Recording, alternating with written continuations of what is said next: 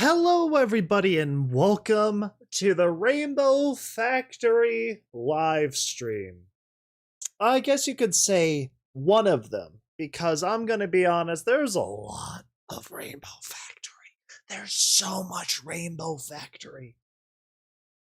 So, we're just going to take a few minutes here, let people funnel on in, then we'll probably play some of the music, and then we will probably start our little adventure. So, that's going to be awesome. Ho, hello everyone. Yeah, it's gonna be nuts. It's gonna be wild. Got a lot of stuff to cover. No pony truly knows how rainbows are made in Equestria, but when Scootaloo and her friends fail their flight tests, they'll find out the truth to how the glorious Cloudsdale produces its signature export, and at what horrifying cost. This is going to be interesting.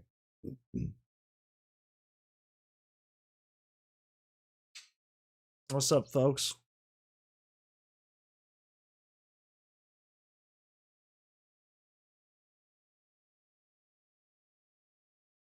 We're just waiting a few minutes here. We'll start momentarily. So I'm thinking we start off playing some music before we actually jump into the reading. What does everybody think about that?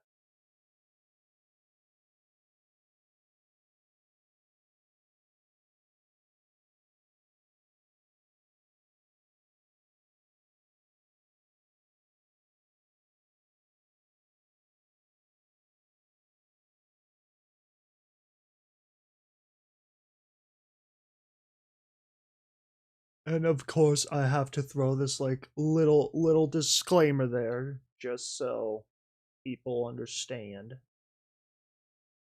Boom! There we go. People must know. All right. Yeah. Okay. We'll listen to some sick tunes here real quickly. Let me just give me a second to get that stuff set up.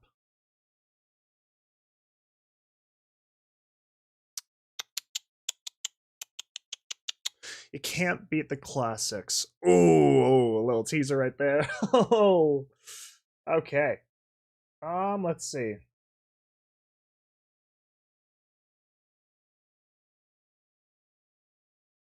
Oh, there we go. All right. You already listened to some sick beats? All right. Oh, crud. Oh, it's wrong monitor. Wrong monitor.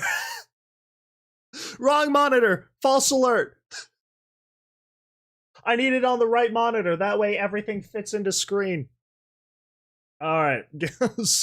Whoopsies. Technical difficulties. How fun. Oh, that's not it. Sorry, we gotta get this just right. We gotta make sure it plays the right one. Music video. There we go. Music video. What? That's the wrong one. I need you to play the music video.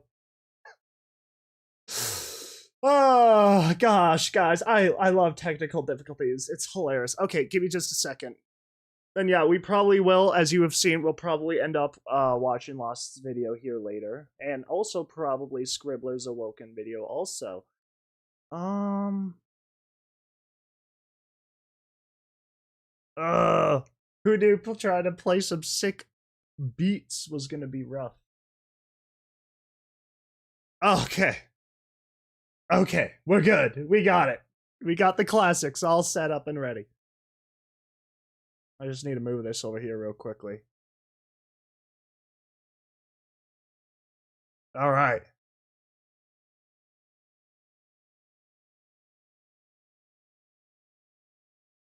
Oh, I'm noticing an audio issue.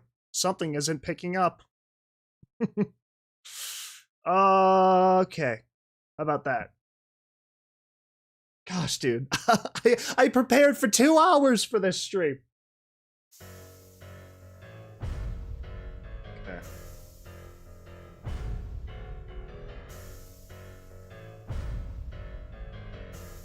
Ooh, the classic.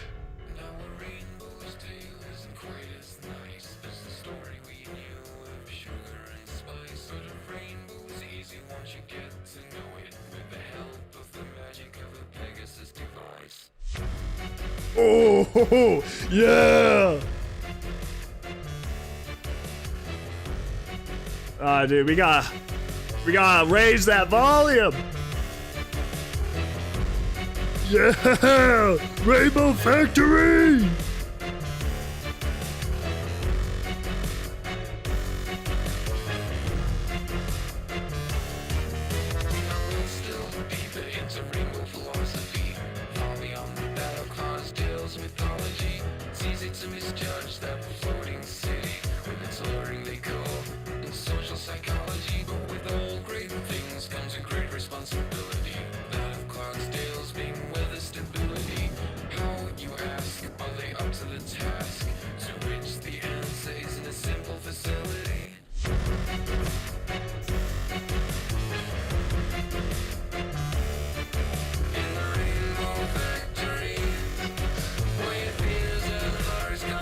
More like where good music comes true.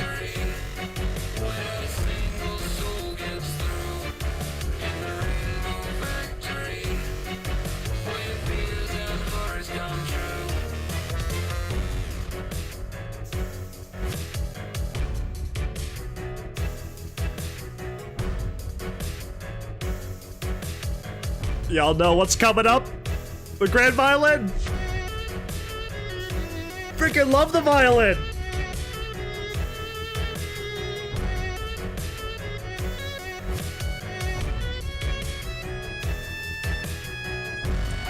Oh man. Oh, that's it.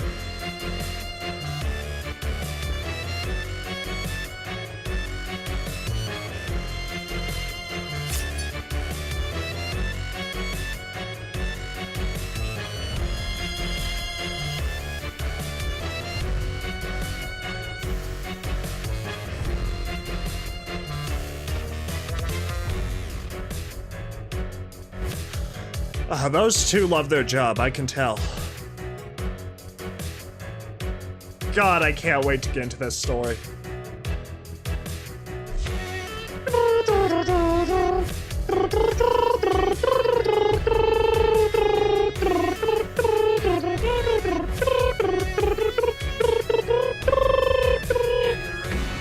Oh! You freaking hit it, dude, gosh! Oh my goodness, they slayed that. Wow, Wooden Toaster Glaze did an excellent job at that crud. Holy cow. Oh my god. Okay, we're not done yet. We got more.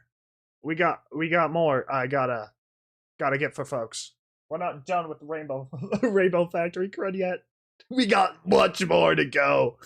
Okay, I think it's only fitting that we play the next song, right? Do y'all just want to hear like every rendition of the song, or do you just want me to play like the bass too, and then we'll look at everything else in between? What do folks think? Because I'm willing to play all the songs. Nah, dude, I know I ain't working on that factory floor. We only go up. We're overachievers here. All right. No. We gotta be doing our jobs, folks. The higher ups, we gotta please them. We gotta quote into me. I would definitely like listen to these at a concert, though. I'm just saying. I would swing my head to these at a concert.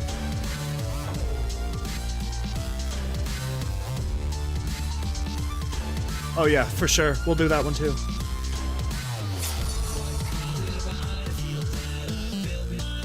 Judgment and causing pain.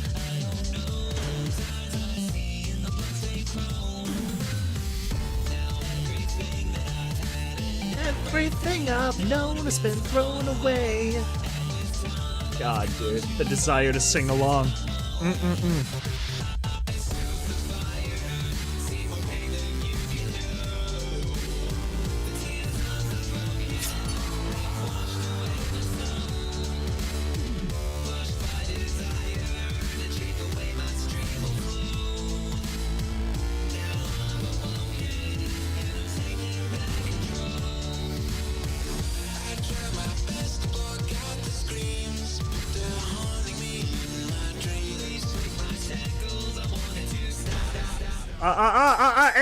Hey, you turn that machine back on! Yeah, he's getting the death stare. Get back to work.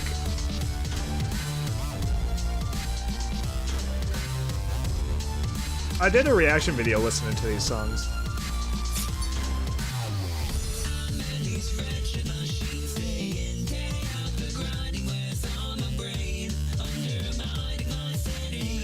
Making me question my reality.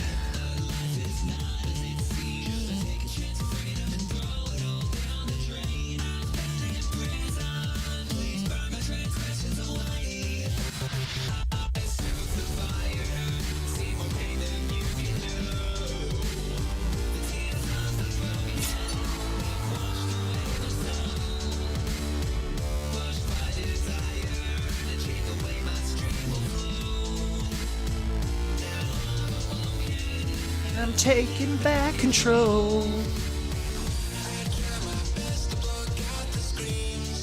That harmony in my dream. I love what in Toaster's little verses in that. Haunting. Harming? One of them.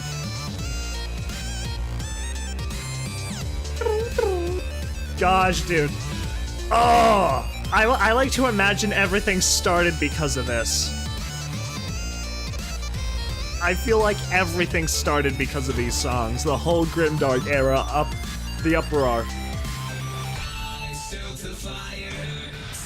God dang, dude. Child me would be grooving right now.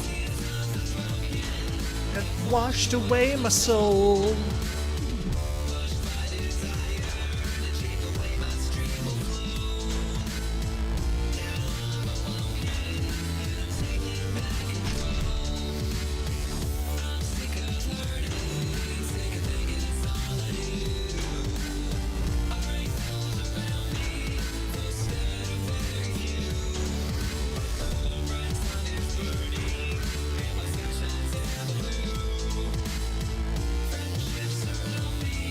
I'm becoming a part of you.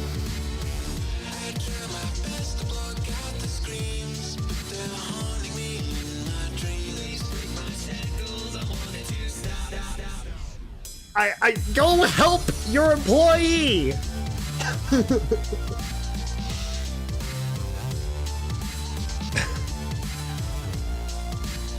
No. There is no pink Amina, not in this.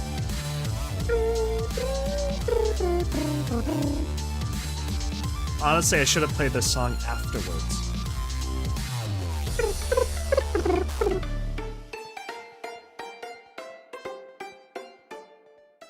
Dude, these musics just, like, are beyond exceptional. I absolutely love these. Alright. Pegasus device.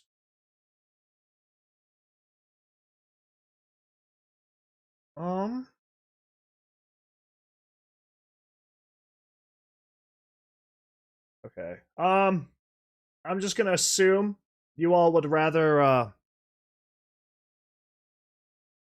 watch, Sinclair Dugour's version.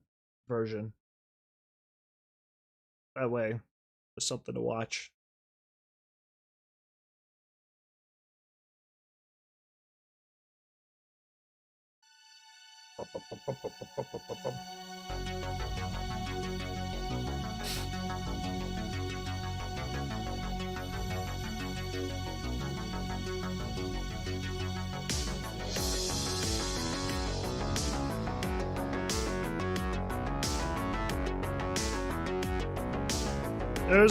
There's one in Toaster.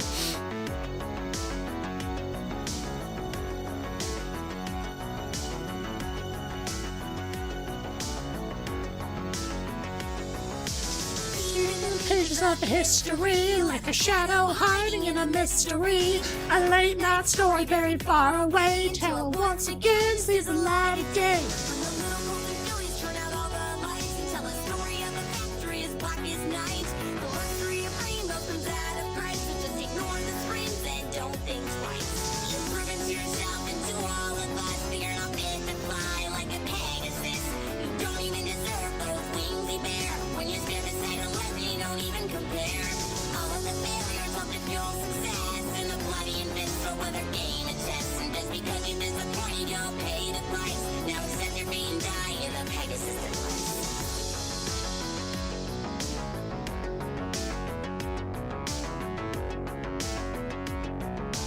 God, where did all the MLP musicians go?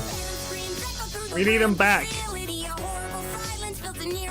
Wrangle them up.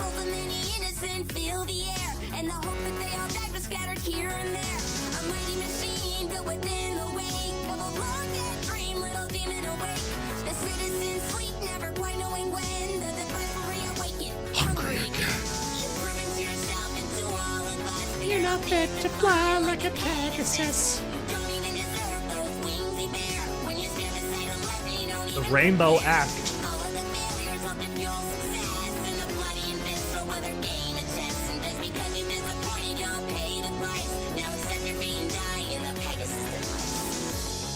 Honestly, that's very fitting. The rainbows. The rainbows make me crazy.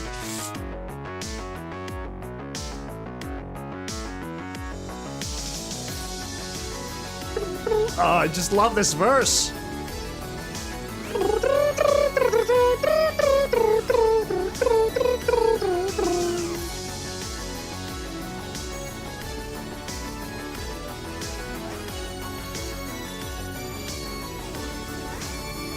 Oh, I love it. There's AuroraDawn. We're gonna be seeing them get killed here pretty soon.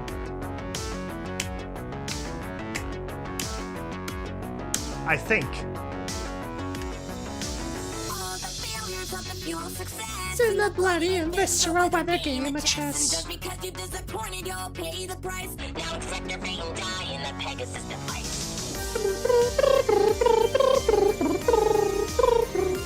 I love it. I hope we find out why they dye their tails. Their yeah. I don't remember my friends of old. I don't remember my destiny.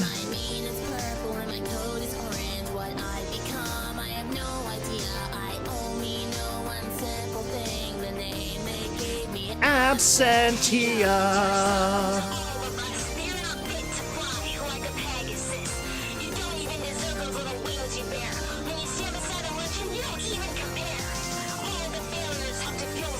Oh shoot, dude, that was grim now that you think about it. Die in the Pegasus device. Oh, it's just so good. I guess so, but like, when all their tails end up being dyed for the most part, that doesn't help. Your Pegasus device. I love how this one ties into Awoken. HC.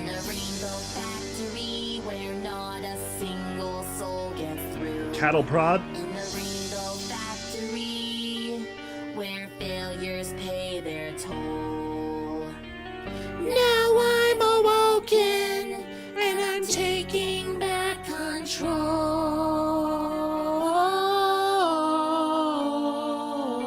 I can't roll the O that long. Not without practice.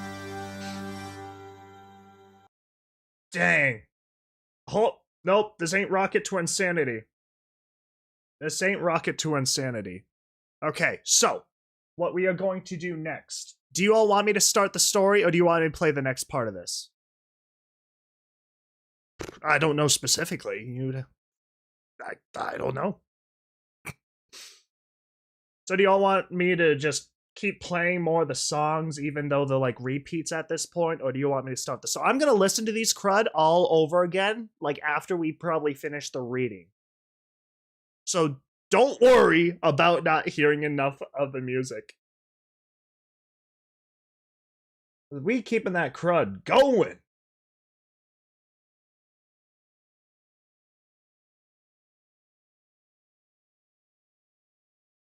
Start the story. You know what? No, you know what? That's perfectly fair. We'll start the story. We'll double back, play more music. It's a win-win. However, I do think, let's see.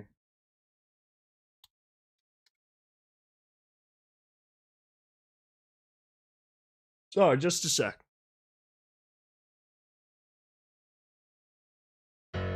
Oh, heck yeah. We're gonna give all y'all some like subliminal noises of the Rainbow Factory.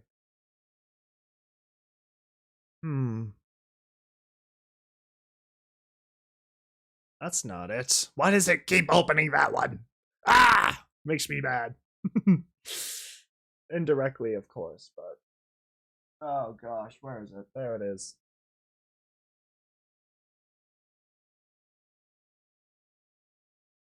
There we go. That should be it. There we go. Tomato. Tomato. Okay. So, I think what I'm going to do is I'll probably read it first, like, me until we get to the factory part, and then I'll turn on the Rainbow Factory instrumental. Yeah, we'll see how that works out.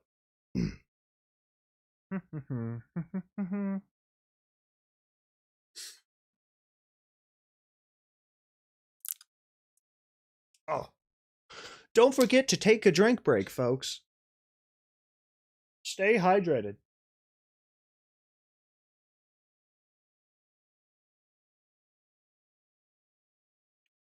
Very important to stay hydrated.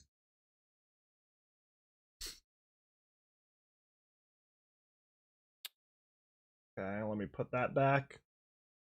I just have to throw everything between the monitors, so it gets kind of ridiculous here after a certain point. Nope, there's get off my screen. Go. It's kind of ridiculous, I gotta admit. Okay. What? Oh my god, no! I prepared for so long to make this stream as good as I could. It's all falling apart now. Oh well. Alright, there we go. Rainbow Factory. No pony truly knows how rainbows are made in Equestria, but when Scootaloo and her friends fail their flight tests, they'll find out the truth to how the glorious Cloudsdale produces its signature export, and at what horrifying cost. Let's begin. Created by AuroraDawn, by the way. Ooh, blue! Ugh. I don't want dark blue. Dark purple? No.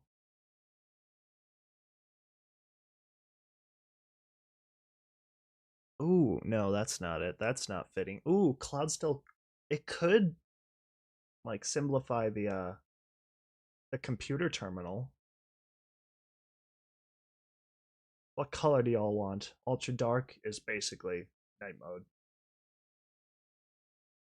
You know what? I spent 2 hours on it. It's more so just functionality. I had it all figured out. It's just functionality of getting it to work specifically. Light blue. Ooh, I like that. No, light blue like Rainbow Dash. Ooh, yeah. Is that an option though? There's dark blue. Dark blue is as good as it gets. Green. This is blue. I'm not sure how pretty. So honestly, green on black, I think would make sense for it to be like being read like a computer terminal.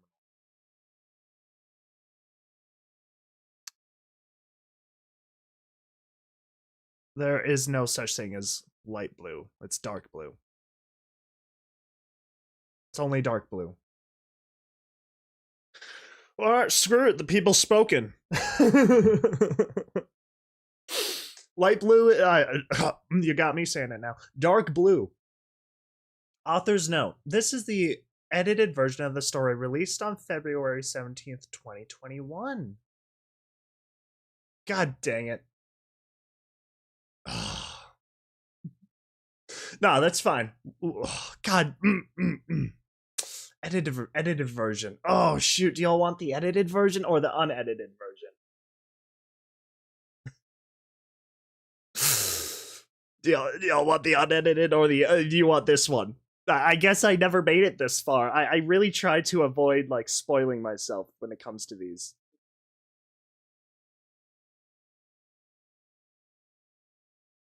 $2021. That's 3 years ago. Yeah, you want me to just read this one? I'm pretty sure this is probably just a rewrite of the original. Probably more grammatically correct or something. Yeah, this will probably be better. I think you're probably right. Yeah, alright. We'll do the edited one.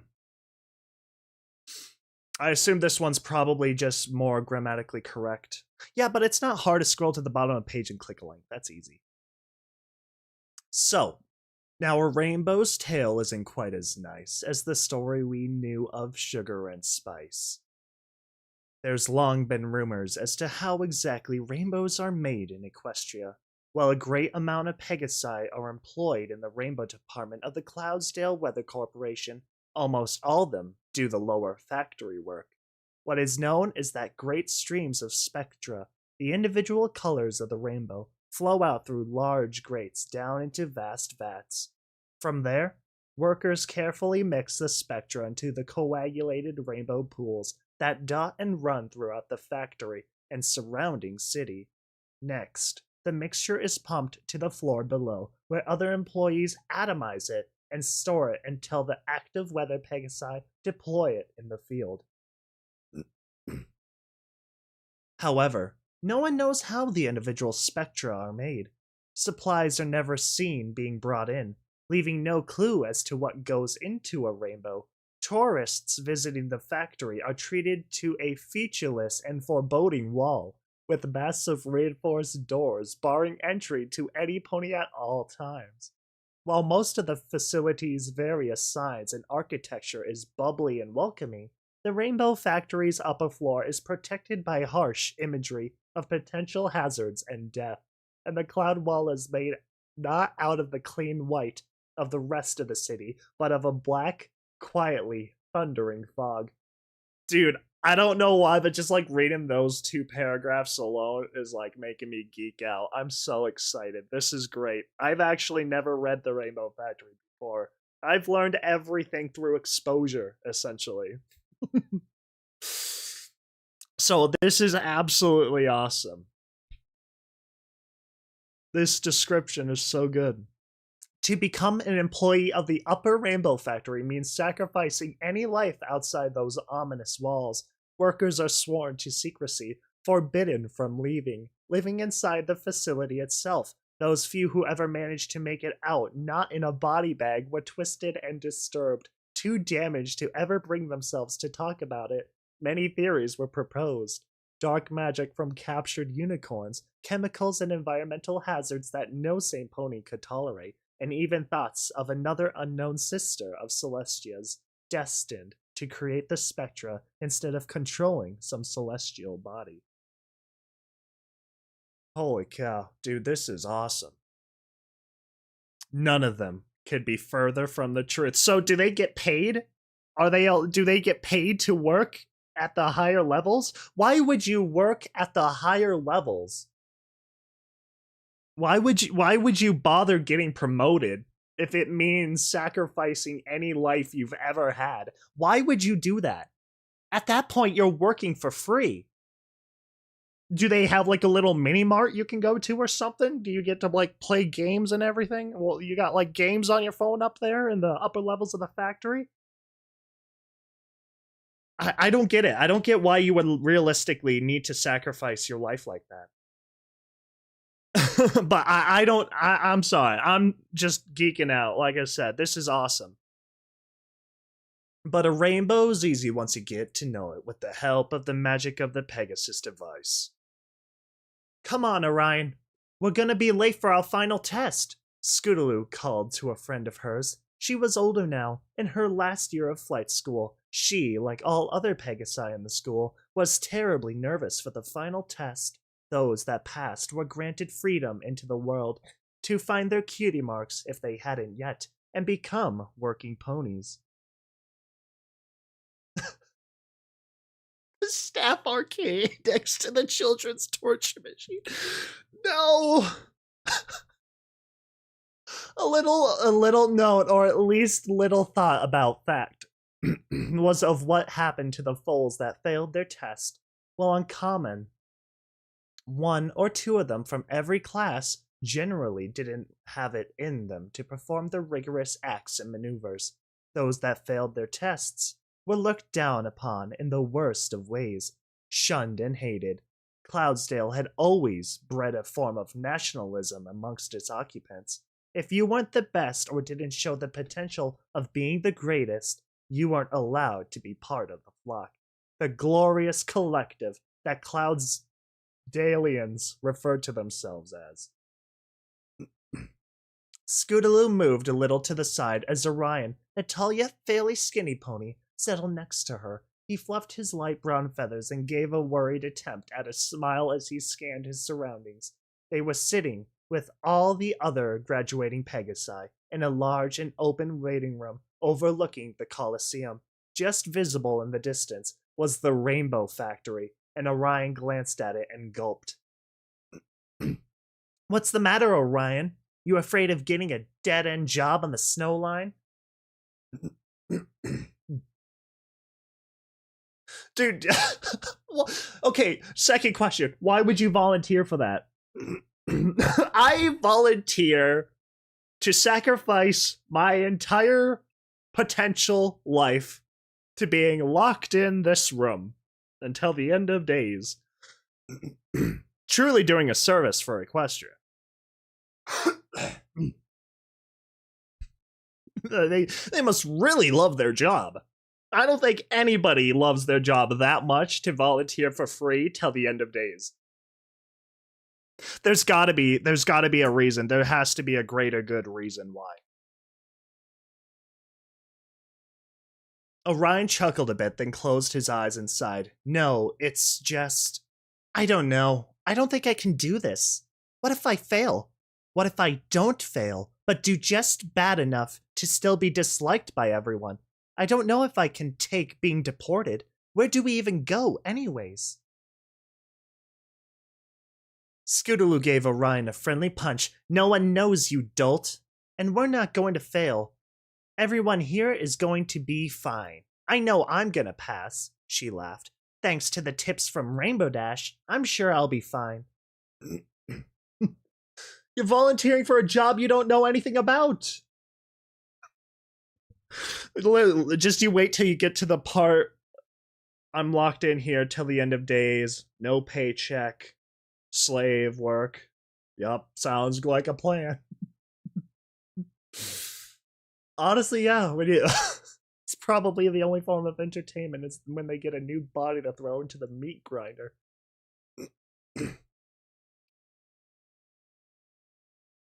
Scootaloo gave Orion a friendly punch. Oh, I already read that.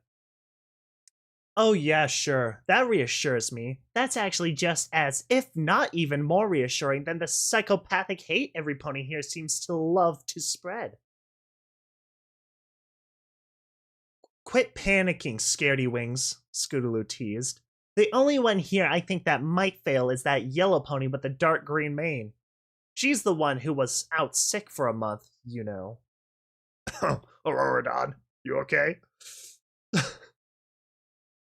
Oh yeah, Orion remembered as he craned his head to the other pony's direction. The one who had that bad case of hoof and wing? She looks pretty confident, though.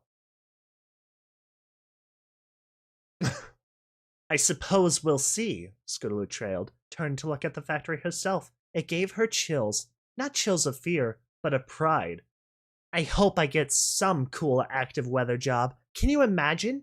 Everyone in Ponyville or Philadelphia staring up at me, going, "There goes Scootaloo! Such an amazing flyer! She's just as cool as Rainbow Dash!"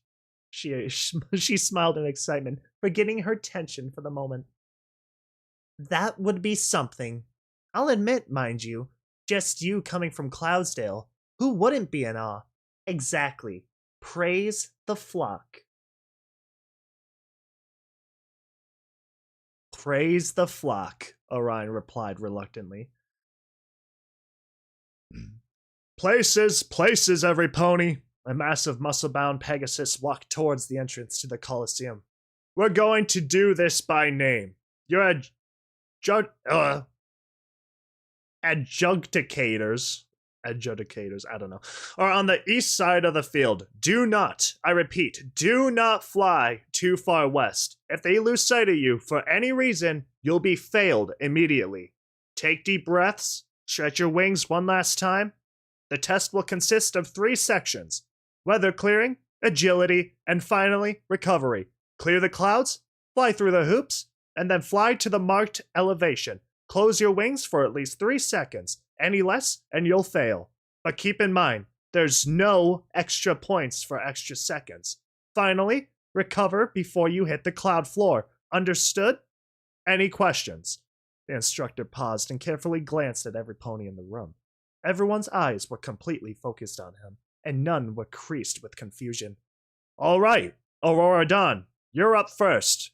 Clear, fly, fall, complete. The yellow pony nodded and trotting up to the starting ramp with purpose. She stared at the watching judges, waiting for all 3 of them to nod. She took off with a powerful force, bouncing the ramp as she did so. Every pony watched as Aurora quickly reached the starting altitude and then began a direct and purposeful attack on the pre-positioned clouds with expert timing and intelligent turnarounds. The sky was soon empty of any moisture. Scootaloo and Orion watched with open mouths as she pulled fast and tight turns, expertly shooting through God, dude, word vomit. Each and every hoop. Finally, Aurora pulled herself up to the proper altitude, hovered, and closed her wings. The group of students gasped as she started plummeting down towards the clouds, and together they counted breathlessly. 1, 2, 3. They sighed as they watched her wings open in the correct amount of time, collectively holding that relief. Suddenly, Aurora's wings whipped upwards, and the onlookers flinched in horror as they all heard the loud, hollow snap that was suddenly replaced by an unending, piercing scream. Many, like Orion, shielded their eyes with their wings, as others, like Scootaloo, could only watch, terrified, as the blur of yellow, green, and red plummeted into a cloud with a dull thump. So they just whipped upwards.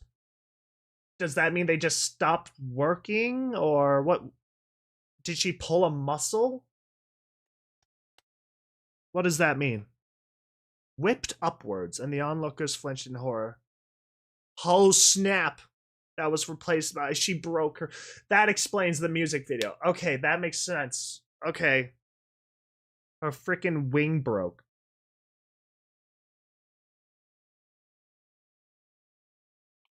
Good grief.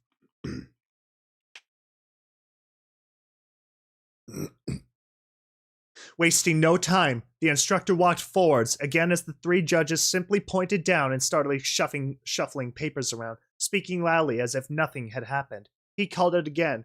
Daisy Fields, clear, fly, fall, complete. Scootaloo and Orion stared, slack-jawed as another pony gulped, then walked forwards onto the path and took off. The 2 turned back to the tuft on the cloud, where Aurora landed and stared, as the wind blew the fragments that were thrown up from the collision away. They saw the shivering yellow body attempt to move, only to collapse with a cry. Faraday spots, clear, fly, fall, complete.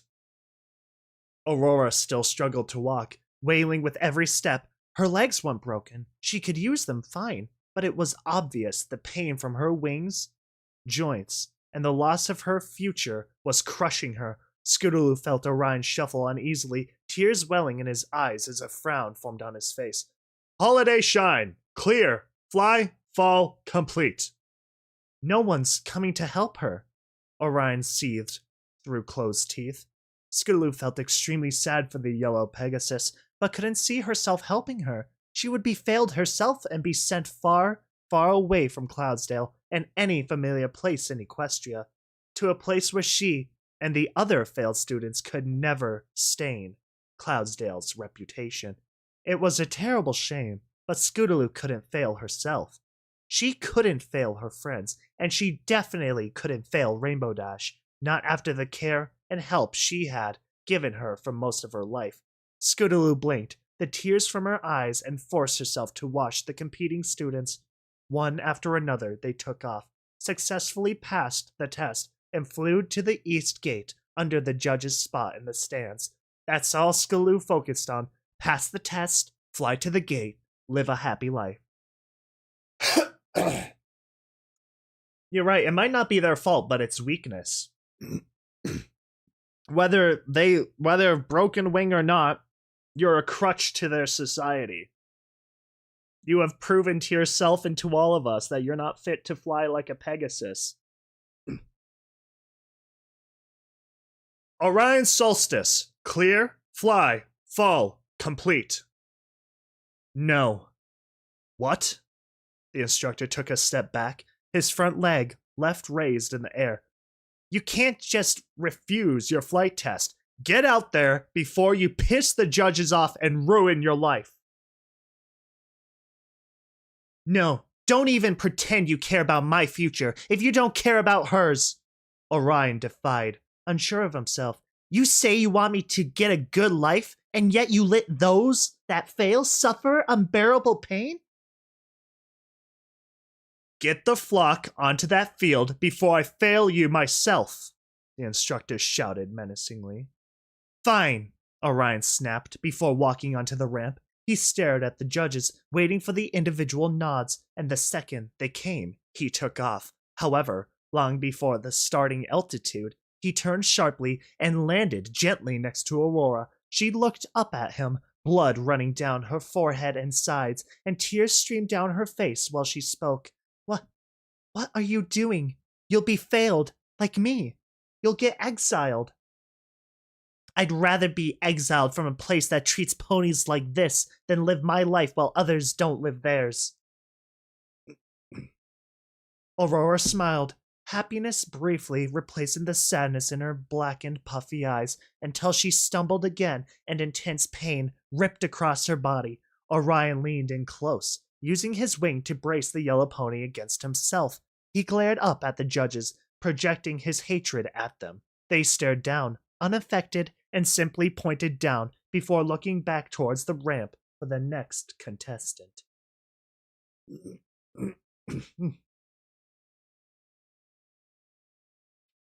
That might not be a bad idea. We might be able to. Scootaloo stood shocked, hardly hearing her name called. She moved numbly up the ramp, never taking her eyes off of her friend and the pony he sacrificed himself to help. After a brief moment, she shook her head, recovered her thoughts, and looked to the judges. Thoughts raced through her head as she watched them all nod. Oh, Celestia, what do I do? I can't let everyone I know down, but I'll never see Orion again. I hope he knew that risk when he did that. I'm sure he's thinking the same right now. She glanced at Orion. He wasn't looking at her. She took off heartbroken. Instinct kicked in as the familiar rush of wind cooled her and blew her thoughts away. She stopped at the right altitude and then launched again, sensing and seeing every cloud, formulating a game plan on the fly. In a matter of couple dozen seconds, the sky was clear. She did a quick loop in mid-flight, aiming at the first hoop with a powerful beat of her wings. She propelled forward through the first ring, and then the second, and then the third, expertly turning and drifting with each one. She curved in towards the second last ring, near the bottom of the field. As she descended, she caught sight of Orion and Aurora, who were almost at the west gate now. Orion turned his head and smiled weakly. Scootaloo's focus shattered. Orion knew what he did. He cared about her. He'd miss her, and he'd never get to say goodbye.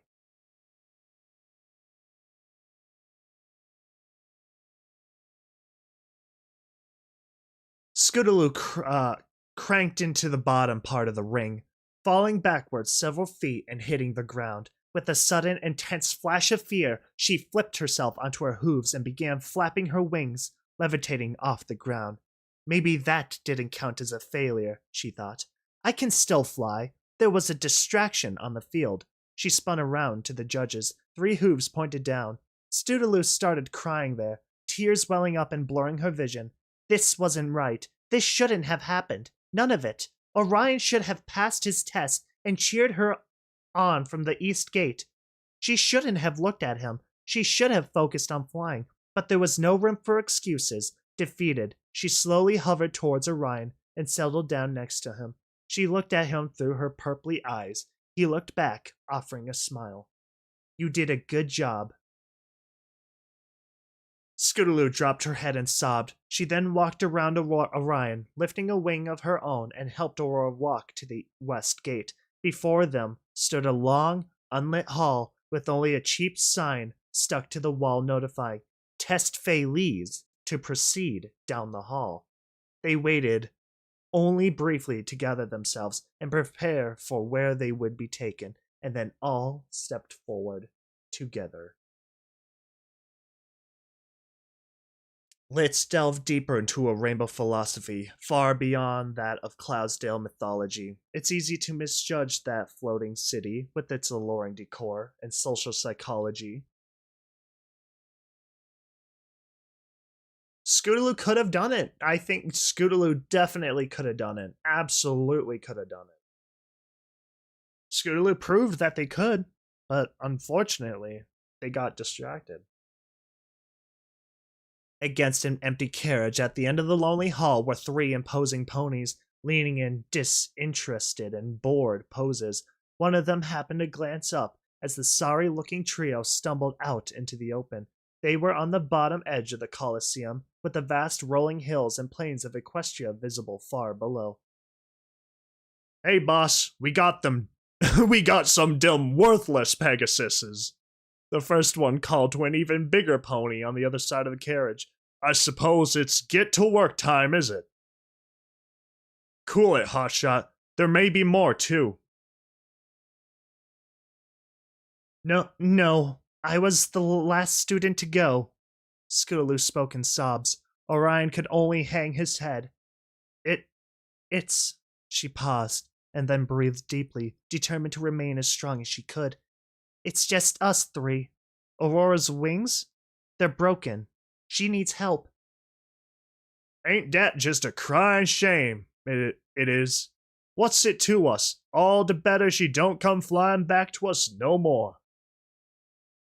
We may have failed our damned test, but that doesn't mean we're not worth keeping alive. Scootaloo shouted in a flash of rage. She was determined to hold on to as much dignity as she could. This almost seems like they're aware. Of what's going to happen. All right, sheesh. Hey, Patches, doctor her up before we head out. I don't want any blood on them sheets. Anyways, I just washed that thing. You other 2 in the cart. He's like an orc. He's like in the orcs. We are the orcs. We speak like orcs.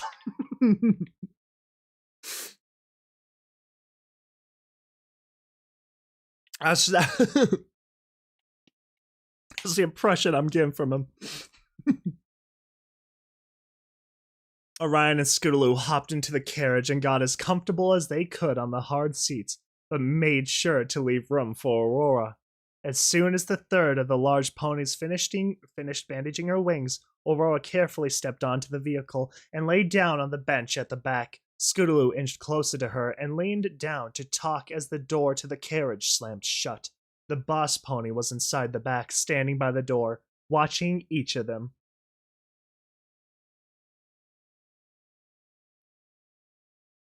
So, Scootaloo began quietly, trying not to speak too loud. You're Aurora. I'm Scootaloo. I'm sorry we had to meet like this.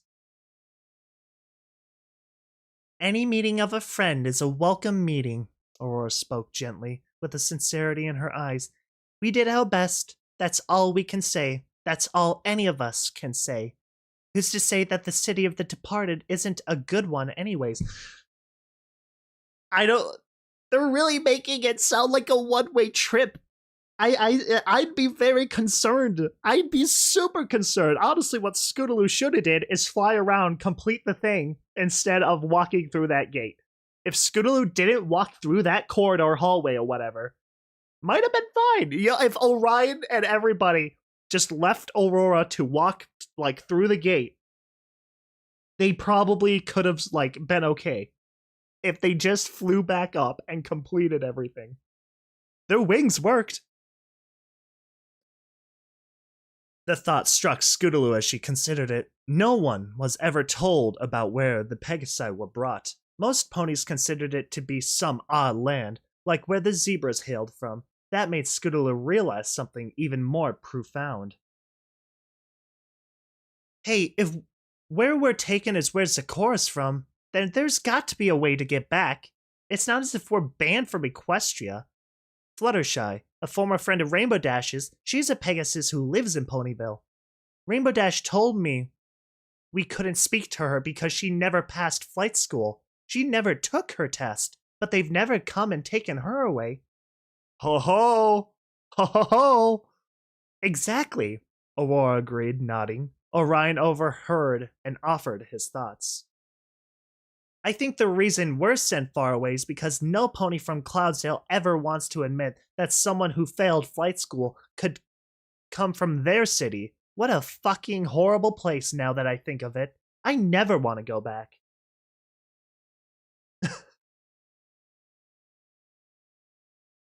Maybe that's why no Pegasus ever comes back. They just don't like Cloudsdale.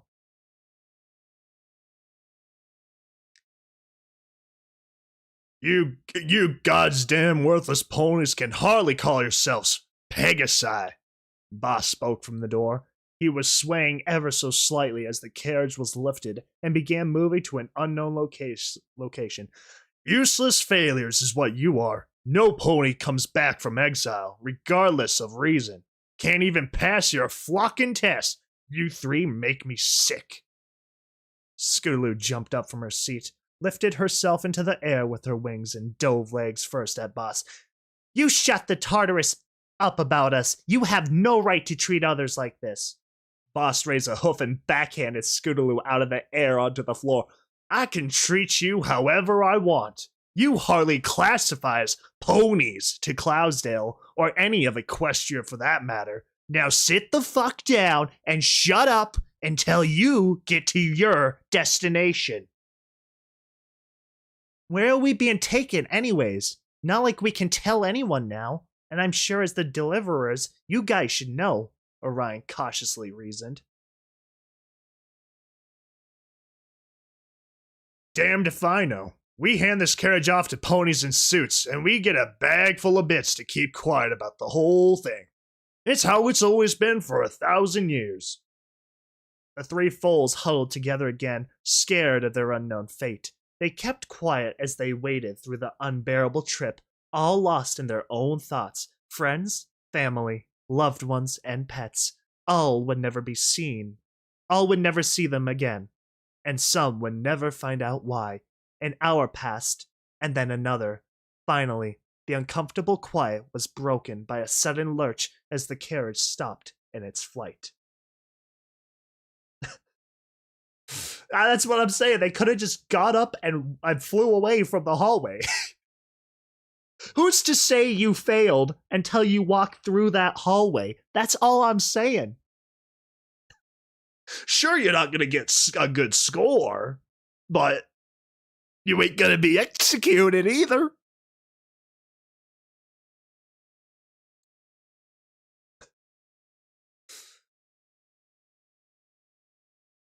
Let's see, by a large carrot. Okay.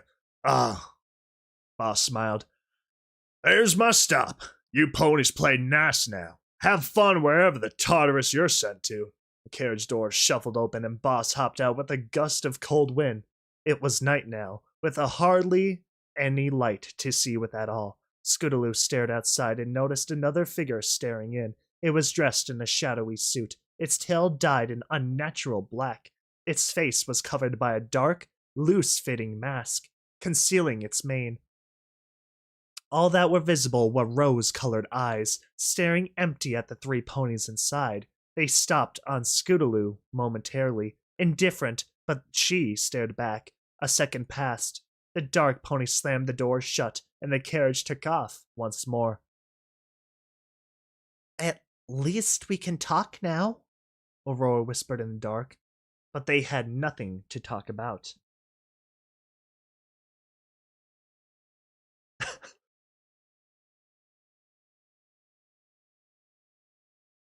And, if you think, oh, well, okay, I was going to say, well, maybe they could just fly away as soon as that door opens. Like, this whole thing is pretty sketch. I guess they don't know it. They're children after all. I guess that's something I haven't been entirely thinking too much about. They're idiots. They don't have enough brain development to make good decisions. But with all great things comes a great responsibility, that of Cloudsdale's being weather stability. The carriage finally shuddered to a stop. The three desolate foals blinked their eyes awake, all of them having resolved to conserve energy for whatever came next. With a loud scraping noise, the door shook and then swung wide open. Several more ponies, obscured by those same masks and suits, moved around the area. Scootaloo blinked against the light from what she was seeing.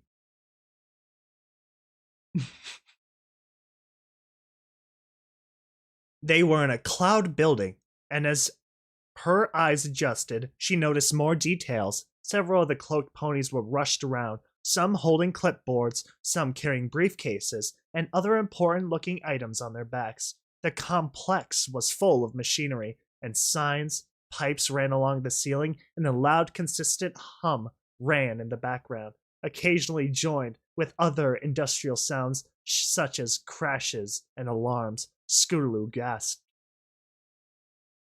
This place, the architecture, it's all so familiar. I think we're in the weather factory.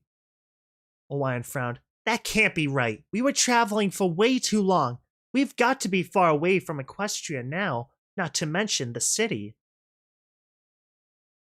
Actually, Scootaloo may be right, Aurora mused. I noticed it was maybe the same amount of travel time from where the carriage driver swapped to here that it was from the Colosseum to there. But I don't know. I'm confused. Maybe that's just a coincidence. Welcome, mules. Holy cow, what a freaking introduction. Mules! A large and powerful voice commanded. Several of the suited ponies moved to make way for a deep dark red Pegasus dressed in a white lab coat. You degenerates are probably wondering where exactly you are. Stupid foals. You're in Cloudsdale, the Rainbow facility to be correct. Allow me to show you around. What's going on here? Do you expect us to be slaves? You to use us as slaves? Because I'd rather be deported, thanks, Scootaloo yelled. Orion and Aurora got off their seats and stood behind Scootaloo, nodding agreement. Like you failures have a choice. You'll be here for the rest of your lives. Oh, I'm sorry, where are my manners? I am Dr. Atmosphere. My degree isn't a medical one, I assure you, in case you're picturing some dreadful surgery going on behind the scenes. Strange how so many worthless Pegasi get that idea. No, my degree is in engineering. I'm one of the directors for the corporation. I'm sure you've all had the tour of the lower facility, no? The three ponies nodded slowly, unsure of what was going on. Excellent! Who can tell me where the tour begins? Orion spoke up first. Where the spectra comes from, upstairs, and is mixed. Very good. What a pity you're utterly useless to the flock. You could have been a smart addition. My God, dude, that is. They're just like, we're evil. We're evil. Hey, we're totally evil. Dr. Atmosphere smiled sadistically and patted Orion on the head. But today, we're on the upper floor. Please, follow me. And don't get too far behind, or one of my helpers will be forced to encourage you. With that, he winked at the suited ponies. Nodding, 3 of them at the rear leaned forward and jabbed each of the young Pegasi with liquid thunder-tipped rods, shocking them to the ground. Dr. Atmosphere whinnied in laughter as they all yelped and fell, continuing into a soft chuckle as they all stood up again. They're evil to be evil. they're just being evil to be evil. I love it. I love it, though. Scootaloo blinked tears from her eyes and shook herself, trying to lose the tingling numbness in her nerves. She turned and quickly looked at each one of the masked ponies, catching each of them in the eye when she could. None of them were the rose-eyed pony from the carriage. Begrudgingly, she started walking behind the red engineer. You simply must be careful in this factory. Dr. Atmosphere began in a tone not unlike the many tour guides in the lower floors. There's plenty of nooks and crannies and vents and vats one could fall into. One must be careful not to hurt themselves. After all, you're all already hopeless as it is. Any more so, and even we couldn't use you. He glanced behind himself maliciously as the 3 fools frowned, insulted by his words. They were walking down a hallway with vibrating machines and assembly lines lining the way, occasionally ducking under low-hanging wires or carefully stepping over steaming pipes. As they walked, though, the building became cooler and cooler. All 3 were scrutinizing, studying, desperately looking for any way out. They couldn't see any. Oh boy. Now, let me tell you a story. Cloudsdale is where the weather is made. Without us, the rest of Equestria would starve, freeze, drown, and generally be a not very happy place. That gives us a special honor, one that can't be tainted by incompetent foals like you. How could Equestria look up to and trust us if Pegasi like you were flying around wearing the Cloudsdale name? No. We needed to do something with all of you. And then, we got a delicious idea. One day, over 1,000 years ago, those were some smart ponies back then, I'll say. You don't find too many of them these days. But, I digress, he chuckled. Here now, through these doors, quickly now, before more encouragement is supplied. Dr. Atmosphere opened a gray, heavy-looking door in the wide corridor and offered a hoof inside. Scootaloo stared up to him. He glanced at a suited pony. Scootaloo and the others walked inside, and he laughed again. Enjoy the rest of your pitiful life. I gotta admit, I was expecting this to, be a lot more violent by now. Actually, this is this is actually rather tame than how I was thinking it was gonna go. Enjoy the rest of your pitiful life. And with that, he slammed the door closed. They all turned and looked at the big room they had been led into. It was fairly open and empty, almost like a theater room. At one end of the room, there was a peculiar-looking machine. It was large and cubic and almost featureless, save for 8 clear glass tubes that jutted out from the sides like spider legs. At the top of the box was a single massive hopper, red with rust despite the rest of the machine appearing shiny and clean. Even further above that were a system of chains and gears that hung loosely off of a length of scaffolding. Down on the floor, a small collection of defeated, crying ponies sat, idle, chatting. Those uniforms they're wearing, those are from that other fight school across town, Aurora informed, sounding shocked. And those other ponies sitting over there, see? I remember a trip we went on once with Levitating Acres Private School. I remember them from that trip. So, this is where all the failures go. Not deported, but forced to work forever? Orion whined, in exchange for helping someone he had doomed himself and his friend to a life of servitude. Scootaloo reached a reassuring wing over and lifted his chin with it. She smiled at him, sympathetic. At least we don't have to go through it alone, she reassured. What a lovely ship between these two. Orion and AuroraDawn. Beautiful. Love them. Aurora. Aurora specifically. I should just call them Aurora. I really should. Honestly, though, I like this story. I'm glad I'm finally getting to this. Suddenly, there was a commotion in the group of test failures. One pony from an unidentified school took off, heading towards one of the doors on the scaffolding. Immediately, two workers launched at record speed and both clipped the flyaway with their tasers. The foal spasmed in the air and then dropped like a stone. He landed with an audible crack and broke into a violent burst of twitching, and all the other ponies jumped back, staring horrified at their friend. They watched hopeful for a long time. He didn't move. Some cried softly, but most others turned away, far too shocked to feel anything. I guess that option's out, Aurora quietly said to no one in particular. But you can't fly right now anyways, Orion questioned. That medic guy, Patches, or whatever he was called, he popped my wing back into their joints and bandaged up where my skin tore. I won't be winning any races, but I think I can fly again. They shuffled forwards and joined the group of ponies, looking at each other with understanding sorrow.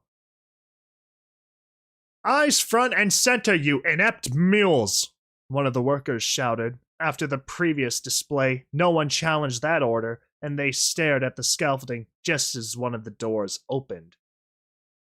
How, you ask, are they up to the task? To which the answer is in a simple facility.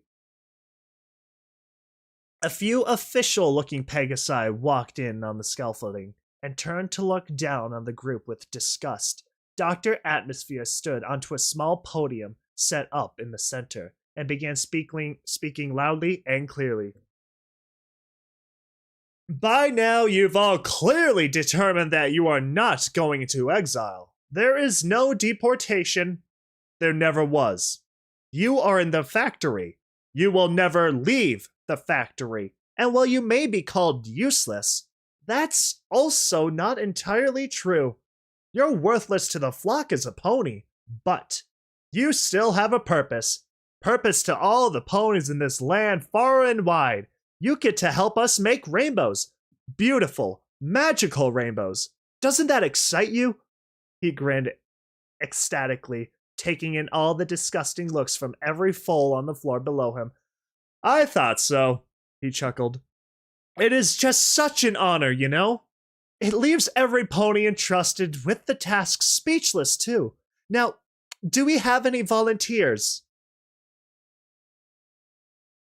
Again, every pony below glared with hate. One brave foal, a light pink one from Levitating Acres, walked forward a few steps and yelled, How could you ever get away with this? How could Celestia or even Luna know about this and tolerate it? It's slavery.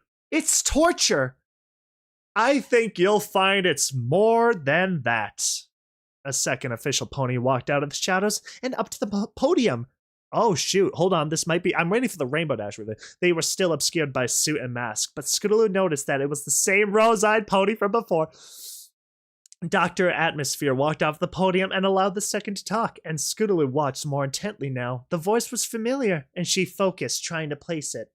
1,000 years ago, when Celestia banished Luna from Equestria and sent her to the moon, she was charged with 3 tasks.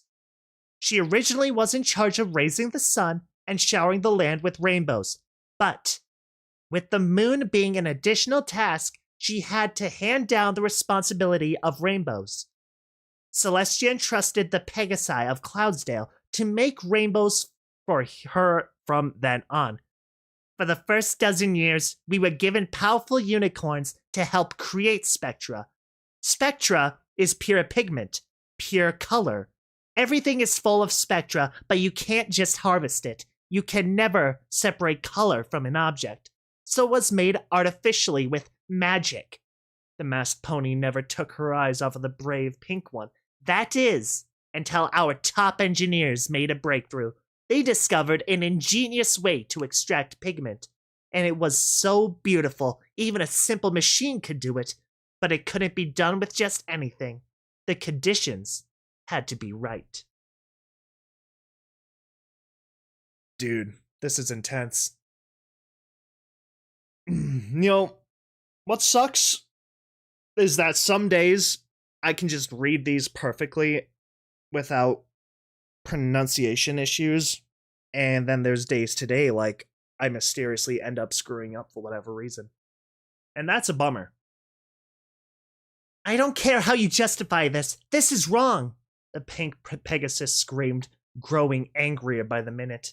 The mysterious pony whipped off her mask, unveiling more than her rose eyes. Her skin was a light cyan, and her mane was a gorgeous rainbow. Several of the fillies gasped. Scootaloo's knees weakened as it hit her. It was Rainbow Dash. Scootaloo's thoughts raced through her mind, and the room started spinning. It couldn't be. An evil twin, maybe? Perhaps some neglected sister. Rainbow Dash couldn't be this evil. She was her friend, her mentor, her only family, even if not by blood. How? How? Kind of just happens. How was all she could think. It had to be live ponies. Only in ponies where magic and spectra ran freely together. Rainbow Dash threw her head back and laughed maniacally. Only then could the spectra be separated, and it was such a beautiful idea, such a wonderfully horrible idea. It worked so well. We could create exponentially more rainbows of better quality with real spectra. And it finally gave us a way to prevent Cloudsdale from being tainted by all those horrible Pegasi that can't even fly. Evil laugh. Scootaloo couldn't take it, while all the other ponies were exclaiming their disgust and fear, running and screaming for where they came in, backing off as workers surrounded them and herded them back into the center of the floor. Scootaloo couldn't take it anymore.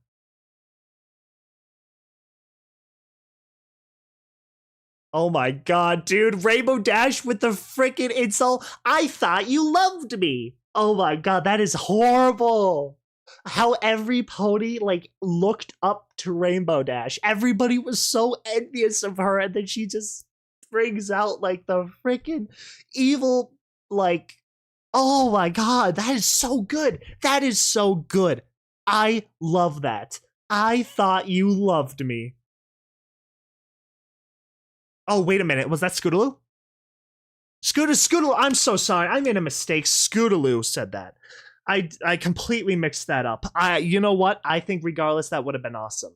If Rainbow Dash did say that. I think that would have been awesome. I made an error. Pardon me. Huh? Rainbow Dash turned, spotting the amber-orange Pegasus as she wailed. I thought you loved me. How could you do this to me? I thought you cared for me. After all the help. All my life. You've treated me like a little sister. And I treated you like my big sister. You were my big sister to me. You were the only family I've ever had, and you knew it. Tears were pouring down her face now, obscuring her vision again. Her throat hurt from the crying and shouting, but she couldn't stop. After everything, you're just going to let me die? I tried so hard. For you. She stared at the floor for a moment. Everyone was silent. Then Scootaloo looked up slowly, and while she couldn't see for the tears in her eyes, she looked straight at Rainbow Dash, straight into those rosy eyes, past them, and deep into Rainbow Dash herself. I thought you loved me. Rainbow Dash returned the look. Her eyes revealed no emotion, no love, no care, only apathy. Slowly, however, they glared at Scootaloo. Pure, seething hate erupted from Rainbow Dash's mouth as she screamed in return. I'm not going to scream, but I did love you. I tried so hard for you. How the heck did I get to Kendrick Lamar? What the heck did I do? What? What did I, how did I, what? I didn't alt tab or anything, but now we're looking at freaking Kendrick Lamar? I guess I have to go get the story back, everybody. I have no clue where the heck it went. Kendrick freaking Lamar. What? What did I do to make that happen? Never have I ever in my life searched up Kendrick Lamar. Never in my life did I even know that was a person. Kendrick Lamar works in the freaking Rainbow Factory, dude. It was freaking Kendrick Lamar. Kendrick Lamar is the big boss. We know who the real boss of the Rainbow Factory is. It was me, Kendrick Lamar. I don't know how that happened.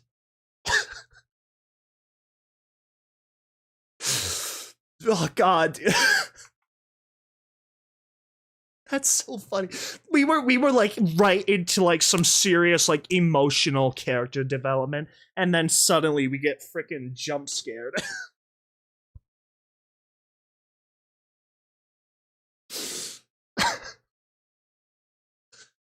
I tried so hard for you. I taught you everything I knew in hopes you would pass your test. You had it in you, kid. I knew what they did here. Ever since I worked my way up here, got promoted to director, all thanks to your urging.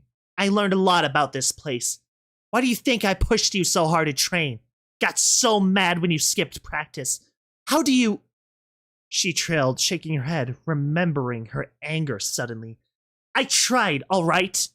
It was up to you to save yourself. You didn't just fail yourself. You didn't just fail Cloudsdale. You failed me. You failed me. And that's the worst thing you could have done. You aren't just dead to Cloudsdale. You're dead to me. The room tilted as Scootaloo tried to comprehend what she was told. Her mind broke, unable to focus on anything. She stumbled slightly until Orion held open a wing, and she clung to it for stability. Rainbow Dash noticed this and pointed and yelled with more fury. You can't have happiness. You ruined me. Now I'll ruin you. Workers, the brown one, there. Him first. No, Scootaloo. Aurora and Orion all jumped. Suited ponies cornered Orion, pushing the other two to the side. He tried to leap out of the way to run, but one of the stallions spun around and kicked at him. The hoof connected to his shoulder, and Orion collapsed with a shout.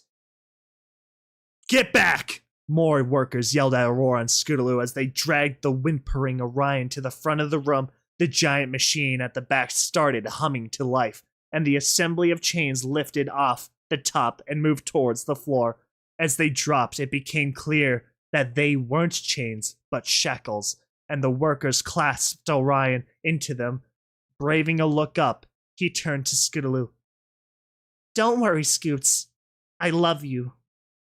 Goodbye. Goodbye, Orion, Scootaloo gasped. I love you too. With that, the chains pulled tight and lifted the brown Pegasus all the way up to the gears. The chains grew taut and stretched each of Orion's limbs straight up and down. We find the machine works better if the ribs are broken, Rainbow Dash explained, apathetically as the chains spun around in opposite directions, twisting Orion. His screams almost covered the echoing pops and shattering noises. One or two jagged bones tore through his side, and his yells faded to a slow, quiet little rattle of breath. The chains untwisted, and then the shackles opened, dropping the shattered pony into the single opening. With horror, Scootaloo watched, her brain overcome with what was happening, detached itself from all emotion. She noticed that the top of the machine wasn't rusty. It was blood.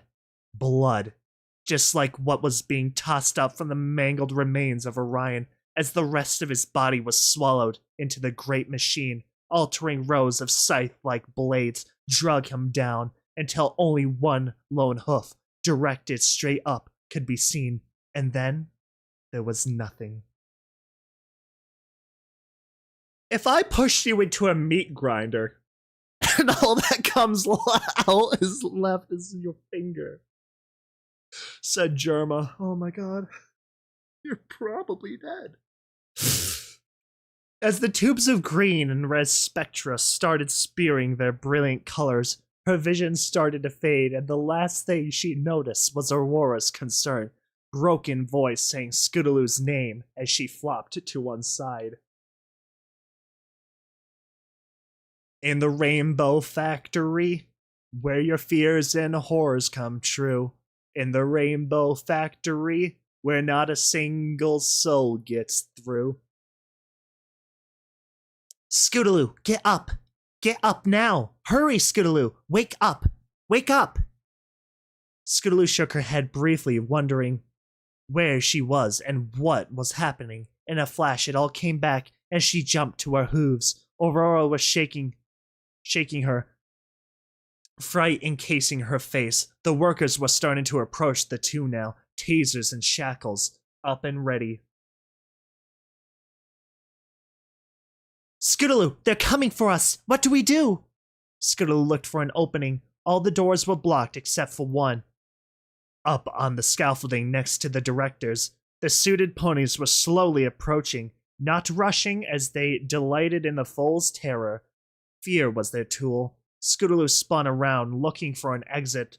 There was only the one, she realized.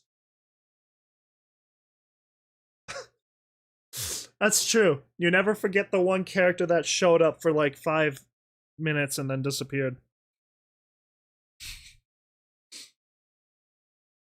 I have a plan, she whispered to Aurora. What's that? Clear, fly, fall, complete. Aurora's eyes widened after a moment and she nodded, understanding. She repeated louder now so that others' frightened fillies could hear. Clear, fly, fall, complete. Got it? 1. Scootaloo started counting. 2. Aurora squeaked as she backed into Scootaloo. The workers were mere feet away now. 3. A collective shout reverberated around the room as every filly that could actually fly took off. The suited ponies gasped and fell back, unsure of where to go. There was too much confusion. A few of the faster-thinking ones took off as well, tasers at the ready, aiming at the closest Pegasus they could take. Step 1, Scootaloo screamed. Clear!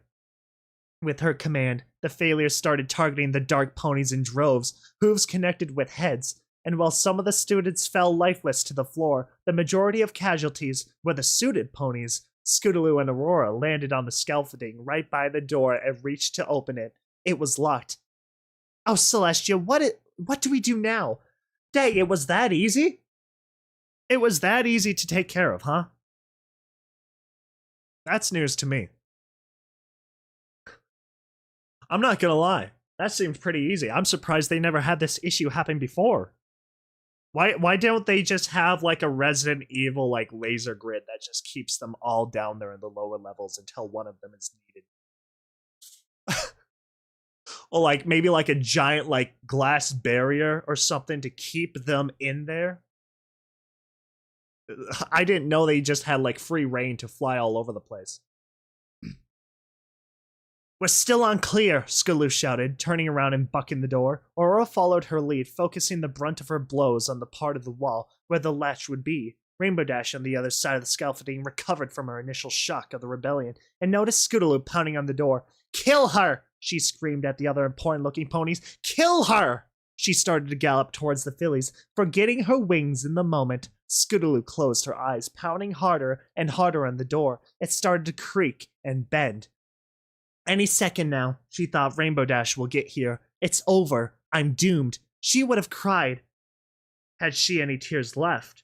The door started to split from its frame. Now leaning inward, it wouldn't be long until it was open. Scootaloo realized Dash still hadn't reached her, and she opened her clenched eyes, peeking up at the scaffolding.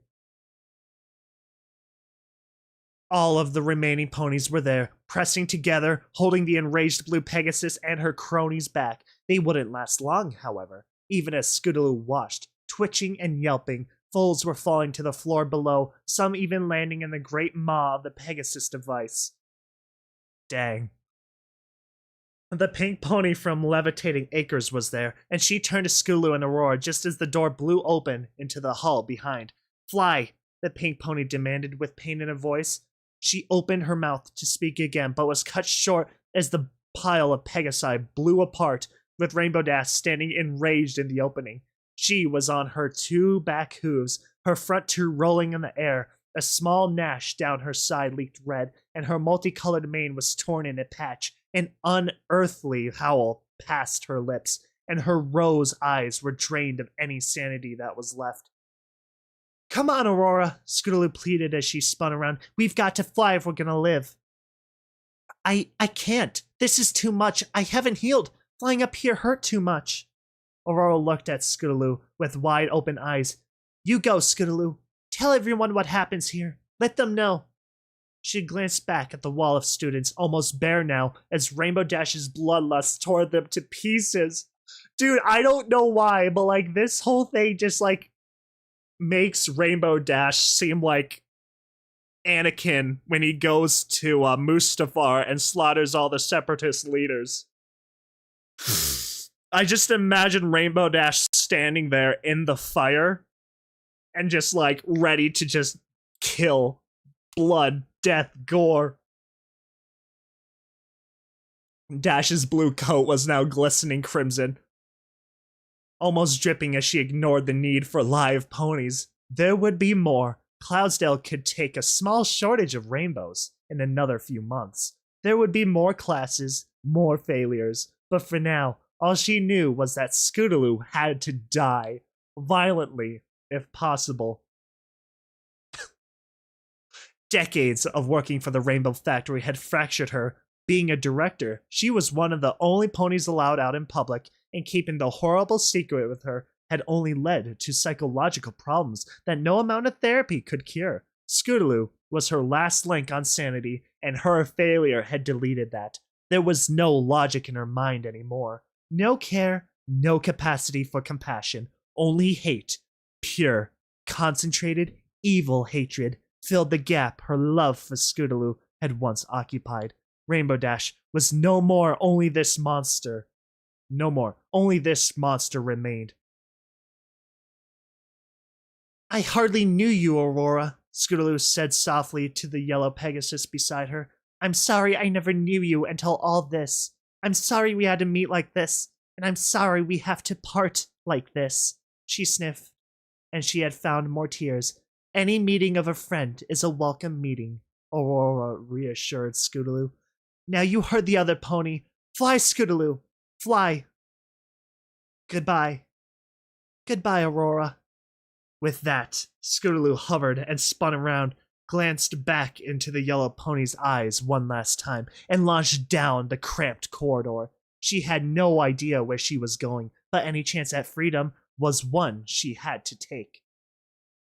Aurora blinked a couple times, standing in front of the door. Rainbow Dash would have at least one obstacle in her way to Scootaloo. The blue pony tossed the last of the other students over the scaffolding and slowly walked towards Aurora. How cute. You think that you, a useless, broken pile of manure, could possibly stand in my way? You really make me laugh. None of you can compete with just how awesome I am. Love can overcome all evils in this world. Aurora stood tall in rebellion as Rainbow Dash stopped in front of her. Aurora stayed in front of Dash, bearing any entry down the corridor beyond. Well then, bitch. Let's see if love will overcome this one. And with that, Rainbow Dash grabbed one of Aurora's bandaged wings and yanked, tearing it off of her completely. Aurora collapsed to her knees, grinding her teeth in horrible pain, but she didn't scream. She wouldn't give in to Rainbow Dash. Rainbow grabbed her other wing and dragged the kicking and moaning filly down to the center of the scaffolding. She lifted Aurora up by the wing, laughing quietly to herself as the look of intense agony appeared on Aurora's face. Rainbow Dash took to the air, bringing the squirming yellow and green pony with her. over the top of the device. With a squeak of evil laughter, she jerked at the wing in her hoof. It, too, disconnected from the now convulsing Pegasus, and Aurora fell, landing headfirst in the rows of altering blades. The door on the scaffolding swung with a gust of wind just as the machine began pumping out the brightest greens and yellows it had ever produced, but there was no one around to see it. Dude, that was straight up like Meet the Pyro level quality right there. That was straight up Meet the Pyro. That was so nuts. That was such a good, like, scene to envision.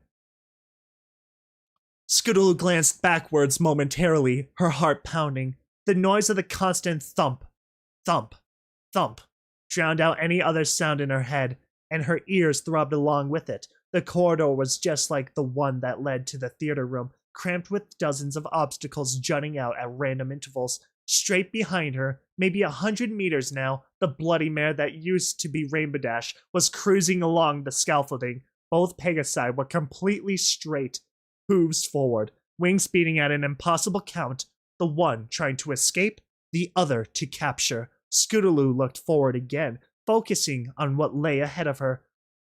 That's all that matters, she thought. What's ahead of me? There's no changing what's behind me. Ignore it. Focus. For the second time in as many days, a flood of instinct overtook Scootaloo, and despite the terror she felt in her body, the sorrow that surrounded her, and the evil behind her, worries melted away, and the thought of flying encased her very being. Down under wires and pipes she ducked up and around various workers whose complaints and shouts were ignored, only to be repeated momentarily as the raging pony behind collided with them. Her body doing the flying, Scootaloo's thoughts turned to escape opportunities. She whipped around sharp corners at impossible speeds, zipped up and down countless sets of stairs trying to shake her murderous tail to no avail. She contemplated every nook and cranny she passed, and briefly considered hiding if she could get enough distance. She struck that idea down. As insane as Rainbow Dash may be, she was still too smart to overlook any possible spot Scootaloo might have hidden in. But there, ahead of her, Scootaloo thought she found a solution. A garbage vent of some kind stuck out from the wall, leading seemingly down to the floor below. For the briefest of moments, she gave thought to where it may go. Whether out of the factory or into some incinerator, she couldn't tell, but it was probably worth the risk. She snuck one last glance behind her to make sure the unstable mare was far enough away. Rainbow Dash paid no attention to any hazard as she sought her prey, tearing through electrical wires and ricocheting off heated pipes, going through any obstacle rather than around it to save time. Thankfully, the collisions had slowed her down enough to give Scootaloo a chance. She slammed to a sudden halt over the open vent, hoping for her life. Dude, she's literally like the Terminator. Fall, she muttered, closing her eyes and her wings, resisting the urge to start flapping immediately. She counted silently to herself as shadows rushed past her closed eyes, hoping for the best of where this vent led to. 1, 2, 3. She opened her eyes and her wings and looked up, hovering. Rainbow Dash was up above, looking down into the vent. Her eyes were buggy and twitched, and she pounded her hooves on the edge of the vent. She was too large to follow, with Scootaloo having barely made it in herself. But then, the anger in her voice vanished, only to be replaced by a malicious grin. She started laughing again, the cackle echoing down the vent and reverberating in Scootaloo's mind. "You moron! You never did have a good sense of direction," she teased, laughing again. Scootaloo finally looked down, getting her bearings. "Oh no," she squealed. She was in the theater room again. Only by now, it was full of workers, circling her. Their masked faces seemed to be grinning at her as Rainbow Dash shouted orders down the vent. "Don't let her die! I must do it! Subdue her! Catch her!" She whinnied in glorious victory as the workers shocked Scootaloo with the taser, and as her limp body began to fall from the air. caught her and brought her to the floor. Scootaloo blacked out momentarily as the electricity passed through her, but she came to lying on the cold, plowed floor, metal shackles preventing her from moving. She struggled to get free. She could hardly take it. The chains lifted her slightly, bringing her small body to eye with the Pegasus in front of her. The pony was a deep blood red, glistening in the artificial light of the factory. Her mane had small spots of glorious colors of the rainbow, but was mostly the same red color as her coat of fur. Chunks of skin were missing from all small spots, and her hair was ripped in some places. Bald patches of skin in others. The only clue Scootaloo had as to who this used to be were the rose irises focused on her. Any final words, you miserable, worthless whore of a foal? Scootaloo brought her chin high, still demanding even the tiniest fraction of dignity. You have beautiful eyes, she cooed soft yet clearly. Ooh. Ooh. Ooh. Holy cow. That's absolutely nuts. Wow. Wow. Wow. Wow. I'm that was so good. So, here's the thing.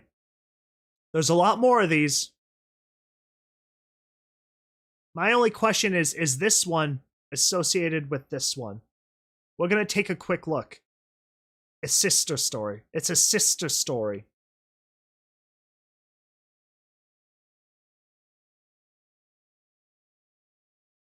I don't know. I don't know if this is the story. I'm not going to read that one. We're here for Awoken. We'll come back to that some other day. But jeez, Lou freaking Louise, dude, that was so good. That was so good. You worthless moron. Oh my god, dude, that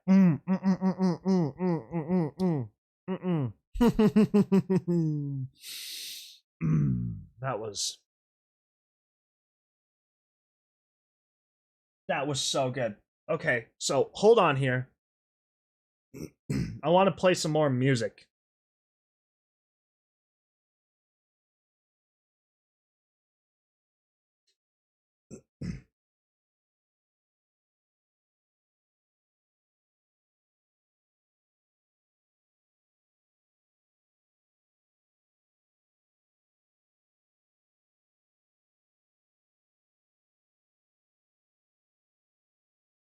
Oh, it says 2. Oh, that's why it says that. I figured out why, because that's not right.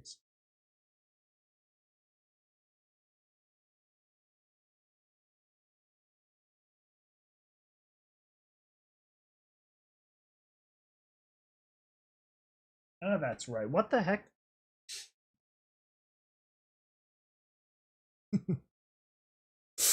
I I hate listening to Kendrick Lamar.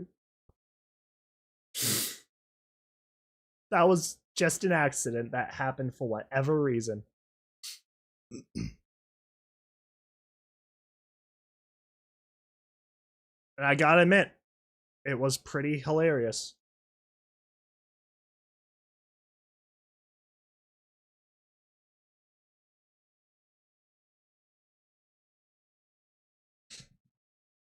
All right, so let's see.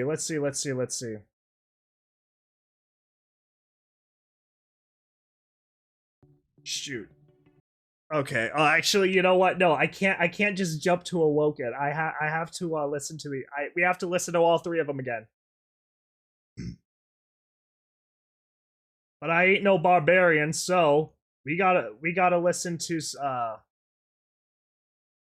some of the others. This work?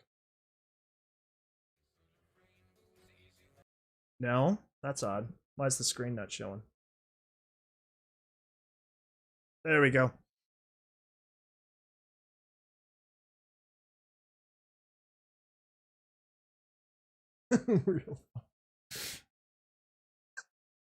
No, don't bring him up every stream. God, please no. All right, time to listen to some bangers.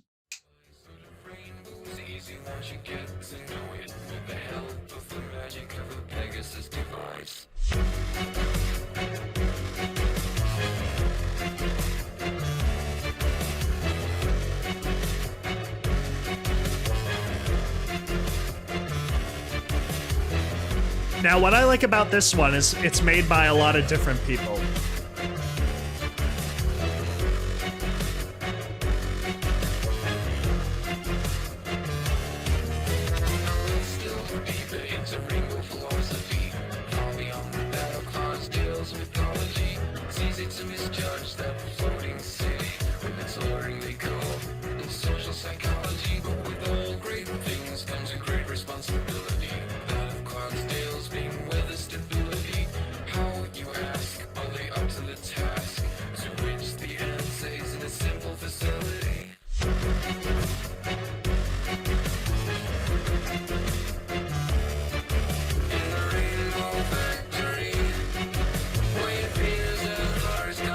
The pose!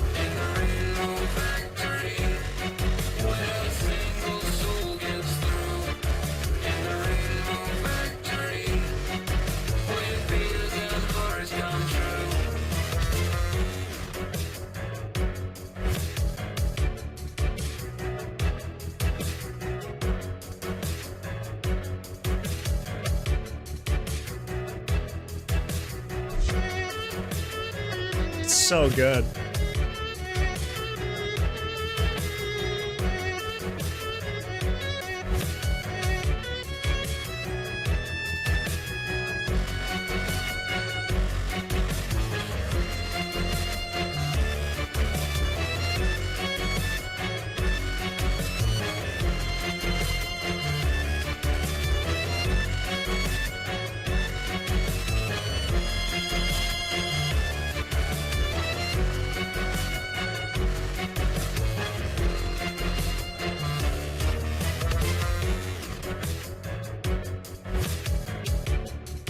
Honestly, I love this scene, this one right here.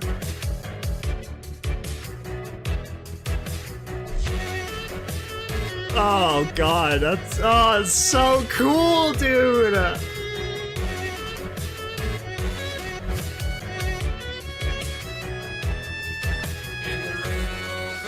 Ah! I love that animation. Oh my god. Oh, it's so good. Guys, I want to watch it again. Can we watch it again, please? Can we please watch it again?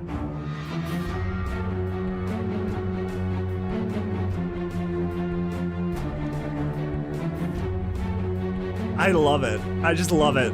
Oh, they're so cool.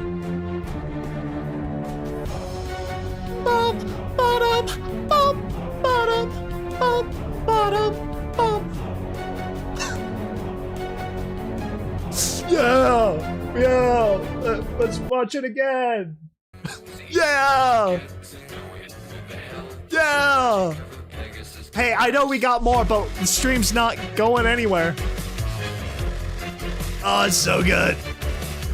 Oh God, you know what? You got a fair point. We'll watch this again. We're not done yet, but you're absolutely right. You're right. I don't want to just get all the energy for that song out. We do have more to watch. You're absolutely correct. We'll come back to it. We'll come back to it. We'll put it on the back burner. Let's see.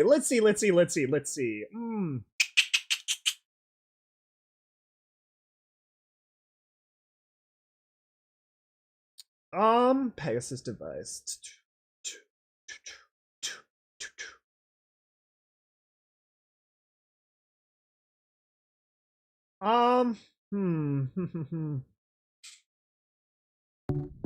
Yeah, we're gonna wake it up. We're gonna, yup. I got the Big Mac voice now for whatever freaking reason. Yup. We like to have fun here.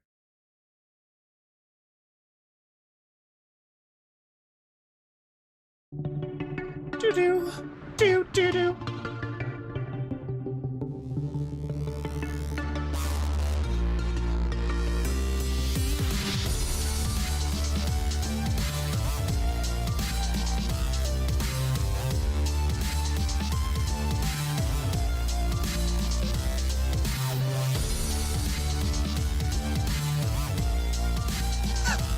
Shocking.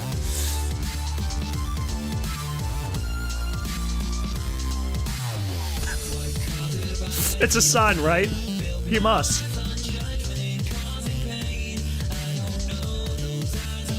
With bangers like these, you don't need sleep. This'll give you enough energy to get through any day of the week. Just think about it, you could work here.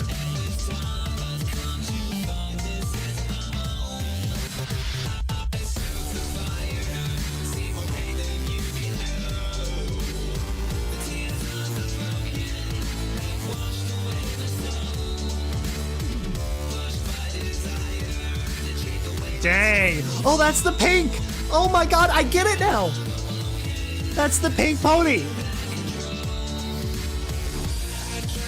Just to block out the screams that are harming me in my dream. Harming or haunting? I can't recall which one it was.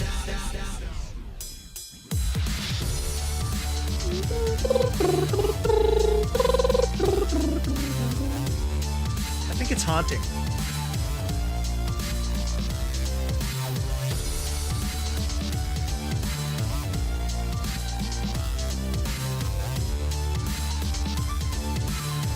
So graphic.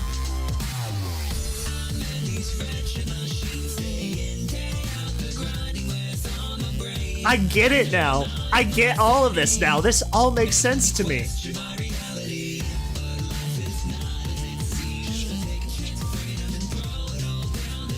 I've been in prison. Please burn my transgressions away.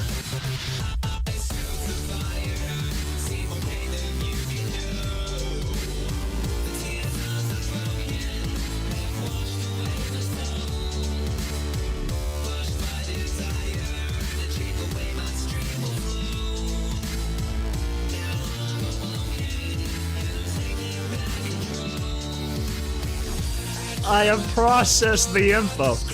I get it now. Oh, I want it to stop.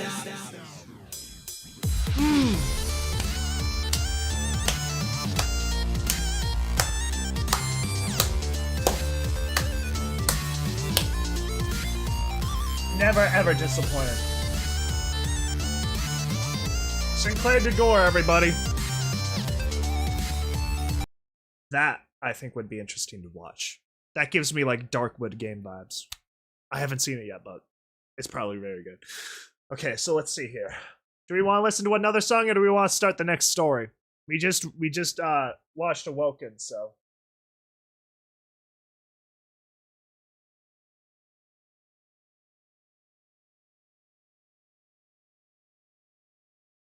Oh yeah, we like to fun here.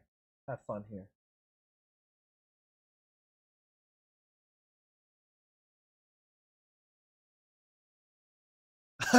He's been awoken to the Rain Factory alone. Heck yeah. Let's see.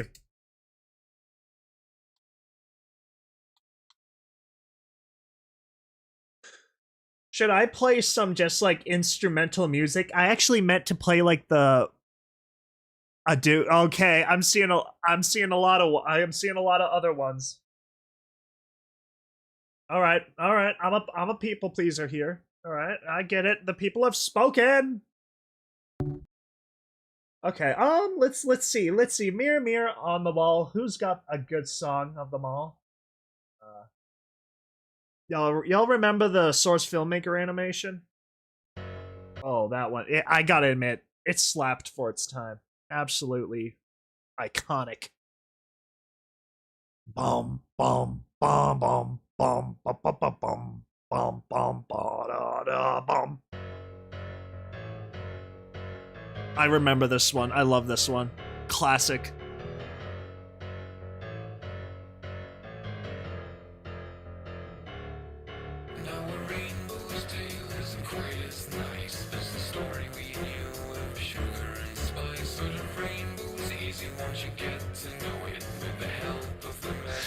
Over 11 years old. I just like the rhythm in this one. Like that, just like it just fits. Extra emphasis.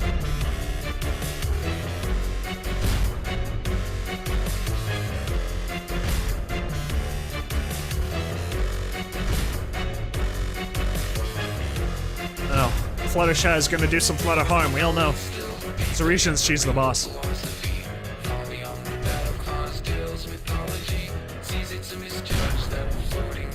The beat.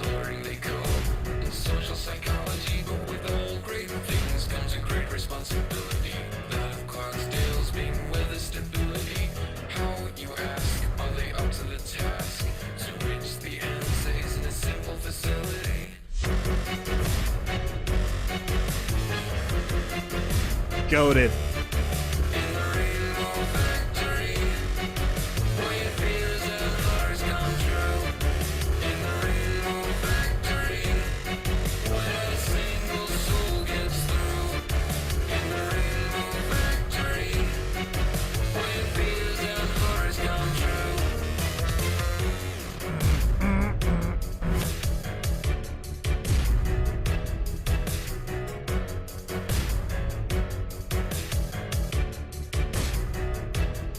See, I just love it. It just works. I love the added sounds to like really emphasize the beat.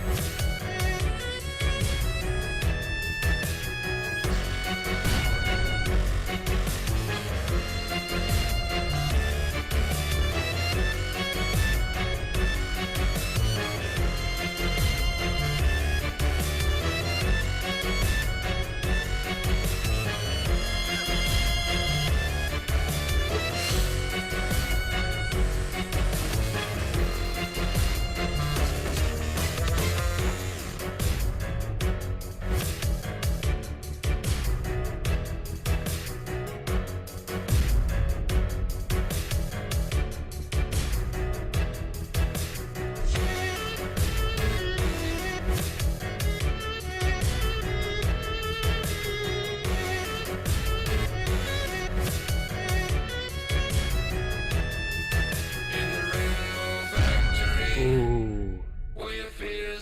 That's deep. Dang, dude. Fluttershy back there looking smug. That takes me way back. In the Rainbow Factory, where not a single soul gets through. Okay. So question, do y'all want to like just listen to like the Awoken background ambiance as I read this next story, or do you think that will break the immersion?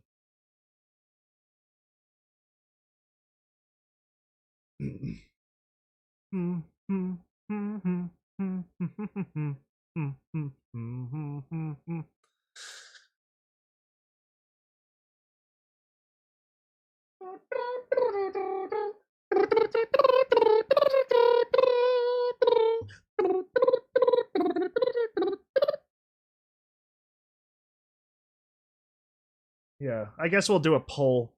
I mean, I guess if people want it turned off, we can just turn it off too.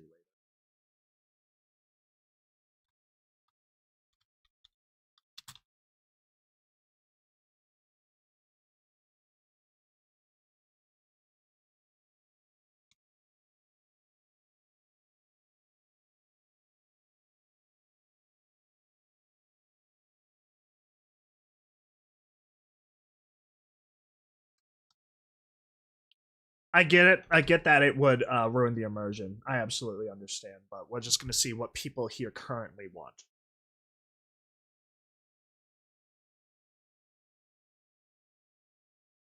I'm going to like try to make it like super quiet though.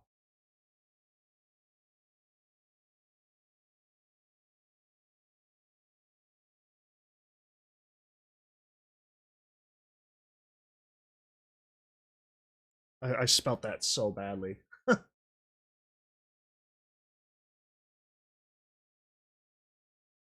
All right.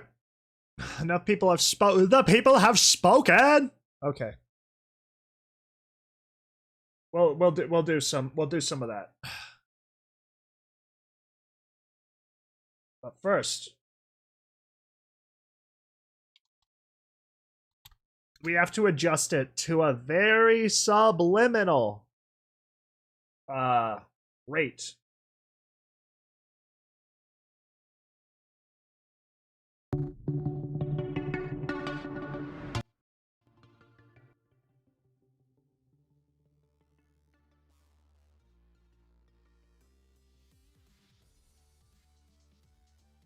Oh, that's so quiet.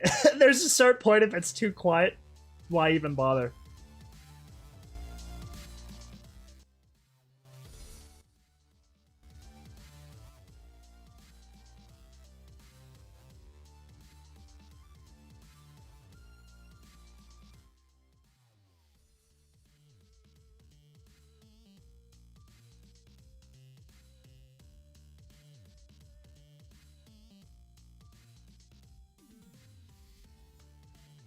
Is that too loud?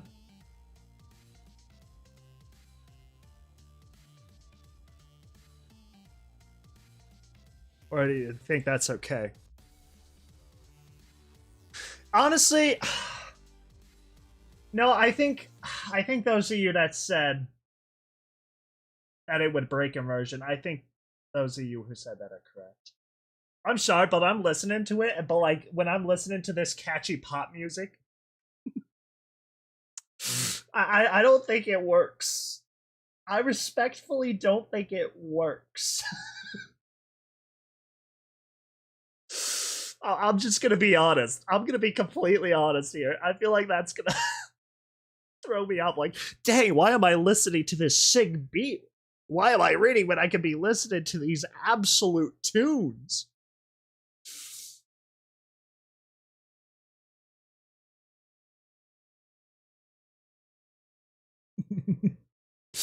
I think you know what? Just doesn't work. Yeah. Just doesn't work. And for trying to like at least tell a story without like getting sidetracked, it just doesn't fit. The music is too much for me. Trying to read this and then being hit with those sick tunes is going to be problematic.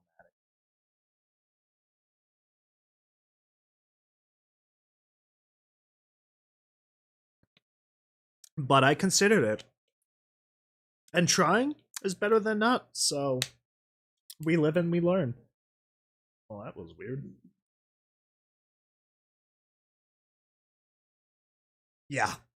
I yeah. Completely agree. I don't know what background noise would be. Let's see. Yeah, no, it's microphone audio. Microphone audio is the always kicker. Making sure audio is going through like application, like playing the videos and stuff. That's easy. That's nothing. That's not the issue. It's this thing. This thing's the issue.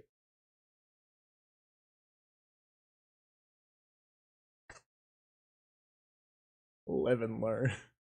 I don't know. I can't say I know what that is. So I don't think I'm going to do that. Yeah, honestly, if you don't know the issue is this isn't a high quality audio production like what Lost or Scribbler or Sparrow anybody would put into this, right? I don't. That would be very hard to do for a live stream, I would imagine. You have to be able to account for what's going to happen before it happens. And then you have to make it roll and work. And now this is a live stream. This is loose. It's not meant to be perfect. It's meant to be good, right? I try my best, but it's not perfect. So, let's see. So, apparently, just by reading this earlier, AuroraDawn did help with this. So this is like genuine. Very genuine.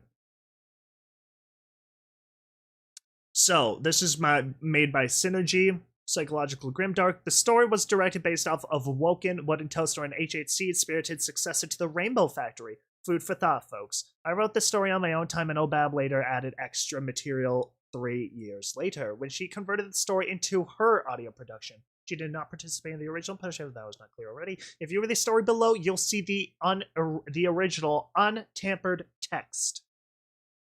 So what I think we're gonna watch it. We're gonna watch what Scribbler and Lost did for this. I'm interested to see what Scribbler did though. Untampered texts. Scribbler, what did you do? Cause trouble? The decline into darkness has been easy enough, but when a high-ranking Rainbow Factory employee begins to lose faith in the program and attempts to leave, things get out of hoof. Having lived the majority of his life in the twisted building known as Rainbow Factory, climbing up the brutal ladder and eventually becoming an orchestrator, a lone cult finds the atrocities he's committed in his past coming back to haunt him in his waking hours. Driven by the need to return to normal society and the thought of redemption, he devises a risky plan that will ultimately decide the very fate of the Rainbow Factory as it's come to be known. I remember as a kid, right? I remember at one point I listened to Awoken and I was like, okay, hold on. I need to take a step back. I'm just talking. I'm blabbering. Blah, blah, blah, blah, blah, blah, blah. I listened to the original Rainbow Factory, right? All of us have. A lot of people have. But then Awoken, though, is kind of like a subtle hidden gem not everybody knew about back then. It was there. It existed. But it was like, people knew Rainbow Factory. Not everybody knew Awoken. Not everybody also knew Awoken was a part of the Rainbow Factory saga series. So I always thought that was interesting. Alright. Honestly, I tried most of these links. I don't think they work. But, yeah. Everybody, let's awake. Ooh. I'm changing the format to this one to the dark green on black text to simplify the computer. The Cloudsdale Weather Corporation screen. What causes have I to feel glad I've built my life on judgment and causing pain? The revelation had come to me rather spontaneously. A mere second ago, I'd been smiling at the ceiling, mushing over the fact that I was one very lucky pony. I was alive, for starters. I was alive and not down in the gloomy depths of the Rainbow Factory, shivering with fear and cold, pressed between panicked fillies and colts, choking on the gloomy and oppressive misery that seemed to hang about its parameter around the clock. But at what cost? The smile had left me then. It was that notion, a simple, self-challenging question, which had suddenly made me feel insecure. Deeply perturbed, I let my mind wander idly, searching in vain for something that I could use in the defense of my reasoning. I thought back, way back, to the very beginning, when like the new herd of flight school flunkouts that arrived every few months, I too stepped hoof in the ominous basement of the Rainbow Factory for the first time. No, this is 10k words. This ain't gonna be short at all. This is longer than the last one, I think. I try my best to block out the screams, but they're haunting me in my dreams. Not harming, haunting. Okay, I was kind of right. Please break my shackles. I wanted to stop. It was dark down there, and I'd been lost to something far past fear. I'd been petrified. Around me, like cattle to the slaughter, the flunkouts of flying school were being herded from the cramped hallway and out underneath the large domed roof. There, the air had been stale and stagnant, the metallic tinge of blood-heated sweat and bitter fear all came together at once to lace the still air. Screams of misery echoed off the concave roof, mixing with the whimpers of panic from my yellow, failed classmates and the industrial noises surrounding us. Caught up in the flow of shuffling Pegasi, I too had been pushed out of the hallway and into the bigger room with the domed roof. The first thing I noticed on entering was a large machine, a cylindrical at the bottom, but then tapering off far above my head. The stout top of the giant machine was surrounded by a gangplank, one which circulated around the machine once, and then headed off in a different directions. Assembled now with the rest of the herd, my gaze had followed along with the audiences of the side of the contraption up to a circular gangplank. For a single moment there had been silence, or more so an absence of voices, where only the loud clang of hooves on metal could be heard, and then she appeared. At the time, I had no clue of the gender, simply because the trim Pegasus above us had a full bodysuit on and a hood to match. For a few seconds, the Pegasus on the gangplank looked amidst the audience. Then she had spoken. I remember very clearly the first time I heard her voice. It was rough and authoritative, vigorous with youth and subtle, the drive to control. She'd given us a lecture on how worthless we were, the lowest of the low, the failures. And then she pulled back her hood. When I had seen the cyan face behind the masquerade, the flowing rainbow mane, a single thought raced through my head. Man, she's pretty. To this day I remember it. It was that Rainbow Dash the filly, Rainbow Dash the loved one, Rainbow Dash the head of the weather control. Indeed it was. At that point in my time, my confusion had been the same as everybody else's. So I'm interested on how these dudes get hired to the weather factory, but don't become minced meat like the children do.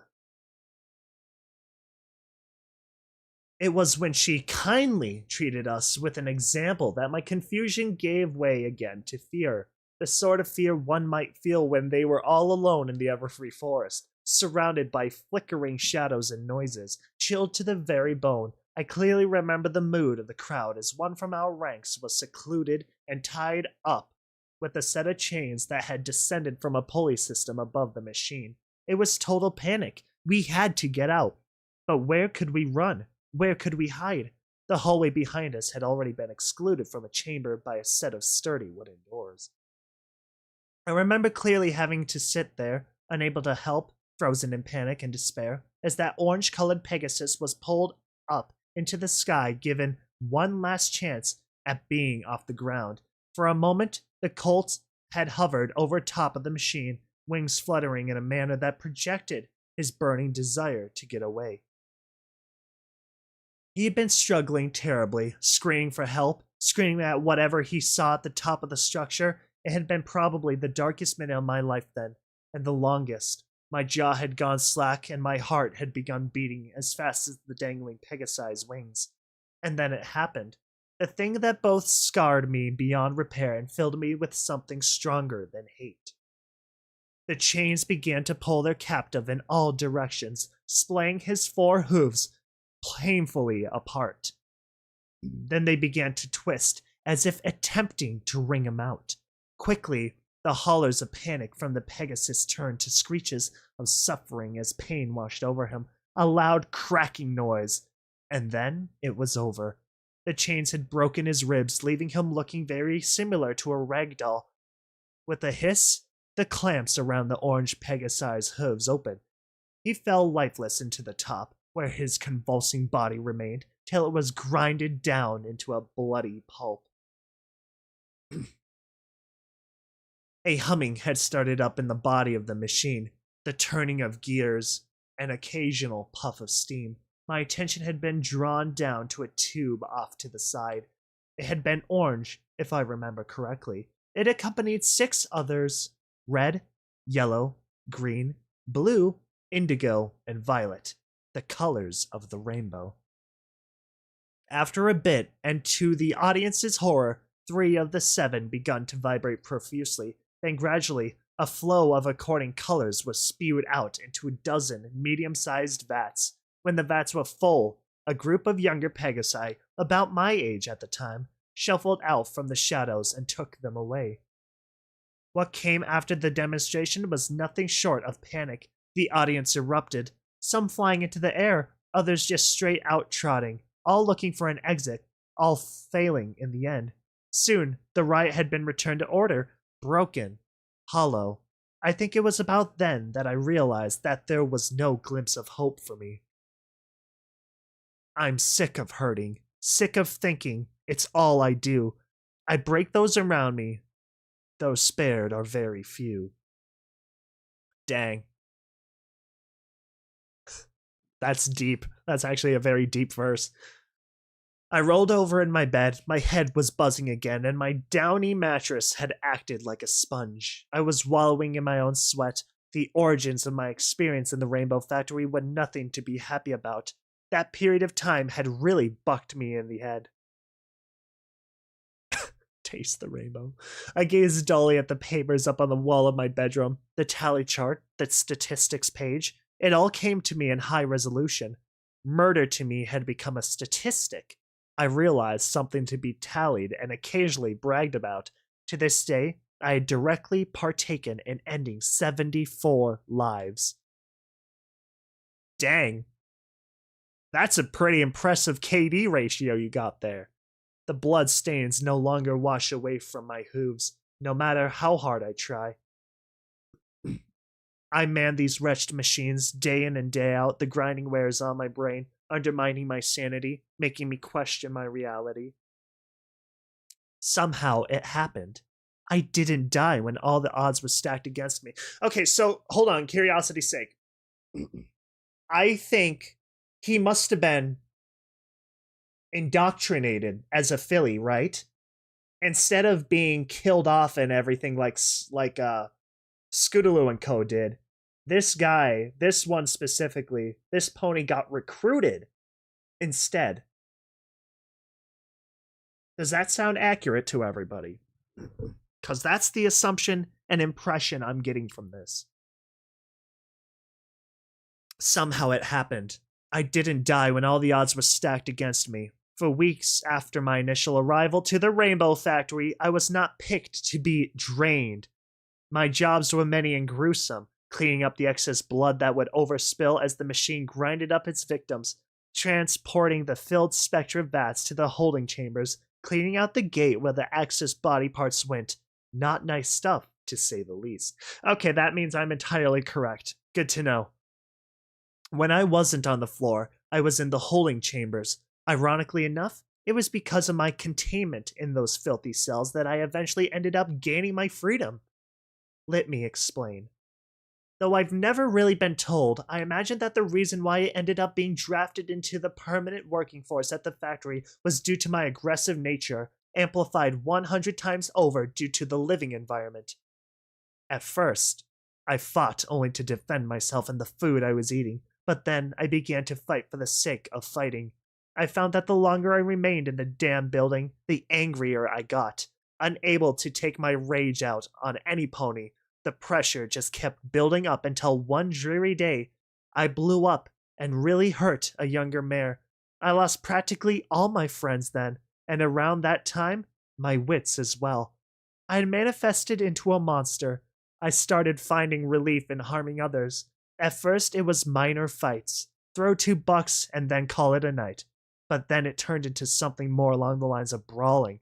I'd approach the weaker ones and beat them up, make them suffer an attempt to dully my own misery. Many tried to flee. I wouldn't let them escape till they were bloody and begging. The ones that fought me suffered even worse affliction. God dang, dude. I feel like I'm reading like a bully's like freaking don't come to school tomorrow type paper. Like, I feel like I'm reading some super traumatized kids, like, little sketchbook. This is horrible. This is awful. That is awful. That's interesting. How long after mysteriously, essentially being kidnapped, thrown into this building, how long does it take for you to develop Stockholm Syndrome, essentially? Oh my god, I'm not sure. I think I could probably handle it. I don't think I'd enjoy it, but I think I could get used to it. I'm not gonna be happy about it. I'm already indoors a lot, so. Oh. Hey, being called out for the truth is not a crime. Probably. Unless it is, then you're kind of screwed. One day while I was on the factory floor, I killed a pony. It was my first murder. I clearly remember how the fight went. I was working with another Pegasus on moving some freshly squeezed batches of Spectra to the holding chambers, and she had slipped on something, spilled the vat of indigo in the process. The commotion would have definitely put me next in line on the chopping block. The fact that after all this time I'd be killed because of a stupid mistake drove me rabid with anger. The weeks and weeks of my emotional suppression came out in one explosive event. As the filly got up to say sorry, I hoofed her across the face. She flipped backwards, landing with a sickening crunch on her left wing. Her screams for mercy fell dead on my ears as I moved in and began pummeling her, using both my rear hooves and my front ones to hit her repeatedly. Oh my god. At one point, her shrill screeching made me stop. It sounded very much like the noise that Orange Pegasus had uttered as he was being wringed out of all those weeks ago. As quickly as the anger had come over me, despair, along with the realization of what I had just done, replaced it. Shocked and appalled, I fell to the floor and began crying. From my blurry vision, I'd seen the guards beginning to surround the two of us in a tight circle, but death didn't come. As the minutes passed by, I drew together enough courage to look up from the ground to the assembled Pegasi. The overmare's vibrant eyes gazed back at me. I felt my heart contract as a cold fear settled in. Shakily, I stood up, willing my hooves to support my teetering body, my body that was covered now in bloody indigo. In the presence of that sadistic hell pony, I felt small and insignificant. I feel like I'm reading like a serial killer's why I did it thing. Like, this is so screwed up. I asked her what she was going to do with me. She responded in her rough and authoritative voice with an answer I had not expected. Kill her, she said, looking to me in the eyes. In return, I looked back, willing myself to maintain the gaze. Her glittering orbs were velvet purple and stunningly beautiful. They reminded me immediately of the flowers that grew by my family's cabin. The beauty, though, was confined only to those rings around her pupils. The rest of her eyes had been eaten away by madness. They were bloodshot and burning with something I couldn't quite determine. Curiosity, maybe. Pride. Expectation. I couldn't put a hoof on it. I would find out soon. Look into her eyes, she continued, smiling slightly. Look and see the fear as you snuff out her worthless life. Do it now and prove to me you're worth my decision. I asked her what her decision was. She smiled secretly and then motioned with her chin at the sobbing Pegasus. Do it now. She gave me her taser. And kill the bitch with this. I grabbed the device and put it on. After clicking the red button at the side of its smooth surface, the device came to life with a sparkling blue energy. Make her suffer. She shouldn't have gambled your life away. Put it in her mouth. It's the closest way to her brain. All my attention had shifted onto the heaving Pegasus beneath me. I didn't say sorry. I stared her in the eyes, and there, surrounded by masked figures and a sadistic killer, I ended that filly's life by putting a taser down her throat.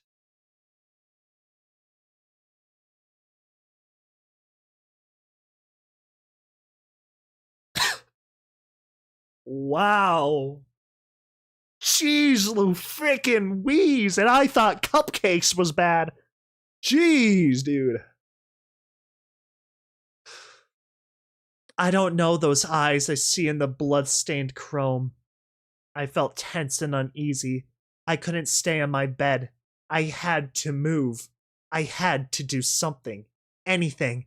Getting up slowly, I parted the light blood-stained covers and stumbled out of the bed, teetering momentarily and then stabilizing as I found my equilibrium.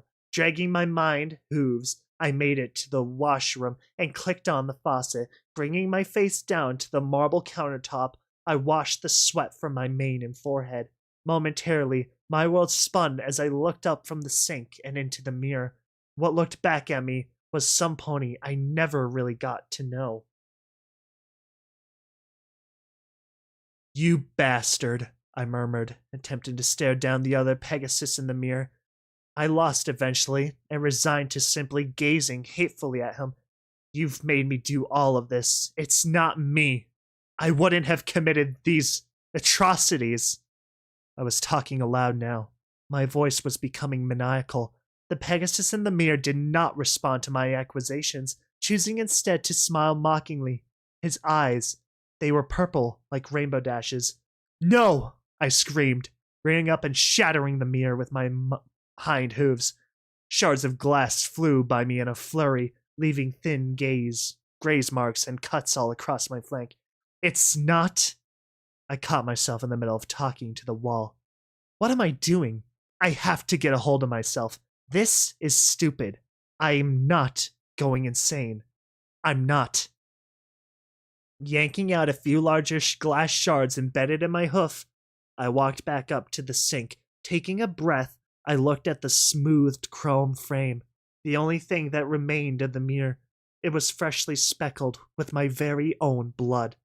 And there, amongst the red and reflecting back to me on the metallic surface, was that Pegasus again. I would never escape him, I realized. I would never escape him because he was me. I slumped down in defeat and rested my chin on the cool surface of the sink. The grip of sleep came over me soon after.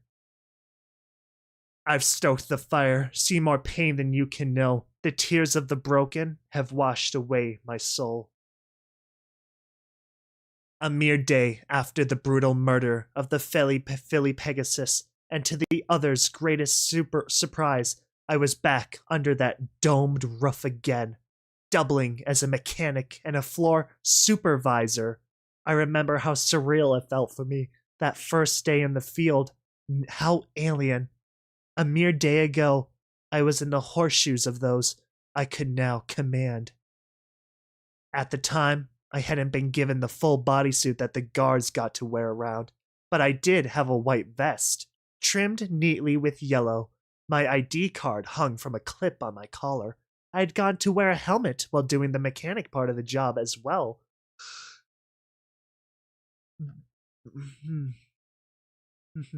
Aside from the fact that my title as a worky pony had changed, my mindset had as well.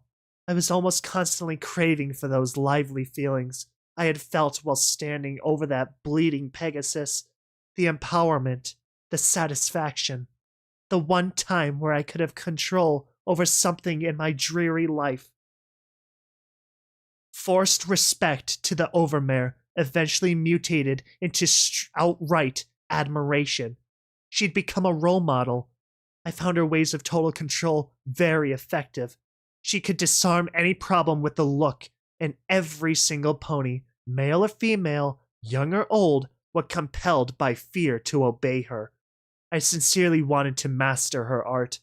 As I settled into my new position in the factory, I found myself striving more and more every day to model my actions after her own.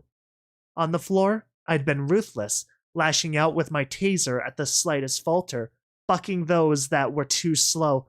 To my sickening satisfaction, I quickly gained a notorious reputation for being the pony to keep away from.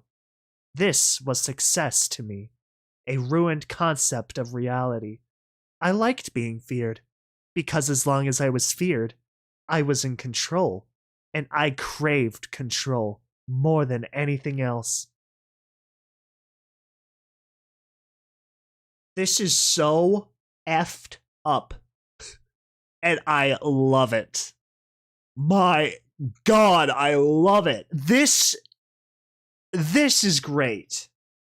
This is awesome. I love the kind of detail I am being given here. It really makes me self-reflect. It really does. This is interesting. No, don't take that the wrong way. But I was like, my goodness. That's freaking deep. That's so deep. God dang. Honestly, the concept of this factory sounds like Prison Plus Membership Edition. The next catalyst of change for me in the factory came in the form of an unexpected rebellion. At this point in time, I had been working in the factory for a year. A fresh load of flunkouts had arrived to be slaughtered, and I was up in the workstation, tuning the control panel for the Pegasus device. Yes, that Goliath of a machine had a name. The new load was like the last and every other before it. Nervous, afraid, insecure. I was far beyond sympathy, but I did have a strong concept of what was going through their minds. As Rainbow Dash, along with her representatives, arrived at the podium in preparation for the speech, I had stopped what I was doing to watch the show. Out of every other time that group had walked up to the podium, I remember the details from this peculiar occasion the most. Firstly, one of the representatives had stepped up to the base. By now, you've all clearly determined that you are not going to exile. There is no deportation. There never was. You are in the factory. You will never leave the factory. And while you may be called useless, that's also not entirely true. You're worthless to the flock as a pony, but you still have a purpose. Purpose to all the ponies in this land, far and wide. You get to help us make rainbows. Beautiful, magical rainbows. Doesn't that excite you? As expected, it hadn't. In response to their reaction, I grinned briefly. My attention was drawn back to the crowd as one brave Pegasus, cotton candy pink, if I remember correctly, stepped to the front of the crowd. There was always one or two that stood up to the authority. They were usually the first to go. If only that pink filly realized that she was sealing her fate, raising her head to look defiantly at the spokespony, she had shouted a retort. How could you ever get away with this? How could Celestia or even Luna know about this and tolerate it? It's slavery. It's torture. I realized with a start that was a good question. Leaning a bit more, I watched as the spokespony stepped down and Rainbow Dash stepped forward. After looking over the audience, she spoke up and explained in that rough, authoritative voice of hers. 1,000 years ago, when Celestia banished Luna from Equestria and sent her to the moon, she was charged with 3 tasks. She originally was in charge of raising the sun and showering the land with rainbows. But with the moon being an additional task, she had to hand down the responsibility of rainbows. Celestia entrusted the Pegasi of Cloudsdale to make the rainbows for her from then on. For the first dozen years, we were given powerful unicorns to help create spectra. Spectra is pure pigment, pure color. Everything is full of spectra, but you can't just harvest it. You can never separate color from an object, so it was made artificially with magic. For a moment, Rainbow Dash paused to let her words soak in. A dense veil of silence had fallen over the crowd as each and every pony registered the information. Then the Overmare continued. That is, until our top engineers made a breakthrough. They discovered an ingenious way to extract pigment. It was so beautiful. Even a simple machine could do it. But it couldn't be done with just anything. The conditions had to be right. Another pause. I could tell she was becoming excited as she anticipated the reaction following whatever she was about to say. It had to be live ponies, only in ponies where magic and spectra ran freely together.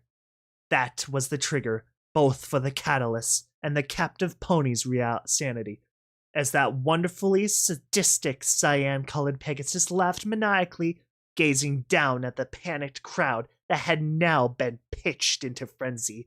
A single pained voice cut through the commotion. I thought you loved me. Rainbow Dash's laugh had caught in her throat as she looked about to find the source of the volatile scream. When she finally honed in, and to my deepest confusion, that invincible mare hesitated, not inconceivable.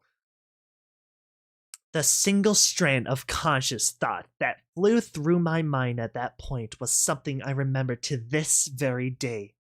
Rainbow Dash, my role model. Rainbow Dash the overmare. Rainbow Dash, the head of the Rainbow Factory. Faltered. For a period of time after that, I was too dazed to really register the entirety of what was happening. What I did get, though, was that the orange-colored Pegasus, the one who had instigated all of this, seemed to know Rainbow Dash personally. What really snapped me back to reality was the retaliation. Soon after the demonstration, it had happened. That same damn Pegasus, accompanied by what seemed to be a friend of hers, a sunshine yellow filly, rallied the flunkouts with a few encouraging words. Seconds later, the crowd erupted into the air in a flurry of feathers. A reversal of roles had then taken place as the unprepared guards were attacked. At the time of the upheaval, I and my fellow mechanics were mostly ignored. But I do remember, however, having to defend myself on a few occasions. As the uprising got further and further out of hoof, my colleagues fled in fear for their lives. I was about to join them, but then I heard Rainbow Dash screeching out a single command to kill them all, and saw her taking off from a gangplank to fight in the turmoil down below. I'd felt a strong drive to go to my hero's aid. Even though at that point I didn't really have any formal combat training, I was good enough improviser. That is so nuts. This story's so nuts. I love it. That hour or so of combat was gory and satisfying. By the end of it all, my white suit had been stained deep red. I killed many in that brutal battle. I'd fall into a methodical and effective pattern. See? Defend, attack, defend, attack.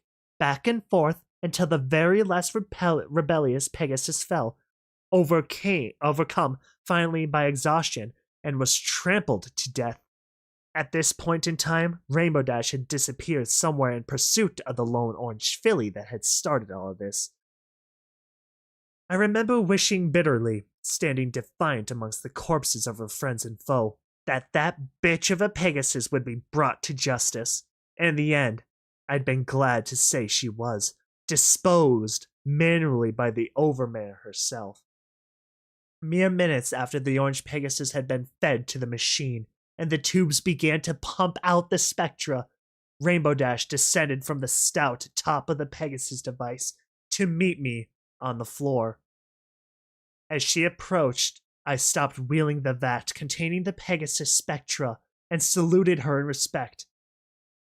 "Stand down, would you?" The voice was liquid, comforting. I stood down. "What can I do for you, ma'am?" I asked. She smiled brilliantly. "A few things, soldier. For starters, I'd like you to stop calling me ma'am." I nodded uncertainly. "Sure thing," I drawled off as I searched for the appropriate word. "Dash would do just fine," was the overmare's response. I felt my heart flutter with honor. Oh, do I sense a ship going on here? Of course, Dash. I deliciously savored that word on my tongue, reveling in how it sounded coming from me. "Better." She paused and looked off into the distance. "Secondly, you did a good job this afternoon, soldier. When given the chance, you didn't flee. That speaks in volumes to me. You know, I look for your sort, and then, as an absent-minded addition, I knew I choose right when deciding between ending your life all that time ago or keeping you around."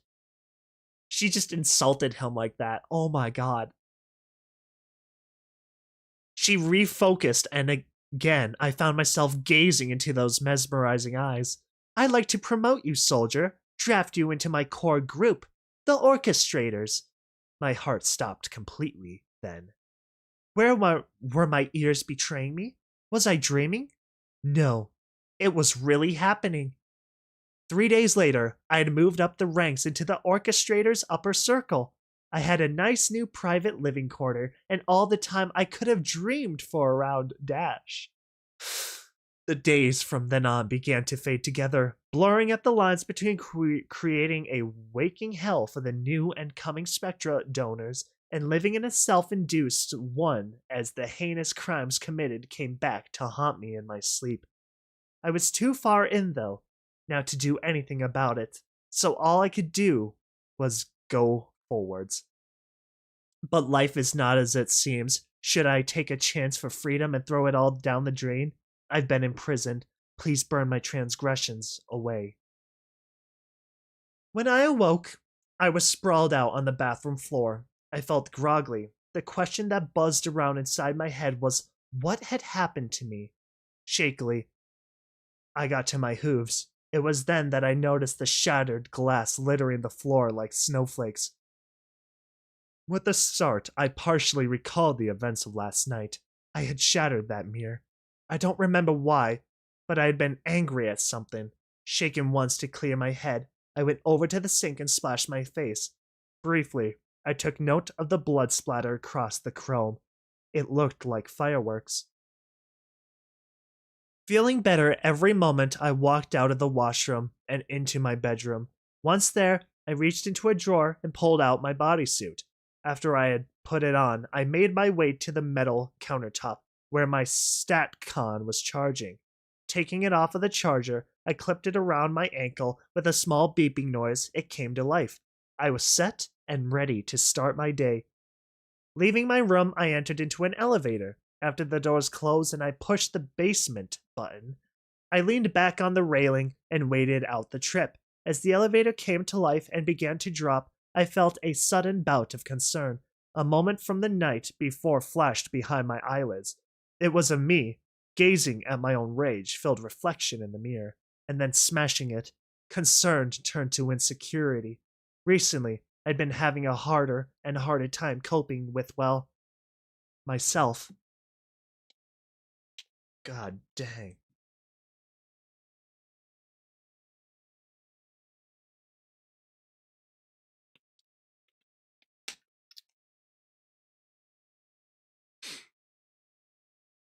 My strange nightly activities had suddenly started up about 3 weeks prior. The night after I had talked to the new flock of Spectra donors, and had only gotten worse from then on. Last night was the first time I had actually caused physical damage. What was happening to me? As far as I was concerned, I had... Ding! My frantic pondering was cut short as the elevator grinded to a stop and beeped. It was notifying me that I just reached rock bottom. Shaking my head, I cracked the back and puffed my chest out. The time to feel was over. I was the ominous orchestrator now. Straightening up, I marched out of the small space and into the long and narrow hallway. To my left and right, hot pipes hissed and groaned, threatening to burn if any pony was daft enough to get close. In front of me, the domed roof of the Rainbow Factory rose, and there, planted smack dab in the middle, the Pegasus device greeted my cheerless eyes. It was vibrating and whistling, pumping out a fresh load of spectra. As I entered the chamber, I got two predominant reactions from those I crossed paths with: a salute from the factory workers or a whimper from the factory slaves. Taking off from the blackened ground, I flew to the upper gangplank, landing gracefully by the grinder at the top of the Goliath machine. The last remnants of its recent victim were still being churned up. Without even batting a glance, I walked around the Pegasus device and out along a protruding spoke to a framed hole in the wall. Entering the gap, I continued onwards till I arrived at the metal door. The door in front of me slid open, and I came out into a long hallway. The direction I should be heading in led to a small conference room where Dash and the rest of the orchestrators were beginning their meeting. the other led to the balcony. If paradise could be created, it would have formed that broad ledge, positioned strategically so that any pony who stood on it could always see the land and the sky at once. I adored that smooth piece of cloud. Seeing the natural light at the end of the hallway momentarily made me stop and stare. I decided conclusively that I would visit it after the meeting was over. Ripping my gaze away, I turned and made my way towards the conference room. On arrival, I pressed a button. The door that was connected to the terminal silently slid open. So you chose to come in the end. Good, Dash smiled. We were just about to start the presentation. Please sit down. I nodded and cantered to the designated spot around the horseshoe-shaped table, marked out by a tinted name tag. When I settled in, Dash nodded and began to speak. Now that we're all here, I'd like to... That's not it. I'd like to start. For those of you who didn't know, today's marks the 3rd anniversary of the uprising. Yes, the one where Scootaloo, her voice cracked on saying that name, rallied the rest of the degenerate flight school failures and fought back against our authority. She moved over to the wall and clicked a button. The large screen at the head of the table flickered to life. I've recovered the video feed from the floor's cameras that day, and I'd like you all to watch it. Let's see if you can figure out where we went wrong. Let me guess, where they went wrong is when everybody fled. The lights dimmed, and my attention was drawn to the screen. As the footage began to roll, I felt a twang of something deep down in my heart. As the events of that day unfolded again in front of me, I began to shiver. What was going on? My stomach clenched, and I felt as though I was about to throw up. Rather suddenly, I recalled something an old friend of mine had told me once. He had been one of the two I had in those earlier stages of my life working in the Rainbow Factory. He was a pony of few words, so when he spoke, it was because he was telling you something very important. He talked to me the day after I'd murdered that filly. He had told me that in end things caught up to you, and that all the crimes you've committed over your life eventually came back to bite you in the tail. At the time, I only raged at him. Now, however, 3.5 years later, I finally registered his words. Was that what was happening to me? Were my past atrocities, those dark monsters locked away in my subconscious beginning to come back to ruin me? I wished dearly that this was not the case. But then again, would simply wishing change the outcome of what was going to happen solve the problem? No. Action would, though. Only through action could I stop something before returning my attention back to the screen. I concluded that the next time I start acting weird, I catch myself and counter my behavior. I'd come this far. There was no turning back now. As the screen died, Rainbow Dash rose from her seat and canted over to face us all. You've all seen the footage now, so tell me, what was our downfall? One of the orchestrators, a burly colt with a hot poker eyes and a crooked grin, raised his hoof. The overmare turned her attention to him. The guards were our downfall, ma'am. The revolt was something we were not prepared for. I think the problem behind it all was a simple lack of training. He paused momentarily. Then again, nowadays, and only because of the revolt, we've incorporated new elements into our routine. We shouldn't have to deal with that problem again. Wrong and wrong, was Rainbow Dash's straight-to-the-point response. She emphasized her distaste by pointing one of her covered hooves at the speaker. We've just been lucky that it hasn't reoccurred. I can bet you that no matter how well our soldiers are trained, they will not be ready to contain a problem of that scale effectively. For a moment, she stopped talking, choosing instead to look around at the 13 orchestrators in silence. Then she continued. Are there any other brilliant theories? Nonchalantly, a filly with a tattered blue mane lifted her hoof. She was sitting right beside me. It was the wings, ma'am. I looked over in amusement at the pony. What a stupid response. Closing my eyes, I waited for Dash to ridicule her. She didn't, and instead gave the Pegasus the time she needed to explain. They used them to fly above us. This gave them the opportunity to occupy the upper ground. What's more, being smaller than the guards, they were faster, not to mention more desperate. Exactly, Rainbow Dash exclaimed. Exactly. She started smiling again, deviously. Her eyes began to glitter in anticipation. And on that note, let me introduce you to my newest idea. A stifling pause. Fillies and gentle colts, we're going to de-wing the bastards. In the wake of her proposal, a wave the size of the Pegasus device smashed into me. My world swam and I was swept under. This could not be happening. Was Dash seriously de-winging? Was by far the most demoralizing and humiliating thing one Pegasus could do to another. It was that one thing that always remained taboo. From the sadistic killer to the innocent foal, I'd seen my share of cruelty. But this de-wing business went far beyond that. I didn't think I could do something like that to a defenseless Pegasus. Pegasud. Pegasud.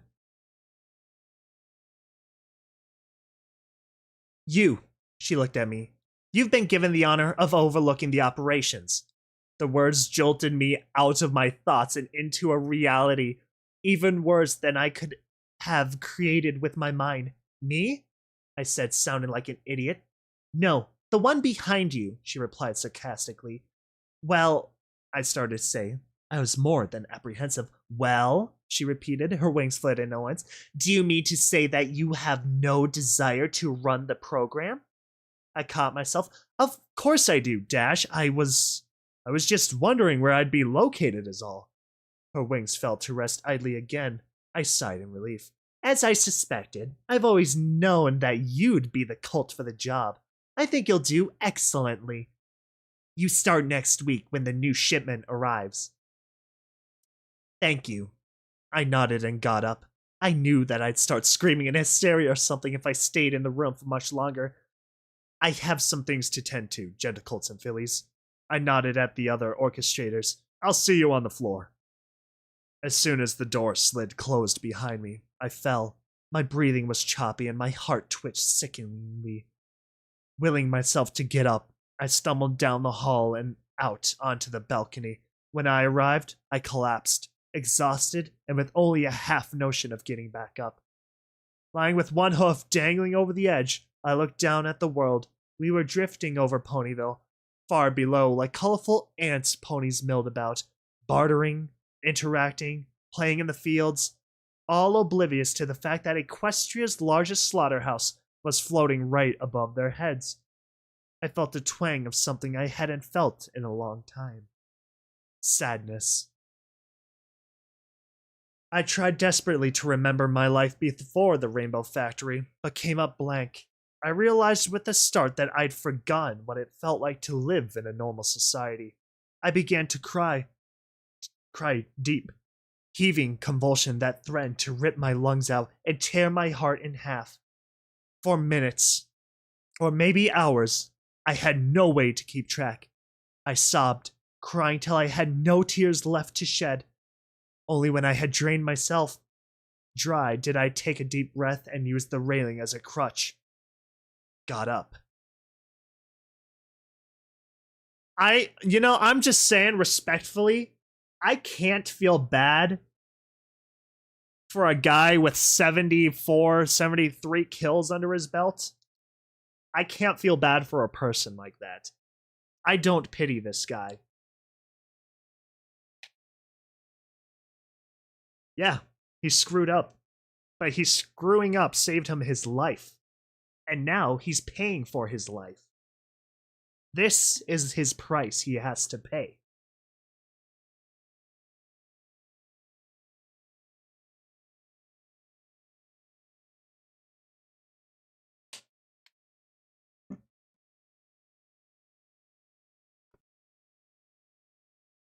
Hoof steps behind me, and I turned to see Rainbow Dash arriving out from the hall.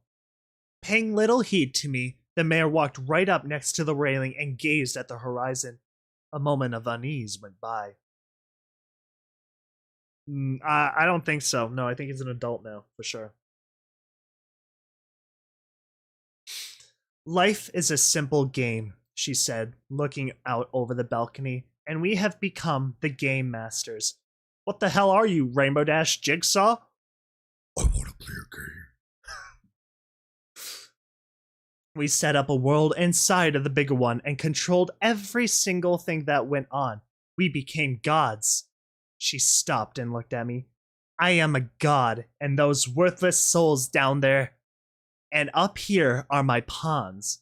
She smiled and turned away from me. We've played them all. We've played them well. They live their lives oblivious to what goes on up here. I nodded in empty agreement. We've done a good job, I replied. You've done a good job, soldier. The subject of the conversation had just switched. Look at how you are now, and then compare it to yourself to how you used to be. A simple mortal, living life controlled by fear and instinct, living in the shadows of those that were above you. I've seen you rise up the ranks in the factory. I remember clearly the first day you arrived here. Do you? Yes, it was 4.5 years ago. Your memory is good. A pause. Now, think of this. Dash turned to stare at me for a final time. Her eyes become cruel. It took you 4.5 years to make it here, but it'll only take a second to knock you back down. I began to bite my tongue. I'm watching you, soldier. You've performed the trials and earned your place here in the upper rings of power. However, that does not mean you've slipped under the radar. My tooth punctured my tongue and I swallowed blood. Are we clear? I nodded and began to back away, slowly making it to the door. The heartless purple gaze followed my every move. Pushed by desire to change what way my stream will flow, now I'm awoken and I'm taking back control. Shoot, dude! We're dropping that line now. That means it's happening. From my plan to go through successfully, I had to kill just one more innocent soul. It had been a week, and the new shipment of Spectrodonas had arrived on time. One from the group had been pulled away to my new office for a demonstration. The title that was emblazoned above my door stated that I was the official D-Winger. 3 hoofs away at the small desk cam filmed my every move, taking the footage and then projecting it up on the big screen that had been mounted on a used ledge of the Pegasus device. I could tell that I was being glared at hateful by a few hundred sets of eyes at the factory. He is streaming a Red Room. He is literally live streaming a Red Room. Yet in all of that, the only pair that mattered was the Overmares. I knew deep down that if I could perform the task of dismembering a Pegasus once in front of a whole factory, her suspicions of my loyalty would be abdicated. The Pegasus beneath me was on the operation table. She was struggling against her bindings, trying in vain to get away, to break free from her restraint and escape. They held firm. Mounting the table, I grabbed at the hoof-fitted saw blade and slipped it on. It felt comfortable. Raising it now above my victim, I started it up. She caught sight of it and froze, shocked into silence. The filly's coat was a pure white, untainted by the grime of the factory, a color that would now forever be lost. From beneath her downy chest fur, I could see her heart beating ridiculously fast. Forcing my present emotions to leave me, I allowed the familiar feeling of emptiness to creep in.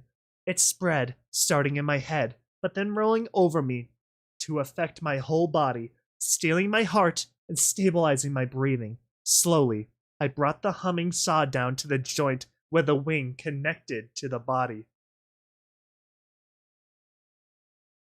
What are you doing? The Pegasus gasped, fearfully, looking at me through unfocused eyes. She was still stunned. I didn't reply, fearing that if I did, all my emotions would come rushing back to ruin any chance I had of performing my task. What? Her voice was twisted into a pain-felt scream as my saw cut into her. The noise was shrill and packed with panic. Using every ounce of control I could muster, I forced myself to ignore the screeching. My blade cut down further, moving now to the bone, and the Pegasus began to convulse wildly. I couldn't take it much longer. Closing my eyes tightly shut, I pushed hard down on the saw, ripping through the bone and then striking the metal table beneath in a flurry of sparks.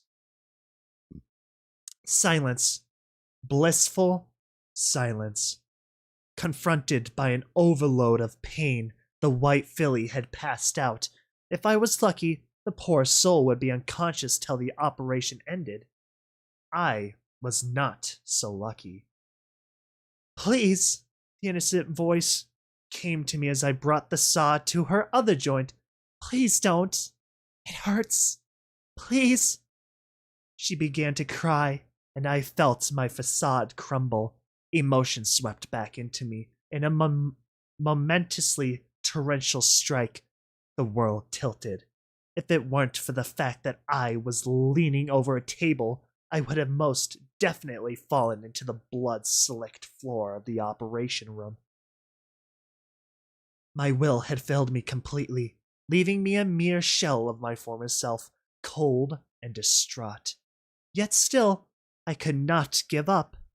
I had to finish what I was here to do. I reminded myself about the lives of hundreds, maybe even thousands, that could be saved. In battle, sacrifices had to be made.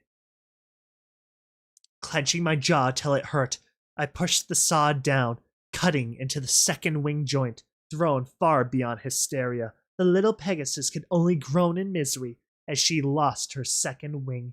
With the operation fully done, I disposed of the wings in a nearby incinerator.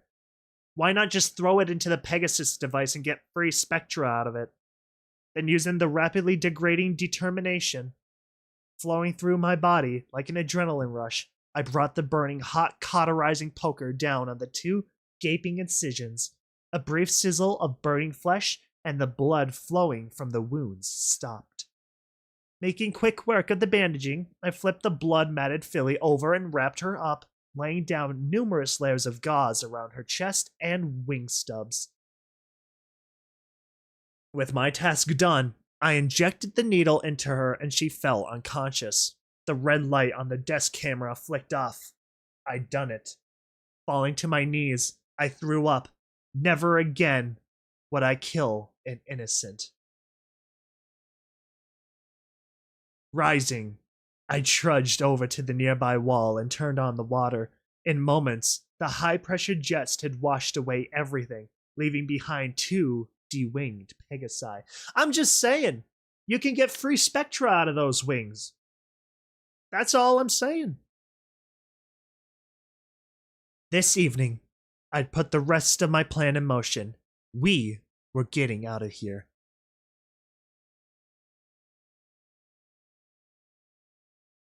Now everything that I've had and everything I've known has been thrown away. And with time, I've come to find this place.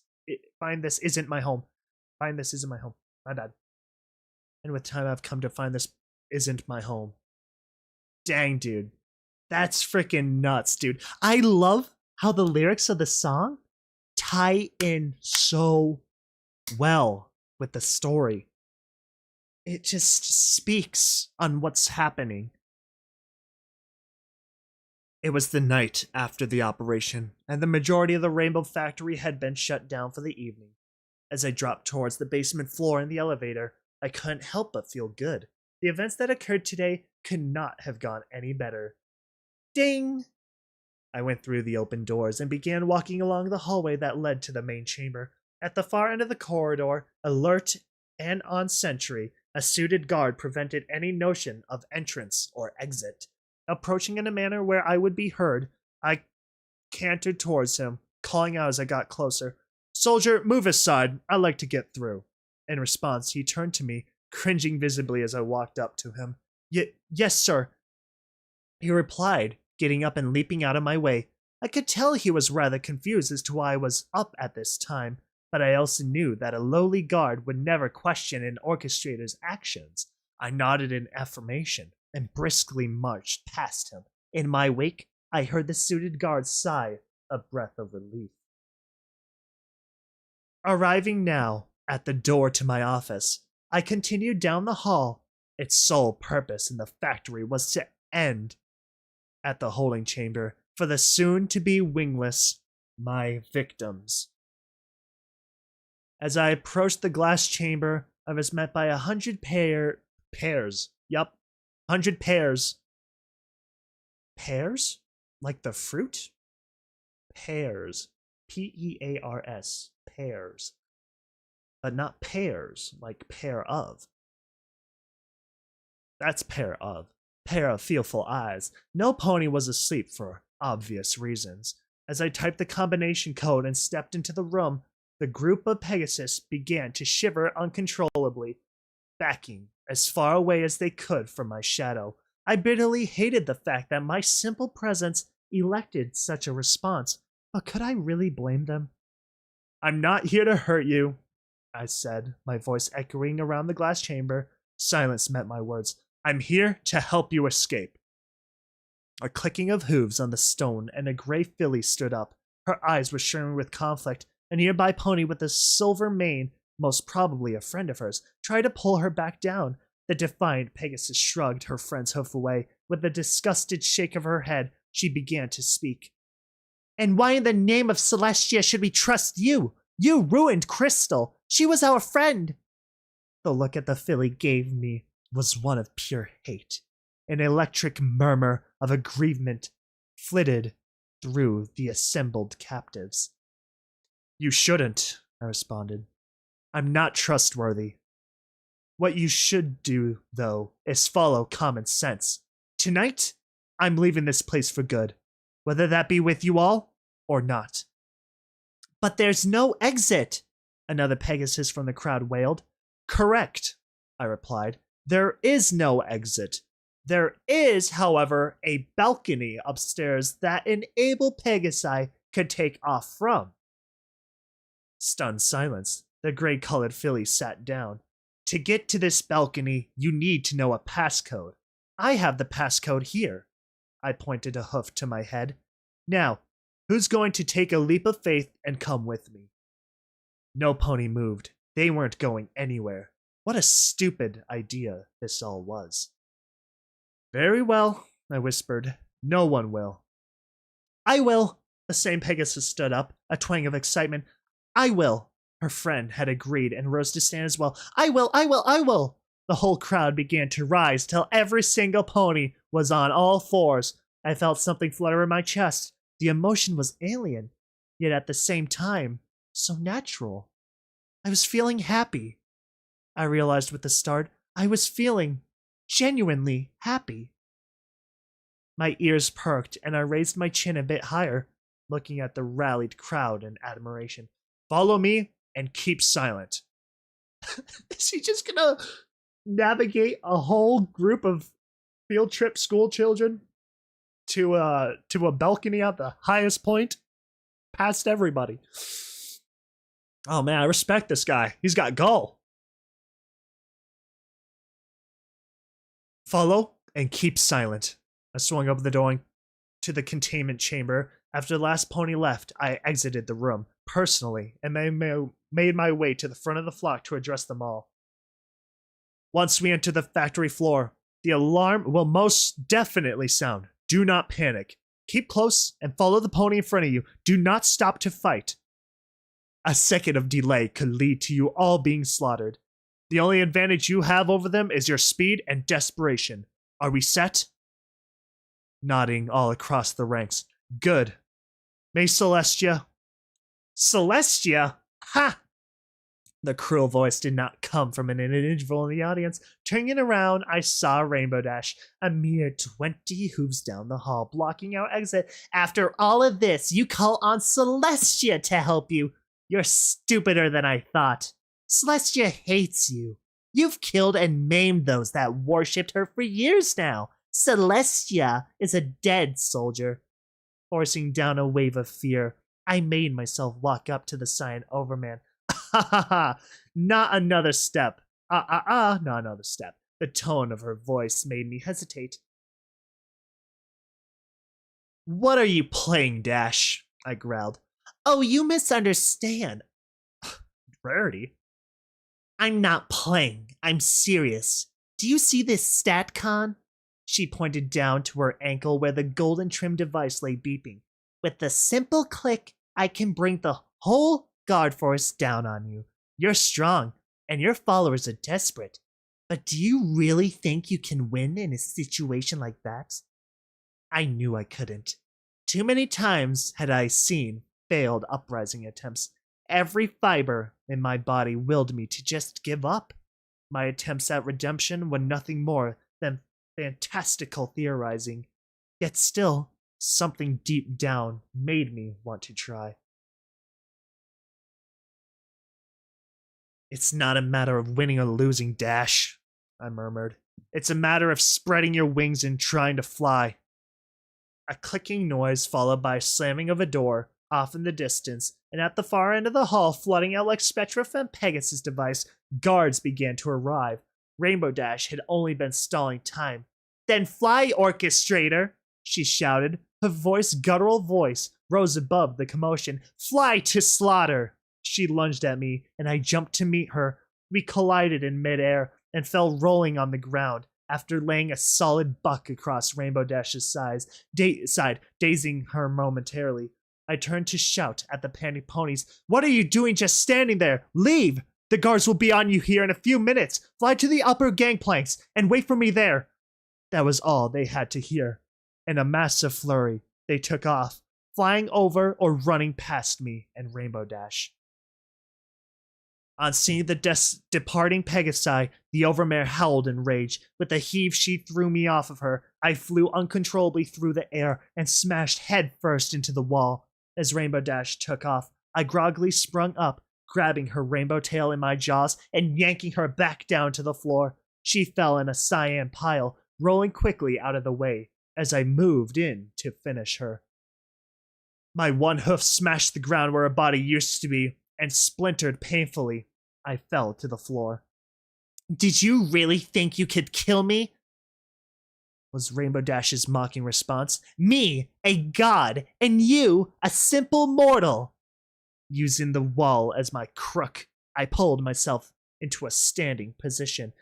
You're not a god, Dash. You can die like the rest of us. Stop fooling yourself.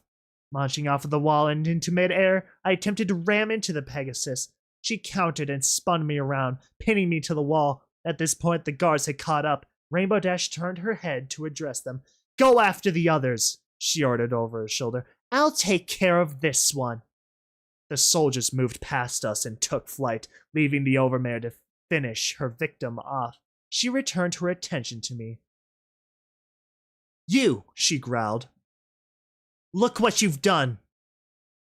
An uncomfortable pressure at my chest as Rainbow Dash pressed me harder against the wall. You've both ruined your stature and disgraced your Overmare. She dropped me onto the floor and struck me across the face. You had so much potential. She bucked me again, and then pulled me back up to the wall. I thought you were going to be my successor. How wrong I was. I can now see that you wouldn't have lasted a day in my horseshoes, let alone a lifetime. I could practically feel her building rage. I had to act quickly, or else I'd be finished off. Reaching down, I yanked at her taser. It held firm, tensing in preparation. I flicked on the device while it was still around her hip. Placing my own hoof to meet the vibrant blue bolt that had appeared, I felt a jolt as the electricity passed through me and into Rainbow Dash. Her grip went slack for a mere second. Taking the small chance I had, I wriggled out of her crushing hold and slid between her hind legs.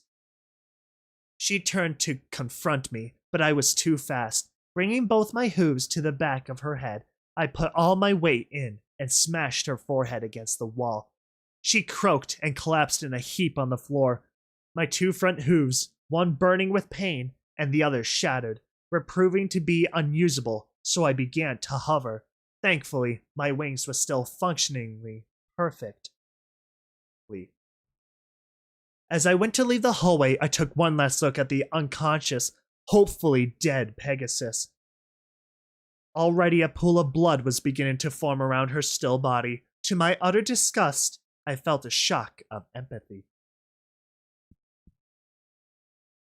As much as I hated her, she had been the one who let me live in the end. She had, in her own twisted way, been protecting me ever since I killed that filly all that time ago. Turning away from the mess, I flew out of the hallway and into the main floor of the Rainbow Factory. The sight of desolation that met me as I arrived at the upper gangplanks made me shudder. The bodies of both unarmed Pegasi and guards littered the ground. For a fleeting moment, I actually thought every pony had died. I was wrong. A distressed call coming from somewhere drew my attention, and I started making me way to the far end of the factory. Like a pirate. There was still some sort of commotion going on. A single pony was leaning over another one with a silver mane. The Pegasus resting at her side was convulsing in a seizure, most definitely instigated by a taser. I was both mortified and deeply relieved. As I approached, the lone survivor turned her head from her friends to address me. I realized with a start that it was the gray-colored one from before. "So you're alive," she said. I could tell she was just holding back tears. "We all thought you were dead." She looked back down at the dying pony on her hooves. "Either way, you're too late. All of them have fallen." I nodded grievously, biting my lip. "I didn't expect the overmare to make an appearance," I explained. "You should be glad that you're still around. As long as you make it, every ounce of blood spilt would have been worth it in the end. All it takes is a single soul to exploit the dark secrets of the Rainbow Factory." I paused to take a breath. "We can still escape, but we have to move quickly. Are you ready to go?" The silver-maned pony had finally stilled in the gray-colored one's hooves. Her heart, unable to overcome the electric shock, had stopped beating. Reluctantly, the lone filly got up, nodding slowly at me. "Good." Hovering over to the terminal, I typed in the password. To my relief, the door swung open. "Follow me, please." When we arrived in the hall, I realized with a start that something was different. The lights were all off. Walking deeper in the room, the younger Pegasus close in tow. I went over to the far wall and felt around for a light switch. After a moment, I found it and clicked it on. The sight that met my eyes as the light flickered to life made my heart skip a beat in panic. To my greatest horror, the hall had been blocked off on two sides by metal walls. My mind reeled as I tried to comprehend. Quickly, the portal door that the two of us had entered in from slid shut. We were trapped. "What the hell is this?" the gray-colored Pegasus growled, turning to me. "You tricked me!" "I didn't," was my weak response.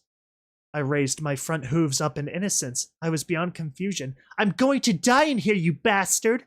The enraged Pegasus took an aggressive step towards me. Her wings were flared, and tears of anger began to fall down her cheeks. "How could you play me like this?" I didn't respond. I was too discombobulated to talk. Had I somehow confused the doors? Impossible. If I'd done that, I would have been able to get in the first place.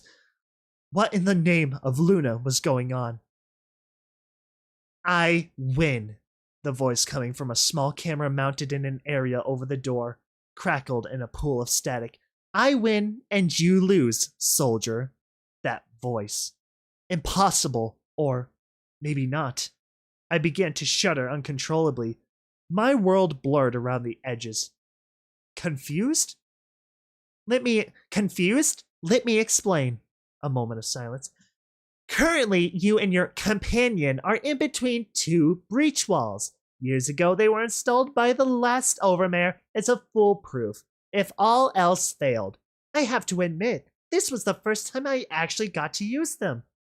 Those wretched Spectra donators you rallied really put up a fight this time around. Yet in the end, it was to no avail. Clearly, all you've done is trap the last beacon of hope for me. A sharp burst of laughter that ripped at my nerves. My stomach began to twist painfully in distress. I had plans to come in and pay you a visit, but then I changed my mind. I thought to myself, why not kill him and the bitch in one go? That way, my best orchestrator could die alongside the stifled moaning of the pony he had a hoof in ultimately killing. Speaking of killing, as much as you'll deny it, soldier, you killed them all. And because of what? A petty concept of redemption? Did you really think you could escape and just go back to living amongst normal society? I think you did. Tears started to blur my vision. This was all too much. My wings gave out, and I fell to the floor. I no longer had the will to rise. Okay, now I'm seriously wondering if Rainbow Dash is gonna give her a second chance if he kills the child. If he kills the child, I wonder.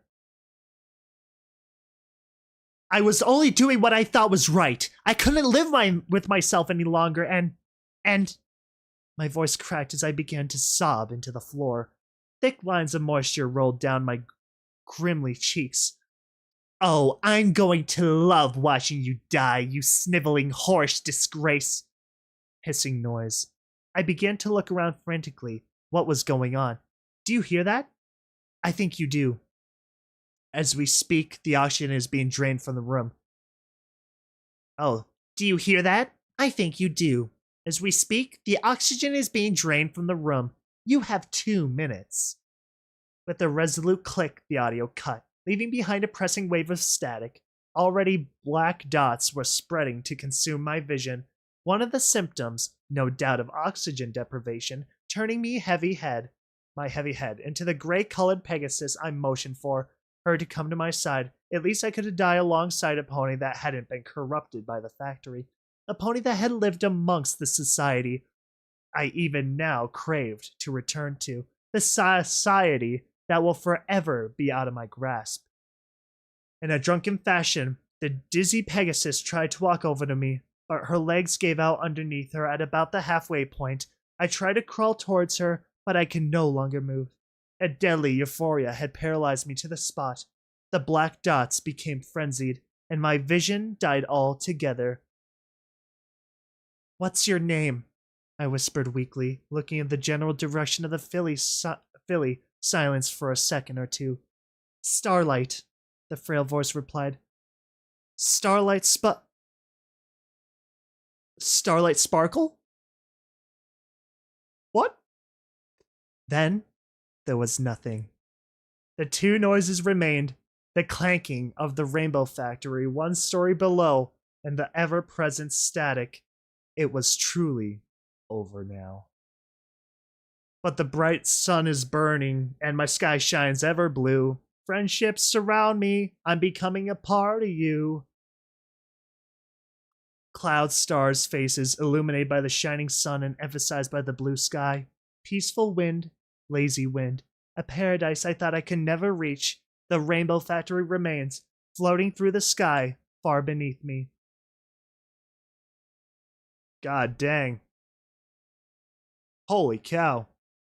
I gotta admit, that was pretty good. Honestly, all of this trauma dumping here was super freaking good. I absolutely was a sucker for that. Wow. Wow. Once again, that was created by Synergy. Dang. That is not what I thought was going to happen. Oh, I'm kind of peeved that Rainbow Dash is still kicking. I'm going to be honest. I'm kind of angry. I kind of want to punch Rainbow Dash in the face. I really do. I think I'd win. I think I would win. Man, he was so delusional, though.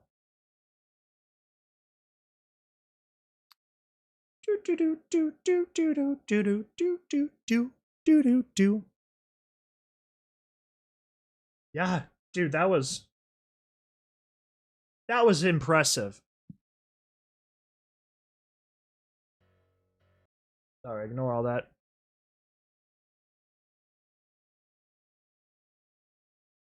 Time to listen to more music. Time to bring back those sick Baja Bougie tunes. I know. I wish they escaped. They were so close.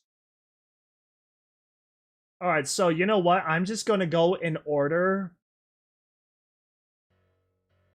I don't know why audio's solo. Oh, that's why it's solo. I'm going to play all of the Rainbow Factory videos that I know of real quickly. The music videos, clarifying.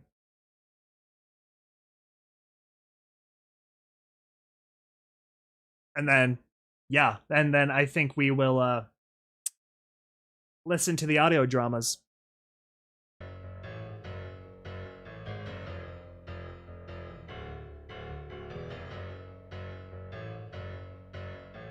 There's going to be a lot of music this time.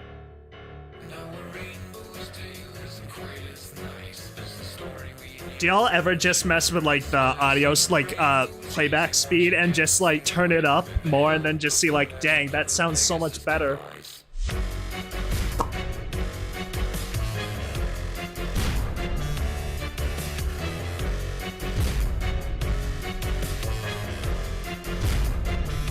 I know. That was a cool story though, absolutely, for sure. Through and through. I thought that was super good.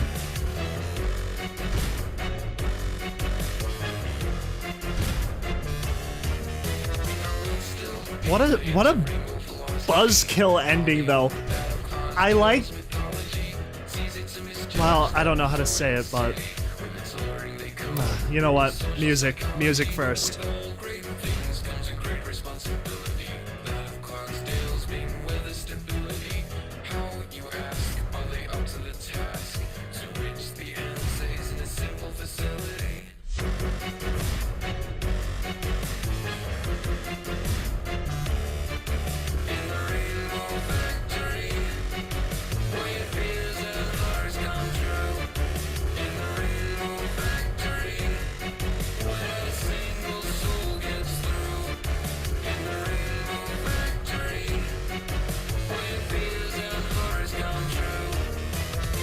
Hey, where not a single soul gets through, am I right?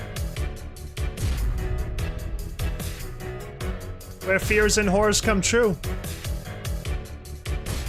I love that clanking now sound as it locks.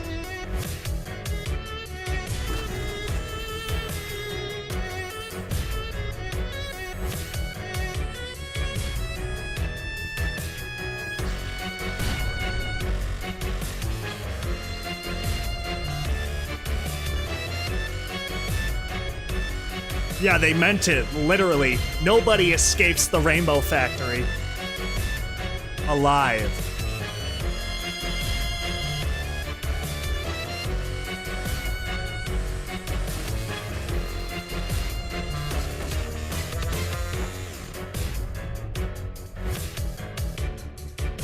This scene has always been like rough for this animation. It's like, God, dude, that's gotta suck. You're about to go into a meat presser. Like, you barely dodge it. But you're tired. You can't... You have little energy left.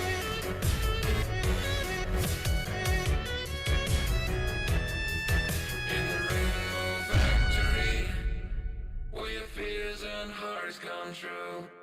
In the Rainbow Factory, where not a single soul gets through. Still made absolute banger music.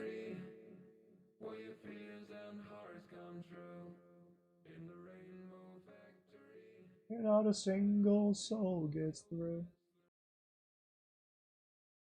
All right, next one.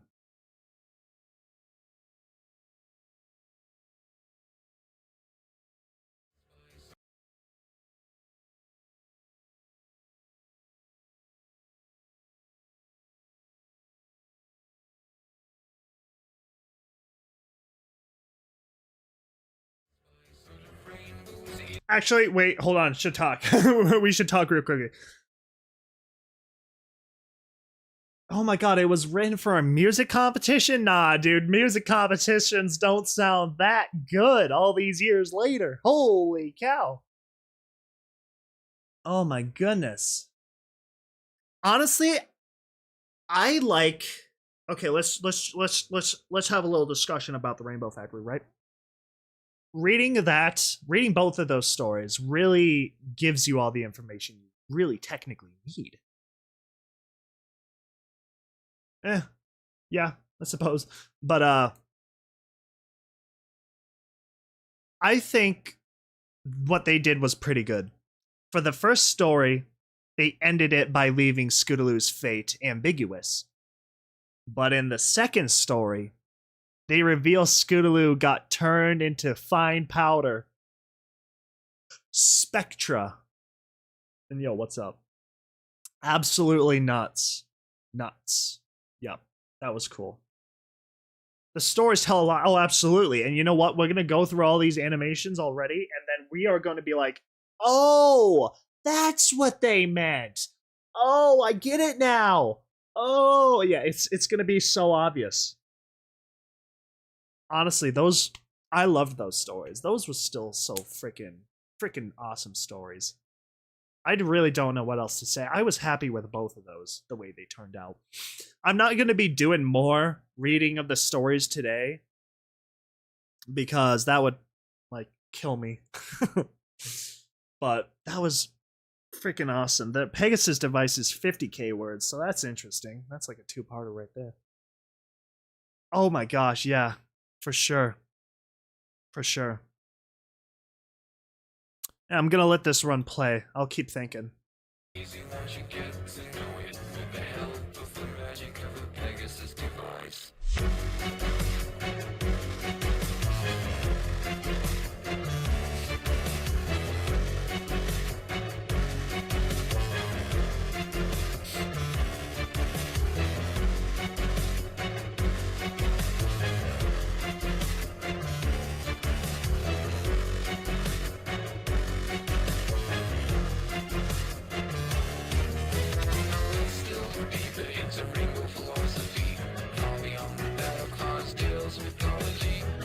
To misjudge that floating city with its alluringly cool and social psychology, but with all great things comes a great responsibility. That of Clogsdale's being weather stability. How, you ask, are they up to the task? To which the answer is in a Such a smooth animation. The detail.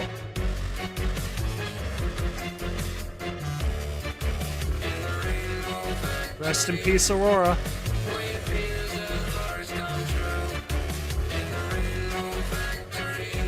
Where not a single soul gets through.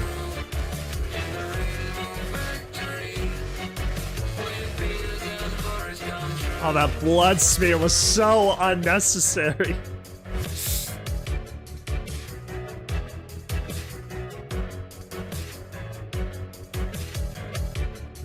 So this is them revealing Rainbow Dash. This is Scootaloo fleeing from everybody during the chaos.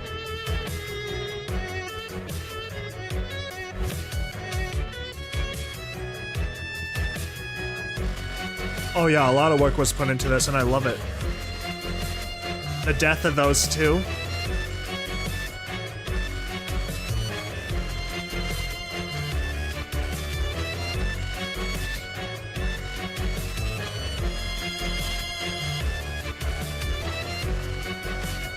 Reference of the fact Pegasus device.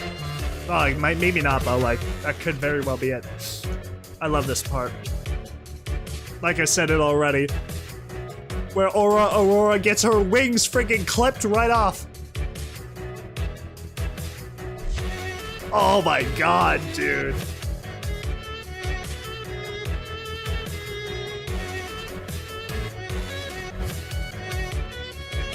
Oh yeah, she's loyal, alright. Loyal to the factory. will your fears and hearts come true in the Rainbow Factory, where not a single soul gets through. Bum, bum, bum, bum, Bum.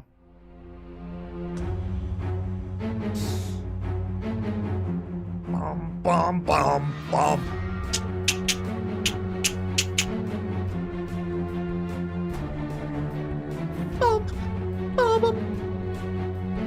God, they're all so good. Oh my gosh.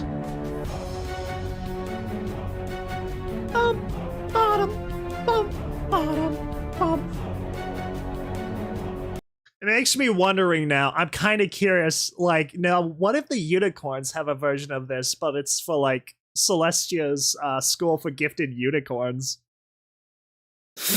Oh man, what if a unicorn can't pass its freaking knowledge tests and crud, dude? Holy cow, this is giving me ideas.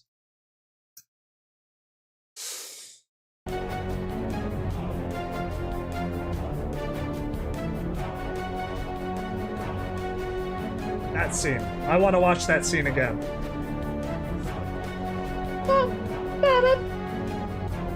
Hey, hold on. Gosh, this part I just love listening to this part. Everything about the music, the visuals, and all of it just is like highlighted.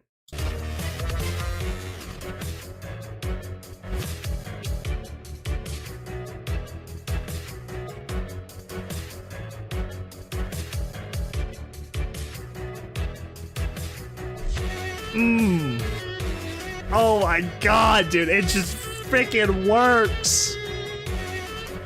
There they are being thrown into the meat grinder.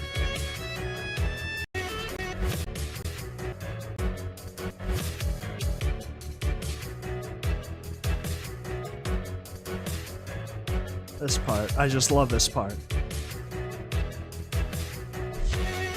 Oh, it just slaps, dude. Oh my god, dude. Oh. Oh my, it's so good. I love it. I just love it. It really displays how sadistically insane Rainbow Dash has it become at that point.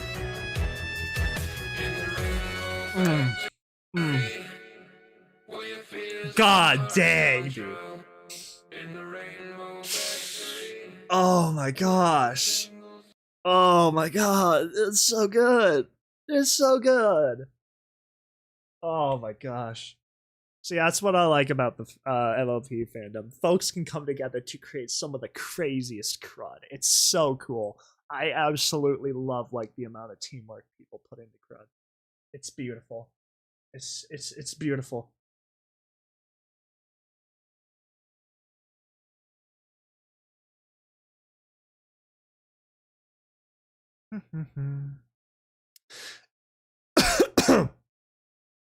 The story really does show, though, like, this is a hopeless situation. You will never, ever leave, no matter what happens. And honestly, it's so good.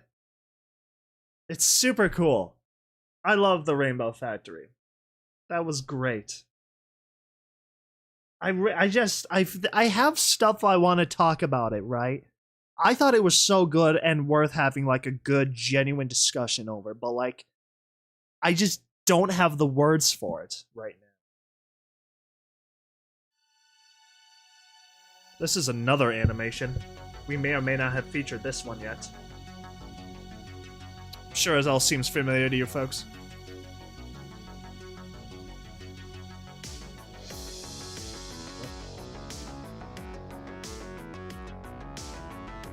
They make a lot of shorts.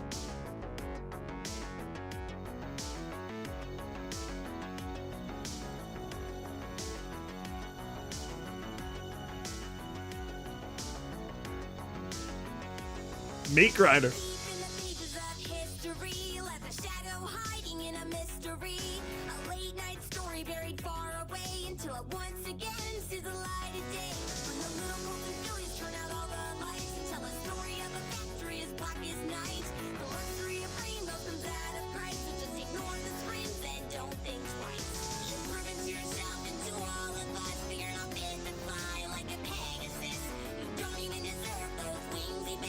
D-ringing policy.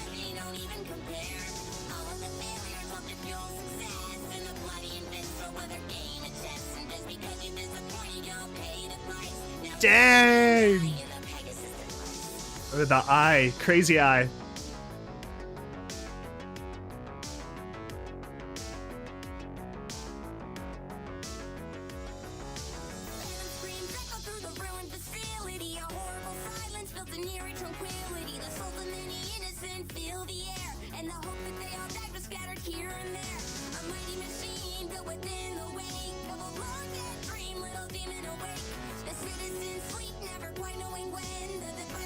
See, I was thinking Rainbow Dash was gonna have more of like internal strife, but no, she was just evil.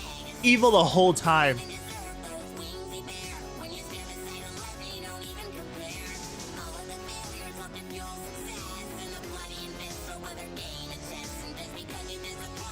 Rainbow Dash, the god.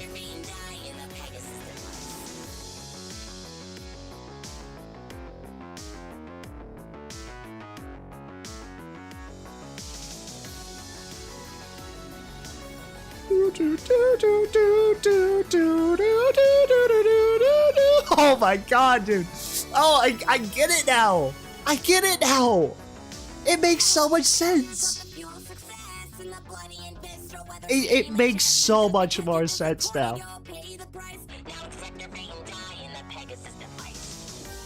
Obviously the de-winging policy. That one I figured out.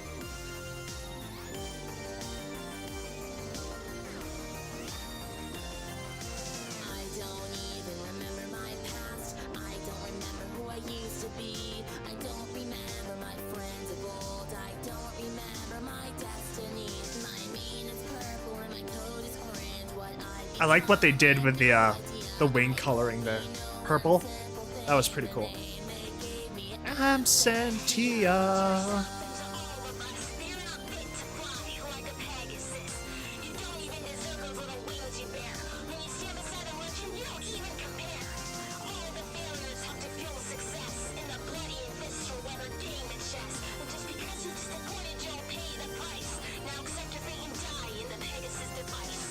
Dang, dude.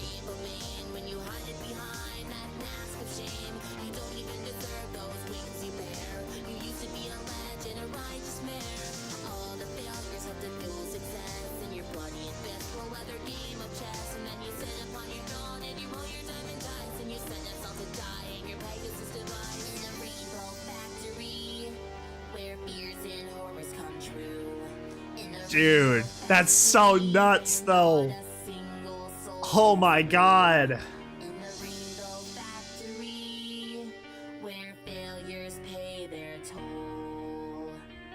Now I'm awoken and I'm taking back control. Well, it's that last verse of O's. I can't do it. Dude, 125k. I bet that number's way higher than that. Okay, I actually, because I don't think we've watched this one yet at all, ever on the channel. I kind of want to rewatch it again, just so we can kind of go through it. Like go through it. Actually, you know what? While we do that, let's turn the speed up, right? You gotta do it. You get a different rhythm out of it. Ooh! Funky. Look at that animation. It's so clean.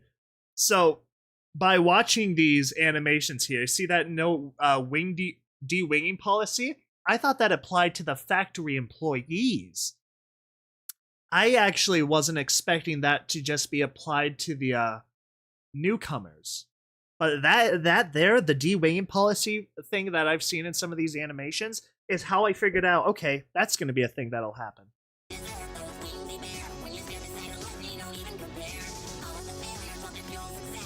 Dude, that's gotta be.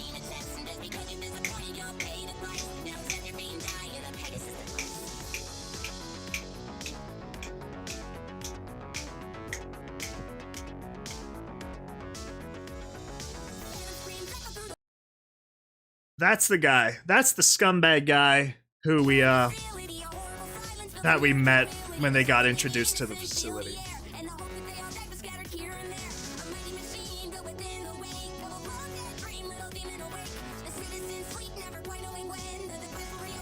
Hungry me again. Dude, that's a different song.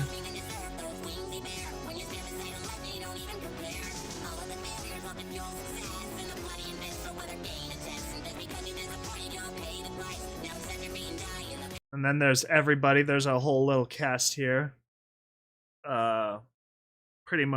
Pretty sure that's supposed to be the scene of Rainbow Dash's evil monologue. The race, the judges.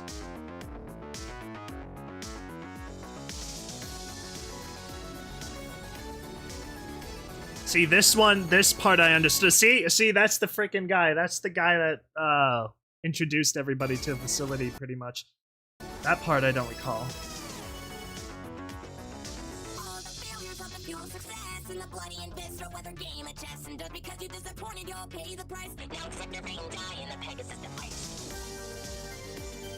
Oh my god, dude. The rhythm is just different when you play it quicker.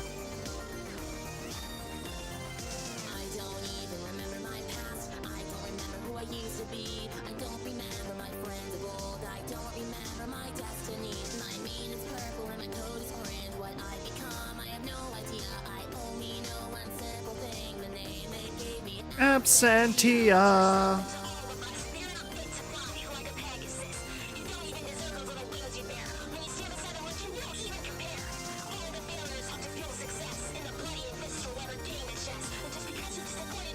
They've put a lot of detail into the meat grinder in this one.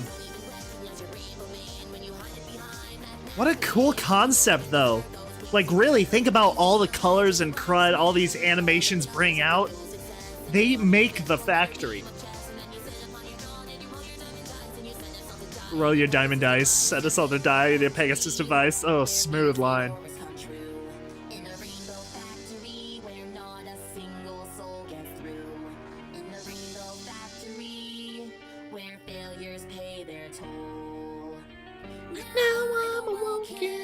Sorry, that last part just is always like so singable for me. I love it.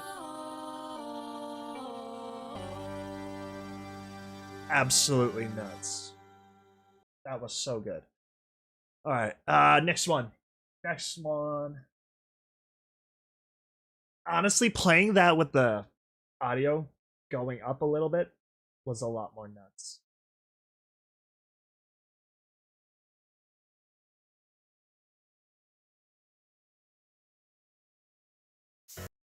Okay, I'm kind of curious. I kind of want to play the songs at like faster speed now. Just to see what kind of sick rhythms we can get. Ooh. Ooh, okay.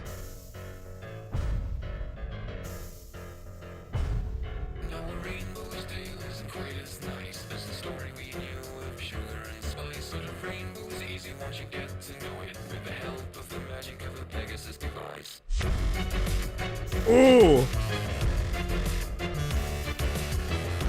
The whole theme of it changes, though, I must admit.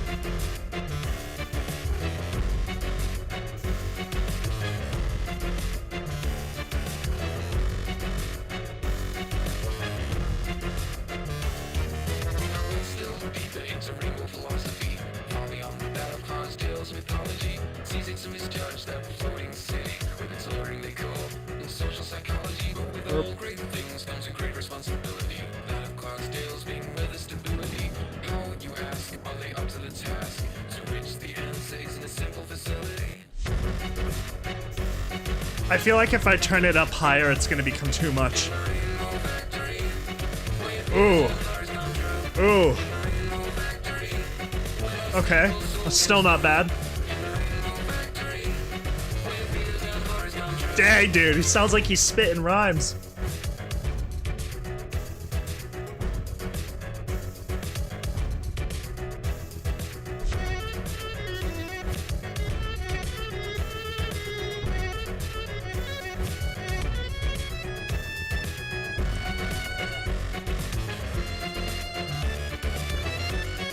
All the speeds. Yeah. These aren't gonna sound good. Yeah, too much. See, it's yeah, I agree. It's becoming too much. The 1.25 speed is like, all right, but like 1.5 I think is just overdoing it. Oh, that sounds kind of good. In the rainbow factory, where your fears and hearts come true. In the rainbow Honestly, I think without the actual talking part of the song, I feel like 1.75 speed's actually very good for it. But not like, obviously the whole vibe of it gets ruined once it starts going past normal sounding time, right? Like after you go past 1 second or whatever, it becomes a little excessive.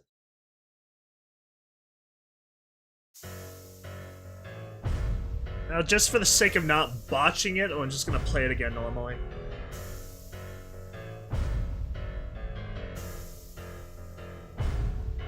Now a rainbow's tale isn't quite as nice as the story we knew of sugar and spice. But a rainbow is easy once you get to know it, with the help of the magic of a Pegasus device.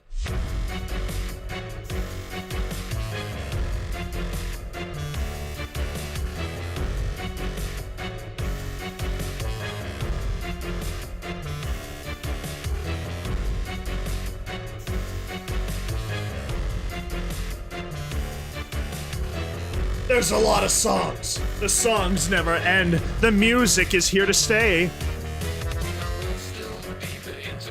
The Rainbow Factory songs are like my favorite, so... Well, they're up there. They're up there. I don't really know what my favorite would be.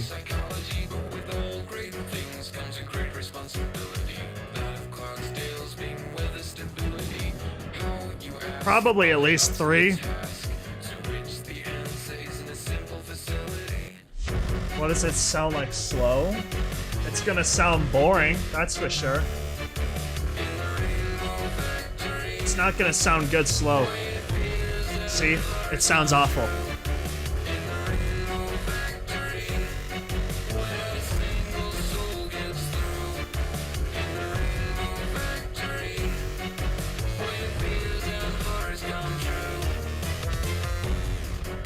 And that was at like 7.5 speed.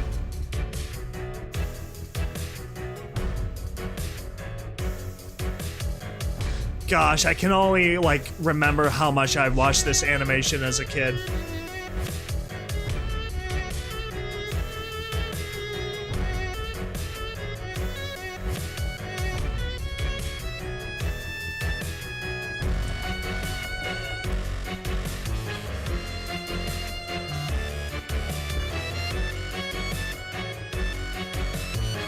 Oh, what a classic though.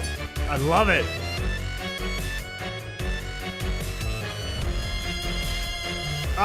Yeah, honestly, I think we could. We probably could.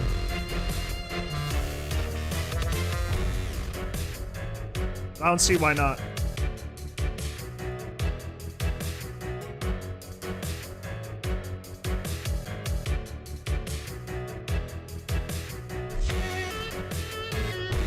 Bow, bow.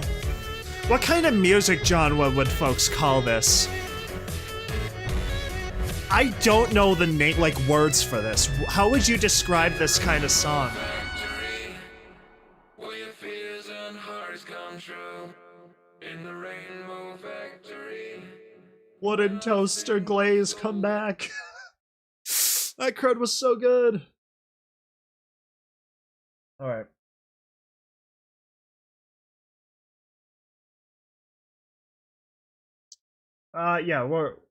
Yeah, about 3 more songs.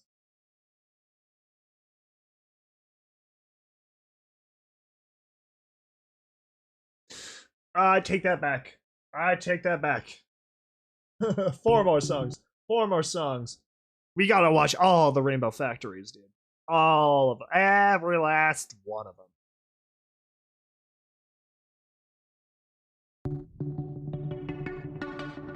Yeah, I'm not, like, too smart on, like, music either.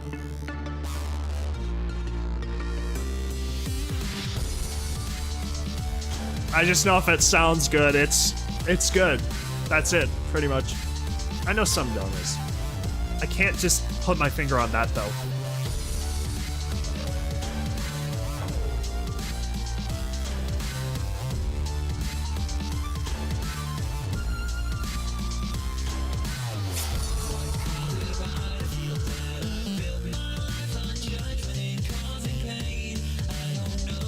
This is our boy who died. Everything I've known has been thrown away.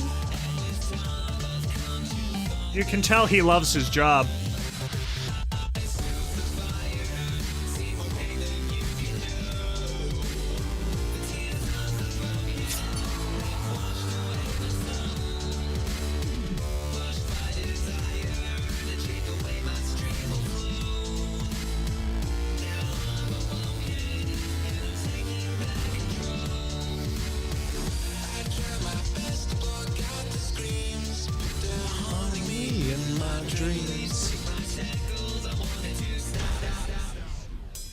Gosh, you got lucky.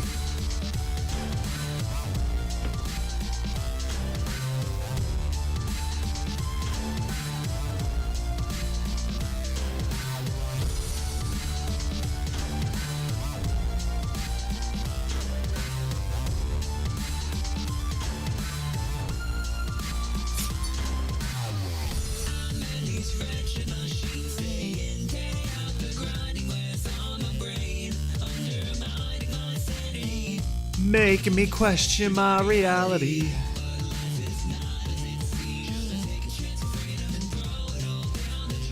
Oh, there he is. He's gonna take a chance of freedom. Throw it all down the drain.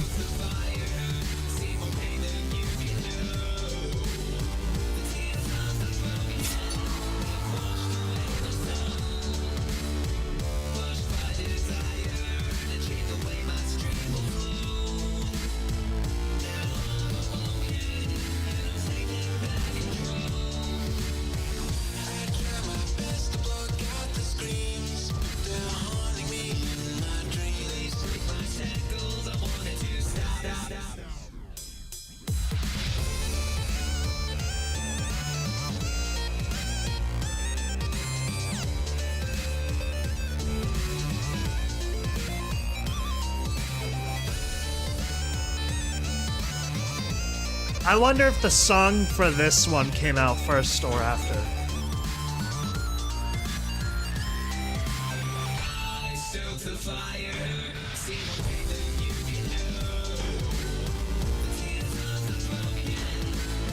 Honestly, I appreciate sad endings. I'm glad not everything is just rainbows and bunnies and rabbits and crud. You know? Obviously, I think this is different from the story, right? I think in the video, this guy escapes.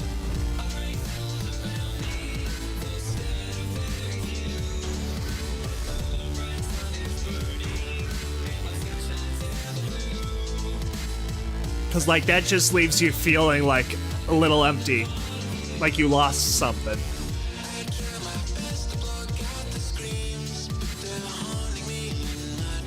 Oh, yeah, we are. Eventually. Don't worry, we'll get there. We ain't going anywhere. The heck? No, I am curious. You know, now that we're messing with like audio, I gotta see what this one's like if it goes a little quicker. Pew, pew, pew, pew, pew, pew, pew.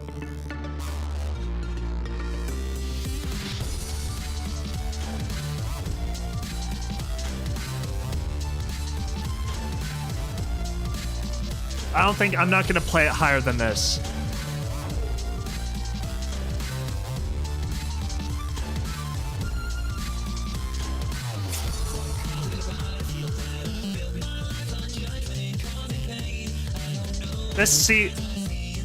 This one feels like it's too quick, even at 1.25 speed. The other one, it sounded alright.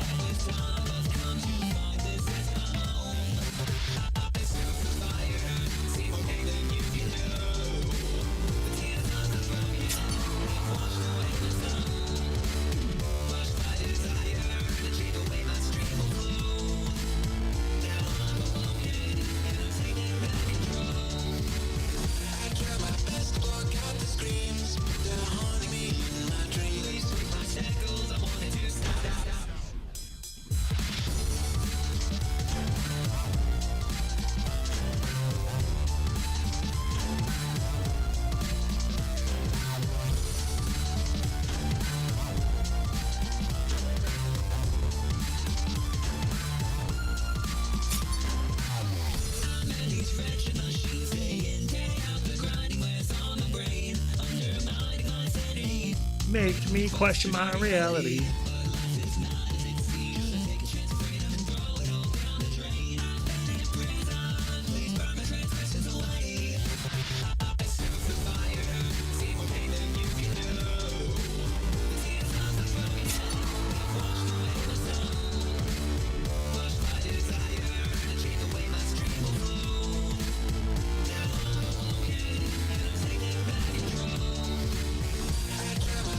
Block out the screens, not harming me in my dreams. Yeah, 1.5 speed is not good. Anything past 1 second playback speed is not it for this song, personal opinion. Although it does make the animation kind of like more crispier, I gotta admit.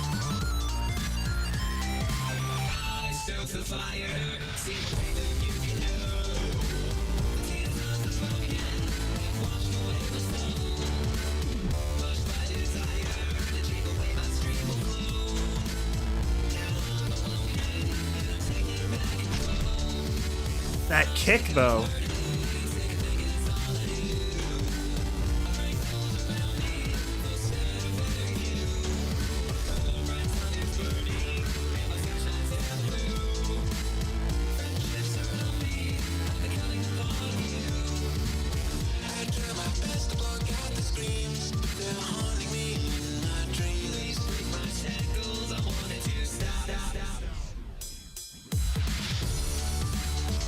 Oh, never gets old, dude. Never, ever gets old.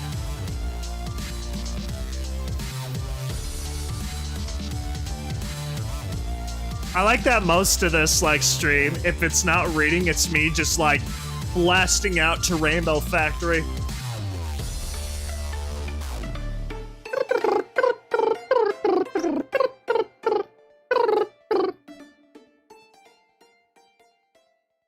I love it. Beautiful. Alright, so that was that one. So we have two more. Three more. Oh my god, the numbers. Okay. More Pegasus device. Hopefully you folks love Rainbow Factory, because you're getting more of it.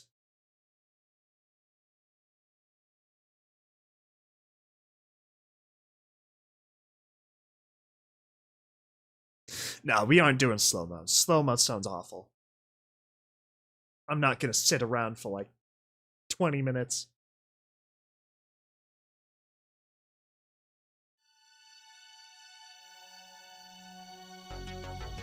I have a standard to meet.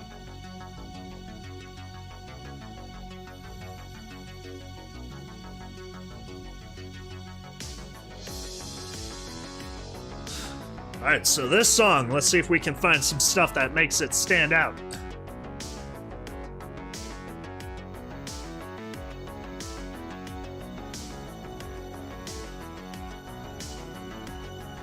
Spectra.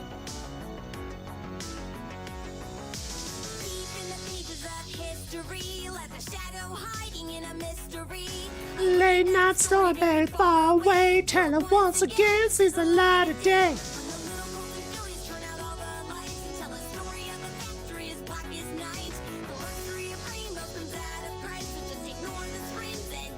That's the guy.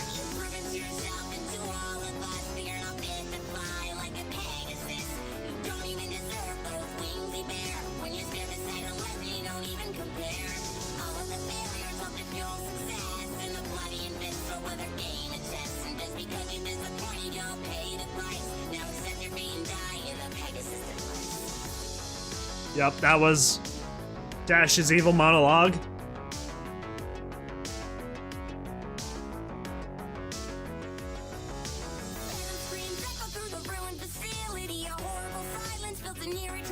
No.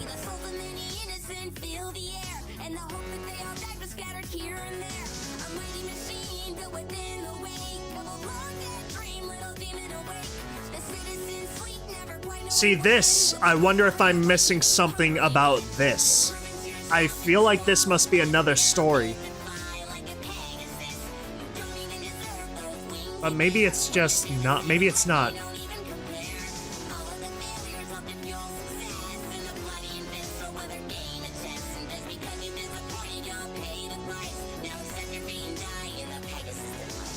Oh, maybe that's the guy.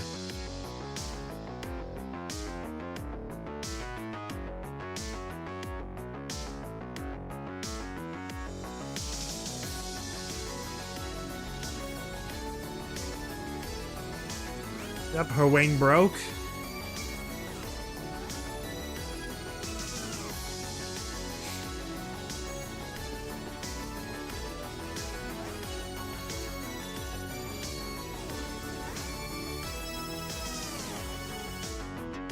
See, Celestia passed the rainbow making responsibility to the Pegasus. I don't know if she knows what's happening though now.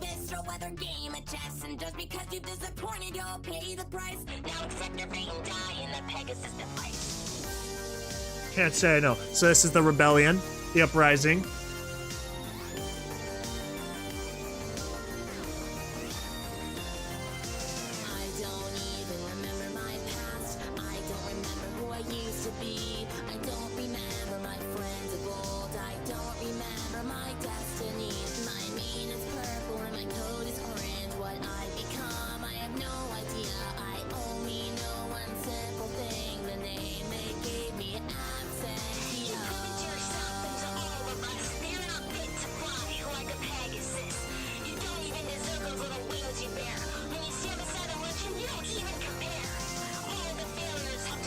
Holy shoot, hold on a second. Oh my god, that was awesome. We'll slow it down. This is the only chance. Ooh.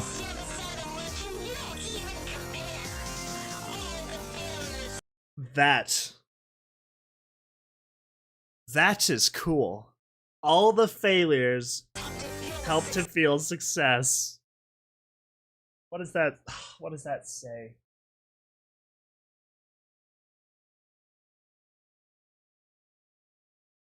Wear gloves to reduce contamination. Do not get the spectra in eyes, nose, mouth, etc. Well, if you think about it, spectra is technically just like blood and viscera. Put some blood in your eyes.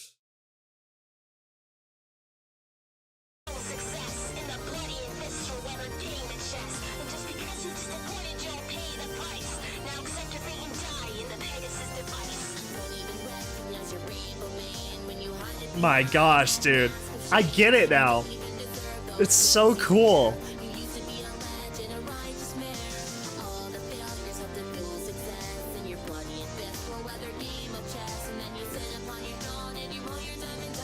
Send us all to die in your Pegasus device.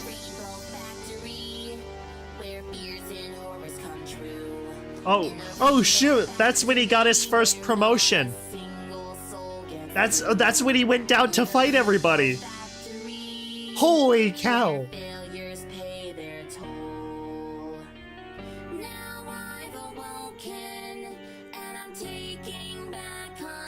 Oh my god, dude.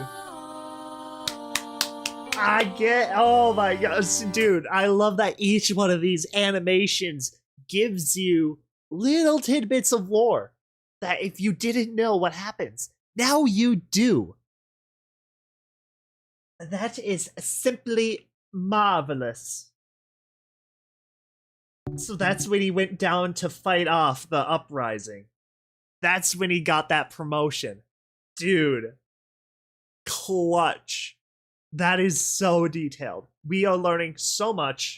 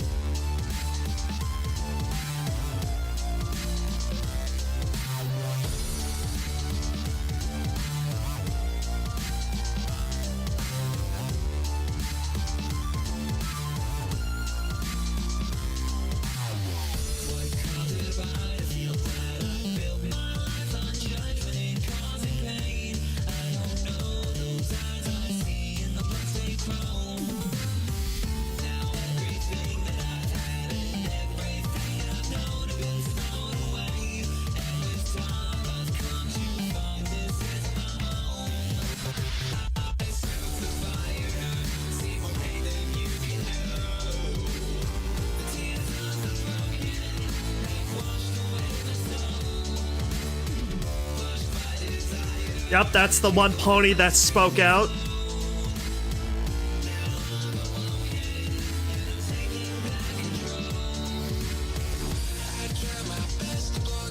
This scene is just beautiful.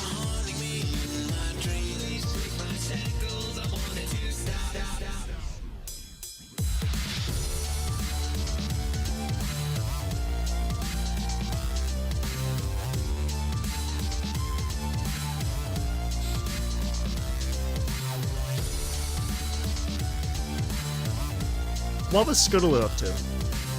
Oh, yep, the live streaming of the amputation. Oh my gosh, there it is, the light turning off. There's the broadcasting TVs.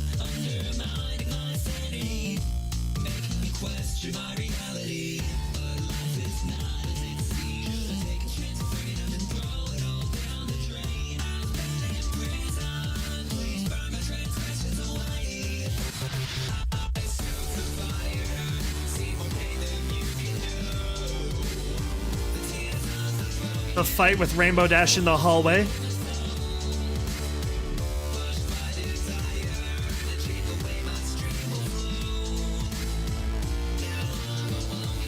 That one time they were just, that was earlier at the start. That's Rainbow Dash unconscious. That's when they were at the balcony. That I'm not too sure. I think that was just for the sake of music.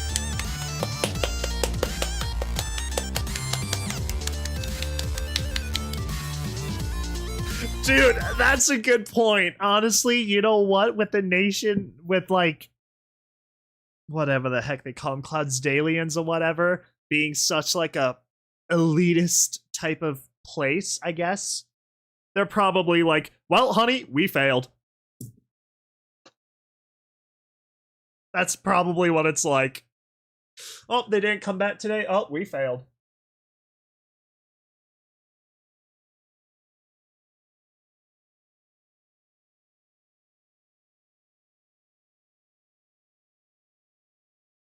Also, there's a scene, I guess, from My Little Pony that I guess sounds like the Rainbow Factory. I'm not sure if I'd agree to it, but like, tell me what y'all think.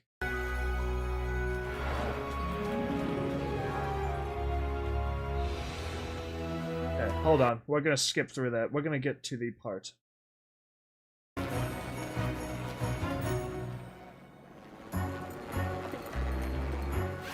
Does that sound like it?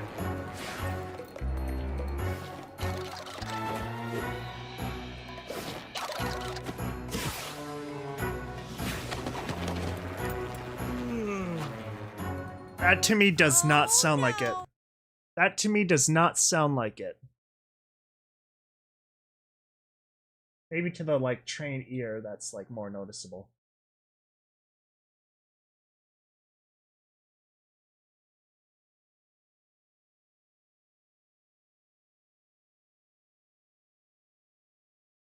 And then Lost also has a song version of this. Their own song, I guess you could say. So, we're gonna listen to this. And then, yeah, we'll probably watch the Rainbow Dash Presents, and then we'll watch the long videos. That way we get the sillies out now, and then we get back into the serious Grimdark.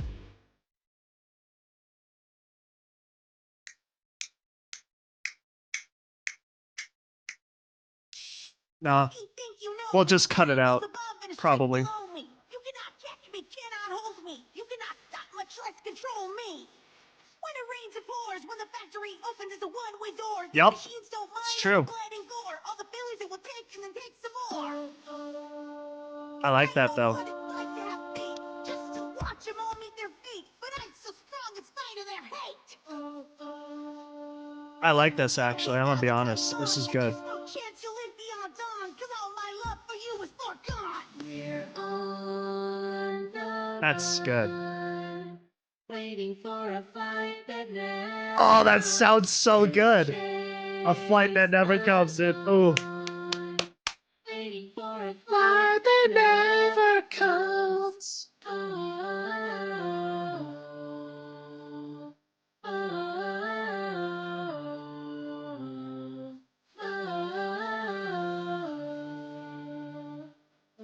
Waiting for a flight that never comes. That's good, dude. Get it? Because he died, right? He got turned into a freaking paste by the meat grinder. The Pegasus device got him. Next, it's AuroraDawn. When I was young, the girls me they said, Cloudtail's own is all thoroughbred. They built their tests and then they all fled. Now I find this off of my head. Want you not to get the test wrong? Yes, I thought that you'd be more strong. You'll have my pity then when you're gone.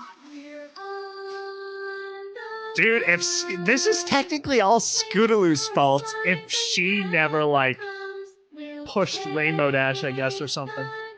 I forget specifically what happened, but it's Scootaloo's fault.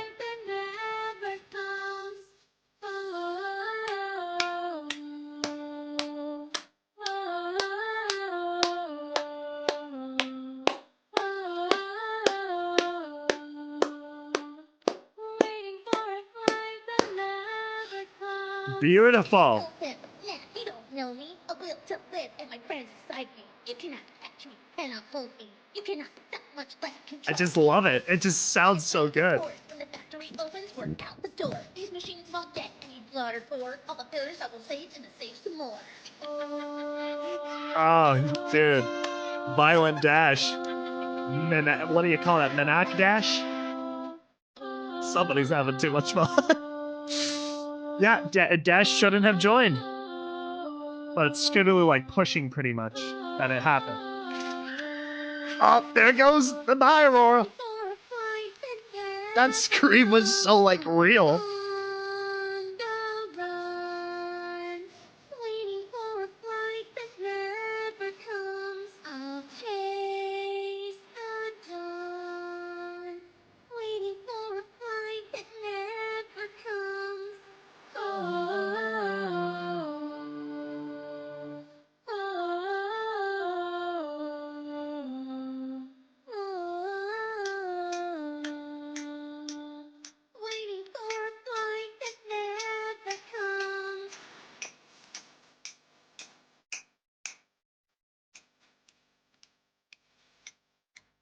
That's got a good rhythm, good beat. I love it.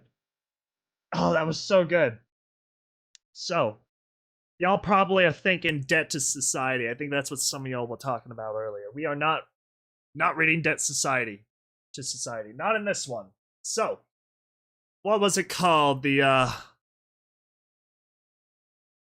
was it? Rainbow Dash Presents.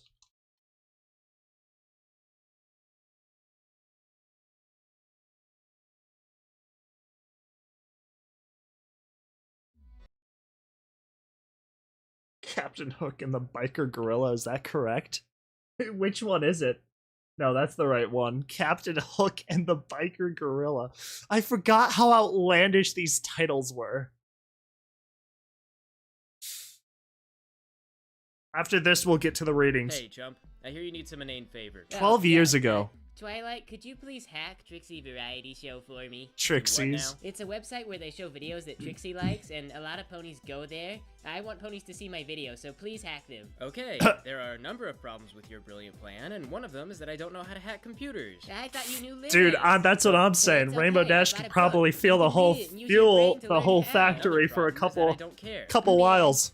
I don't know how long Trixie Spectrum Variety lasts, so Show that's keeps why I said putting it like my that. videos into footnote updates, which they call roundups, and sometimes that's only after I pester them. One of them told me in an email that he thought my videos were just boring, played-out stories that nobody wants to hear again. Well, it sounds like they don't care either, so the circle is complete. Darn it, I've got my own songs, a lengthy script with over 250 lines of dialogue, several voice actors, and the entire thing is hand-drawn and edited frame by over 1,000 frames.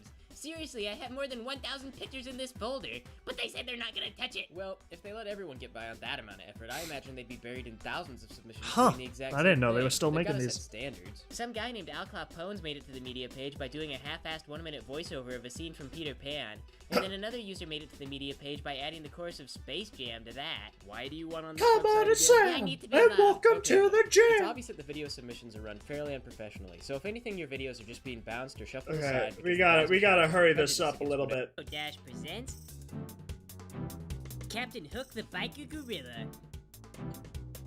Let's secretly Actually, it's Rainbow Factory. Also, check out my new fireplace. It's a cool fireplace. Look at Sweetie Belle just face first into that pillow. This is kind of a long intro here. Yeah. I know, it's a long video. It's a long intro. We'll start when you're ready. No pressure. Take your time.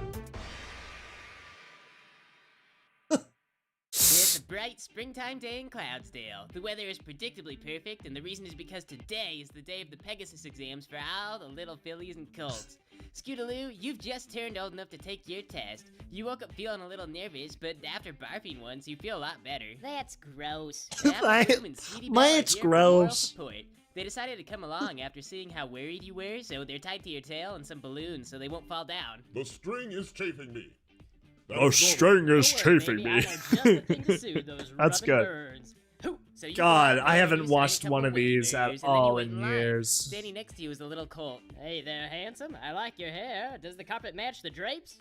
I don't know. Mine does. I'm Orion Comet. You can call me OC for short. I'm Hoot Scootaloo. And I'm these Hoot are my friends, Scootaloo. Apple Bloom and Thrackerzard. I am a regular magical unicorn. I like your wings. I've never seen an Earth Pony in Cloudsdale before.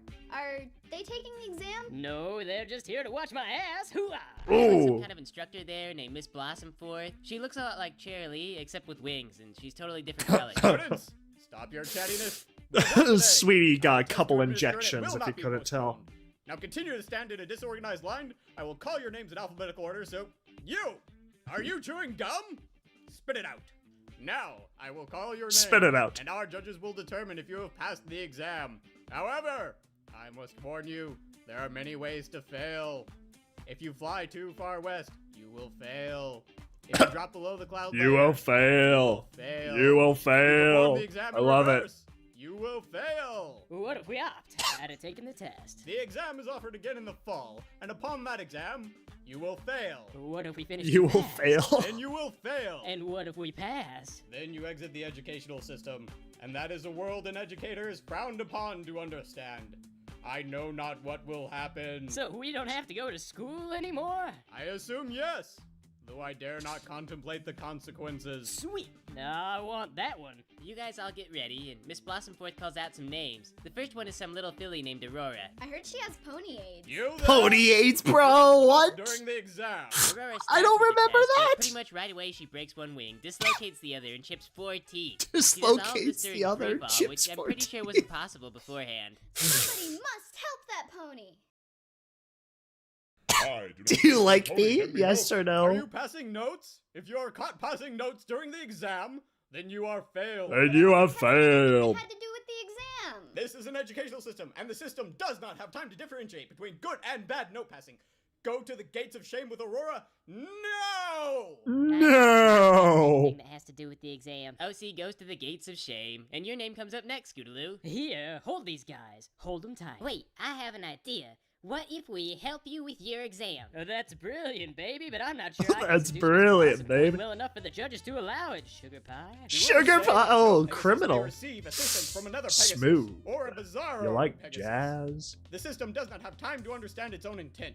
So, you are permitted to receive help from your friends. However, if they turn out to be secret Pegasi, then you will be failed. Alright, let's show them the superiority of a threesome. Honestly, that is such a vibe, but no, we are not. We are staying I on must topic agree with the group. with Rainbow Well, Factory. the entire test is just a physical exam, so with 2 other ponies tied to you, you basically bomb the time cloud kicking exercise, Apple Bloom gets tangled up in the hoops during the agility section, and the extra weight causes you to fall right through the cloud floor during the free fall portion. The judges kinda fail you with a vengeance. Oh wait, I want a do-over. I had an unfair handicap in that I had 2 fillies riding me the whole time. The educational system does not have This, time to hoo-yah. between a normal, unencumbered pony and a pony that has other ponies tied to her. If this exam were fair, it would take all day. Now, go to the gates of shame. No amount of logic or reasoning can persuade the educational system, you guys. You've got no other choice but to go to the gates of shame with Aurora and Orion. No, I want to go with the other ponies. There are more of them. Waiting for you There are more of the them. creepiest pony you've ever seen. It looks like somebody cooked bacon in his hair this morning. He's got the kind of facial scruff you'd use to scrape crud off of dishes that you've left out for like a month. He's got a beat-up old van with no engine in it, and you can only assume that he pulls it himself from elementary school to elementary school on the weekdays. I will not stand for this kind of humiliation. Nobody is humiliating you. Yeah, you're not being humiliated, Orion. It's true.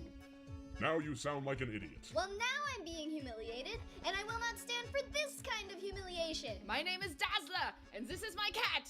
He pays the bills, but I have rights too. Get Dazzler. in my van! Get in my van. My wing is broken. Like, really, really bad. Okay, get in the van! I was sorta hoping for some medical attention. 9! I will not 9. stand for this maltreatment. Fine, get in the van! Get in the van. Get in the I van. think he pays the rent! Aurora climbs in the van and the cat follows afterward. 9. Dazzler hops Get into in his the van, van. boards and stuff. Here, fill out this medical paperwork and be sure to list any pre-existing conditions or medication allergies. Please hand me your insurance information when you return the forms. She has pony AIDS. You guys fill out the confusing She has paperwork as best you can, and after a while the cat comes out, and Pony. Dazzler ushers you into the back of the van.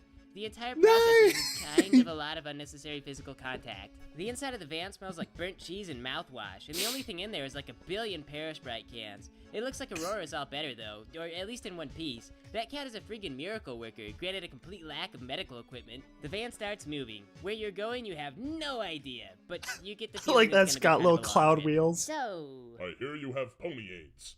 I- Do any of the rest of us have pony AIDS? Pony Wherever AIDS. Dazzler is taking you, his route is totally incorrect. He's driving I all hear you over have Cloudsdale. pony. He stops at the drive-thru at the bank. Just because the cat pays the rent doesn't mean I don't have rights. And I would like Rights. to deposit a check. The cat can't stop me. He goes to a drive-thru at McSoy's. I would like a double happy. Sure. Double happy. Happy, get the hell out of my drive-thru. He drops you off at the hardware store and leaves you there for like an hour. When he comes back, he smells like fish. Basically, he takes you all over town, then he finally drives you guys to the weather factory. He's doing his Cloudsdale. grocery A shopping. pair of stallions approach the van. They're wearing gym clothes and Mexican wrestling masks to hide their mysterious identity. Oh my Hey, gosh. Dazzler. There's nothing hey about it. So, these kids, they're from the actual exam this time, right? The only thing I hate more than children is children on skateboards. Okay, come on, kids. Let's let Dazzler get back to his grown-up stuff. We've got a lot of work today. You guys pile out of the van and follow the two masked ponies inside the weather building. In the reception room, a white pony and a bright purple Willy citizen Wonka. are waiting. Hey, kids! Welcome to the Rainbow Factory! It's like Willy Wonka in here! It's Wait just a one reskin filthy Pinkie dream Pie. minute. Our punishment for failing our exam is we have to take a tour of the Rainbow Factory with a crazy pony. wait, which one of us is the fat kid, baby? I call Oh. not it. I want to be an Oompa Loompa. Take me to them so the deed may be done. Nose goes The to deed fat may kid. be done. Ow! I don't even like chocolate. Too bad. I don't even like This chocolate. fat kid thing. And in love with Scootaloo. Dude, What? over 12 years old. What the heck? See, we are all having fun.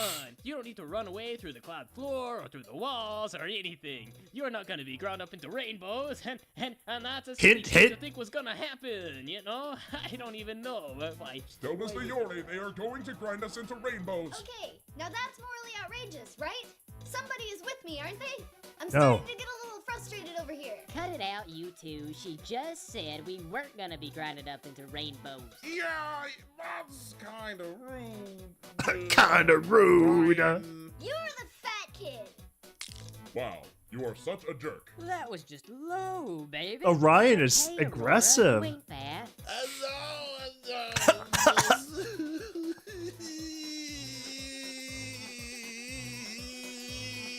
What did she ever do to you, huh?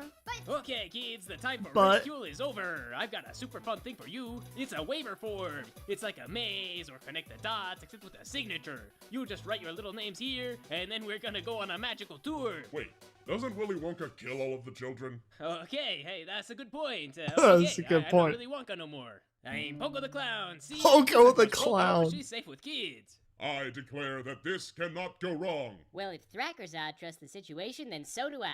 So you guys sign your waivers and follow Pogo the Clown on a tour of the factory, which ends in a gigantic room made out of fluffy clouds. There's like 100 other kids here, Her too. cutie Most mark of them has have been, like, sniffles, they're glue broken wings, there's, for, like, one each kid who's got a animation, magical if you glandular think about it. problem, and It's his butt's, always like, been falling glue. through the floor. he'd make a pretty terrible weather pony. There's also a big machine in here, and it looks like about 6 ponies in Mexican wrestler masks and sweat clothes are watching it.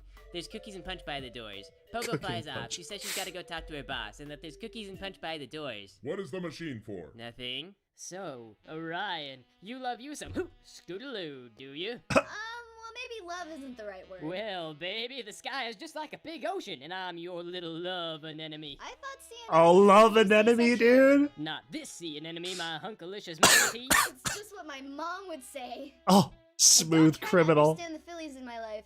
I just enjoy their company. My mom was really good at embroidering. Y'all should be a tuna, because they're the chickens of the sea. Suddenly, everyone goes quiet, and their attention turns to the most awesome supervisor in the world, who has just stepped onto the balcony above you.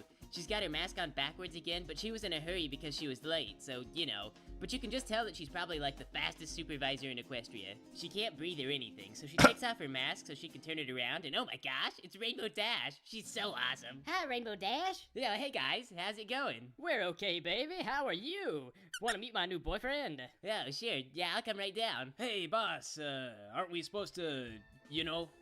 Yeah. Poco the clown. About that, I was thinking that, maybe, you know, I'm really tired today, and the kids just got here, and I mean, we got cookies and punch over there, and I brought my stereo, so I was just thinking that, instead of doing the things that we normally You're not do, supposed to maybe, take it seriously. we could have a pizza party. Okay, first thing, we can't afford that many pizzas. Second thing, the only reason we afford anything at all is because somebody is paying us to do a job. Well, it's a sucky job. Hey, Rainbow Dash. Hey, Apple Bloom. How come you're wearing a wrestler mask? Oh, well, it's the dress code that we have to wear a mask, because, you know, this whole factory thing is totally like a secret conspiracy, except morale was really low, because all we did was secretly grind ponies into other rainbows, so I thought it would really help everyone out to do, like, Crazy Time Mondays and Casual Fridays. Casual Friday. Well, they still have to wear the mask, but the wrestler masks are individual, so everyone gets to feel like they're recognized and important. That's really nice. Yep, I've only been working here for 3 days, but I'm like the best supervisor.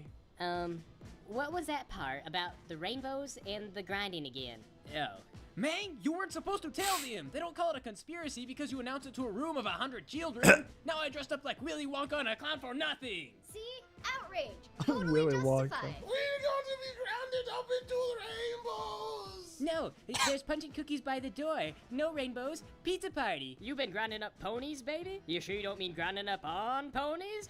No, I haven't done any grinding. That would have slipped completely by me 12 years ago. No brain activity at all. I'm not going. You can't make me go out there.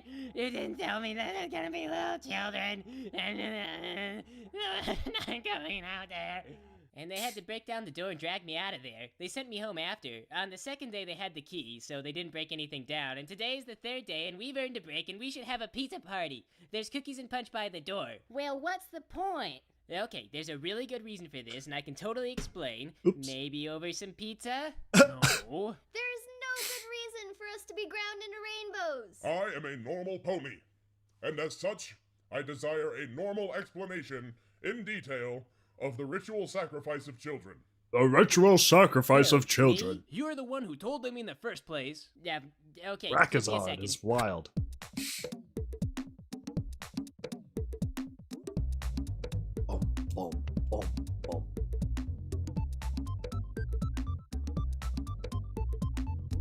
Oh my god, no.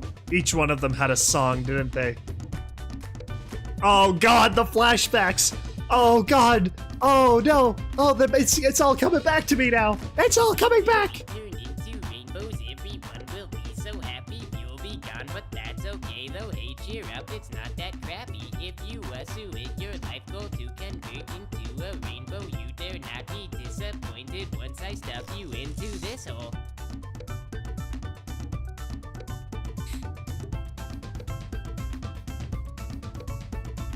This is where we take your taxes, where we make the weather wanted. We're not chemists, so don't ask us how this method got so vaunted. This job does not need a degree, that is how they got stuck with me. I need this for healthcare, you see, so I can afford therapy.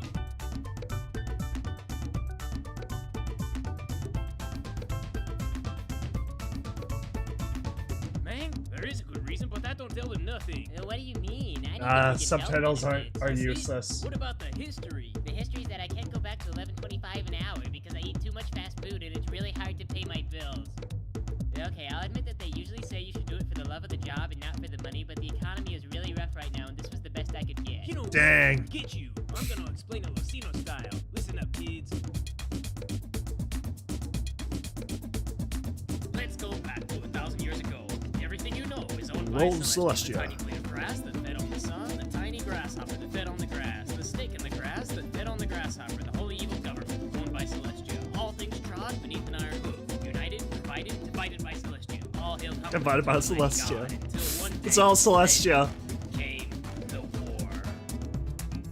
Dang, dude. Nightmare moons swept from the sky, lasers from her eyes and teeth like knives. The power of our god was simply not enough to overcome her sister. The one had sacrificed a piece of her mind to the dark gods for deeds unkind. Hope seemed lost until the time that Celestia developed a plan. It was Celestia. Always has been. Contain the rest. Sacrifice in turn was the gist. Is so many. What was one? This foul war must be done. It must be something she could do without. A superfluous power that she could leave out. She pervaded them all and made her decision. She rested her choice, her prismatic precision. No more rainbows was her decree. Equestria's ponies would pay this fee. But petty politics on another route. The electorate could not do without. So the duty failed to the Pegasi. And when they found a solution, they began to cry. Without grinding our youth into a fine mist of color, and that is the truth. But our pleas for reprieve fell upon deaf ears, and the exit goal showed our greatest fears. We must make rainbows, there wasn't a choice. The boneheads and blood ponies smothered our voice. Was that Trixie? And so, we built a machine. Your plans are interesting, but I think they may be improved upon. For example, perhaps we might inscribe certain words on the machine when the children are sacrificed.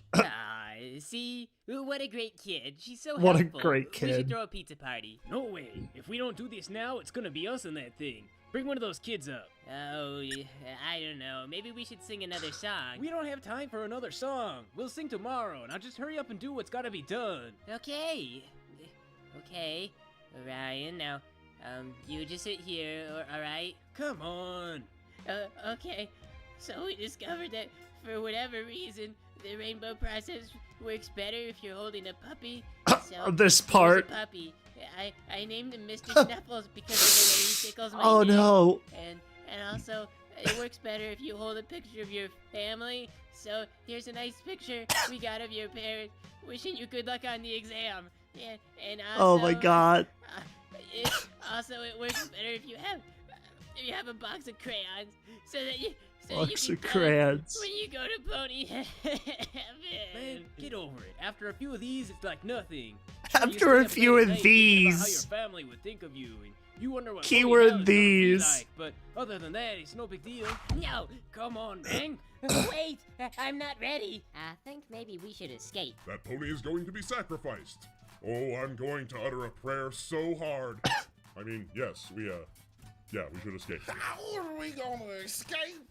My wing is broken, so I can't fly. She makes a good point, baby. We're surrounded by an impenetrable prison of fluffy clouds, and 100 of us unrestrained children are being guarded by no less than 6 colorful winged ponies. Really, nothing could be more terrifying. We need to devise an extraordinary plan. No, I am sure a regular plan will be just fine. Maybe we can tell everyone to follow the sequence from the exam from earlier, and each sequence will be a code from a particular kind of attack. Oh, I'm sorry. You mean the exam that everyone in this room was too mentally deficient to pass? We need to think of a distraction. Hey, everyone, look at Scootaloo dance. We need to think of a distraction that doesn't draw attention to us. Apple Bloom literally shoving her hoof down her mouth. Grind us into rainbows! Everybody panic!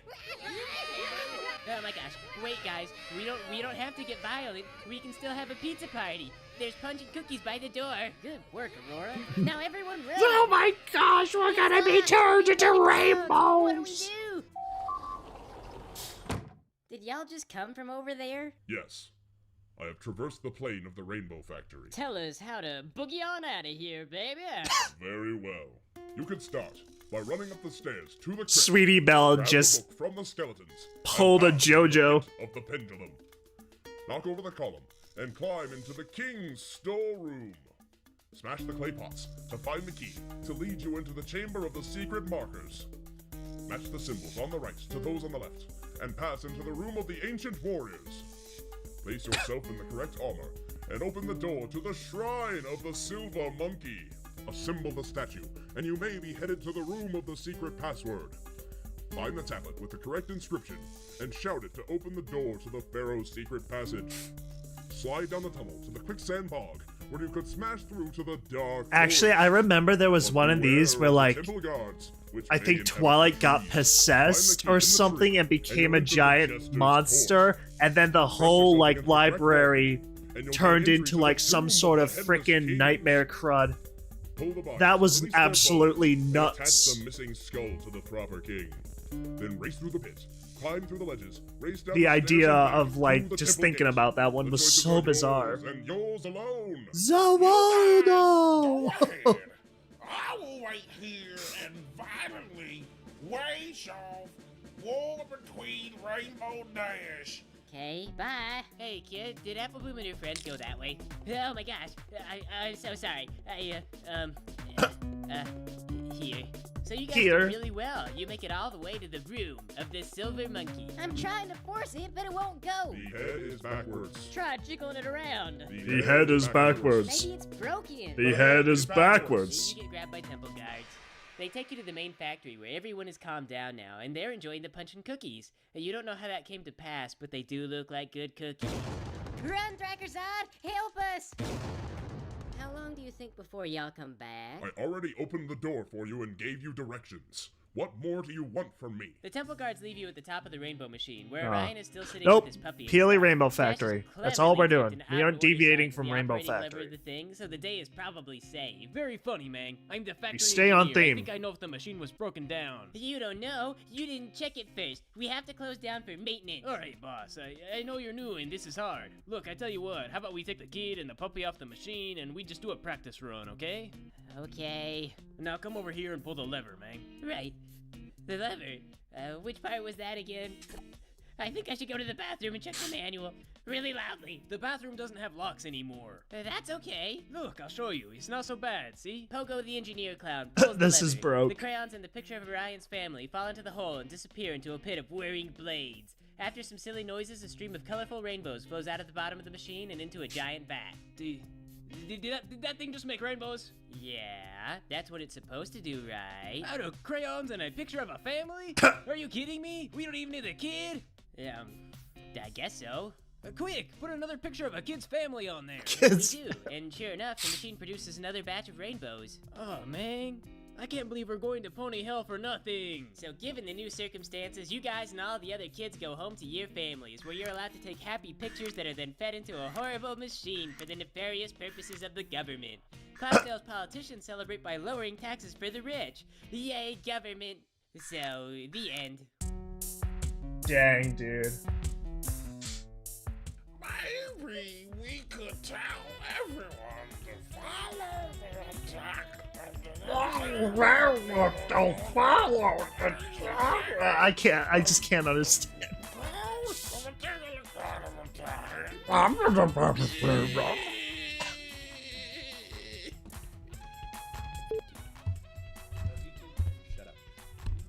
That was nuts. Sveg's not here, so this take is gonna be really good. What the heck is going on? Nine! I want to be an Oompa Loompa! Nine! Drakkerzad demands These to be an credits are Oompa Loompa. freaking ridiculous. But it's just my mom was really good at embroidering. And you will fail.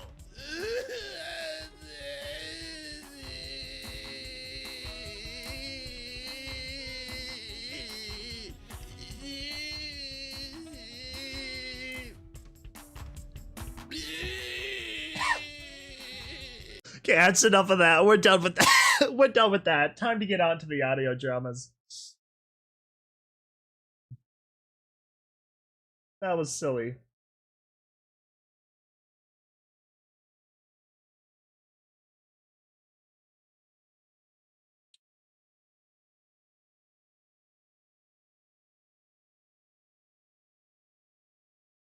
That was pretty silly.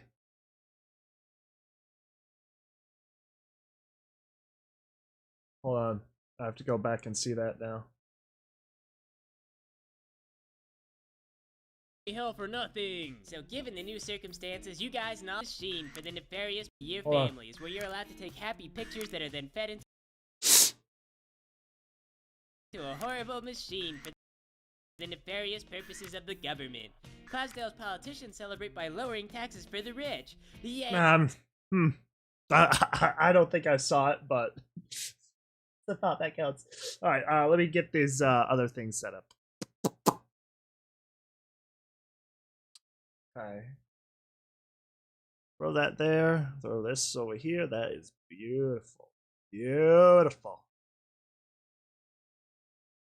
Okay.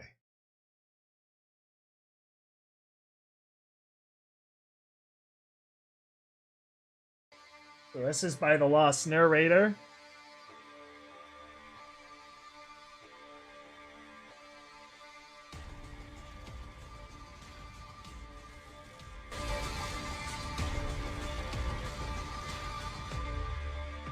There's long been rumors as to how exactly rainbows are made in Equestria.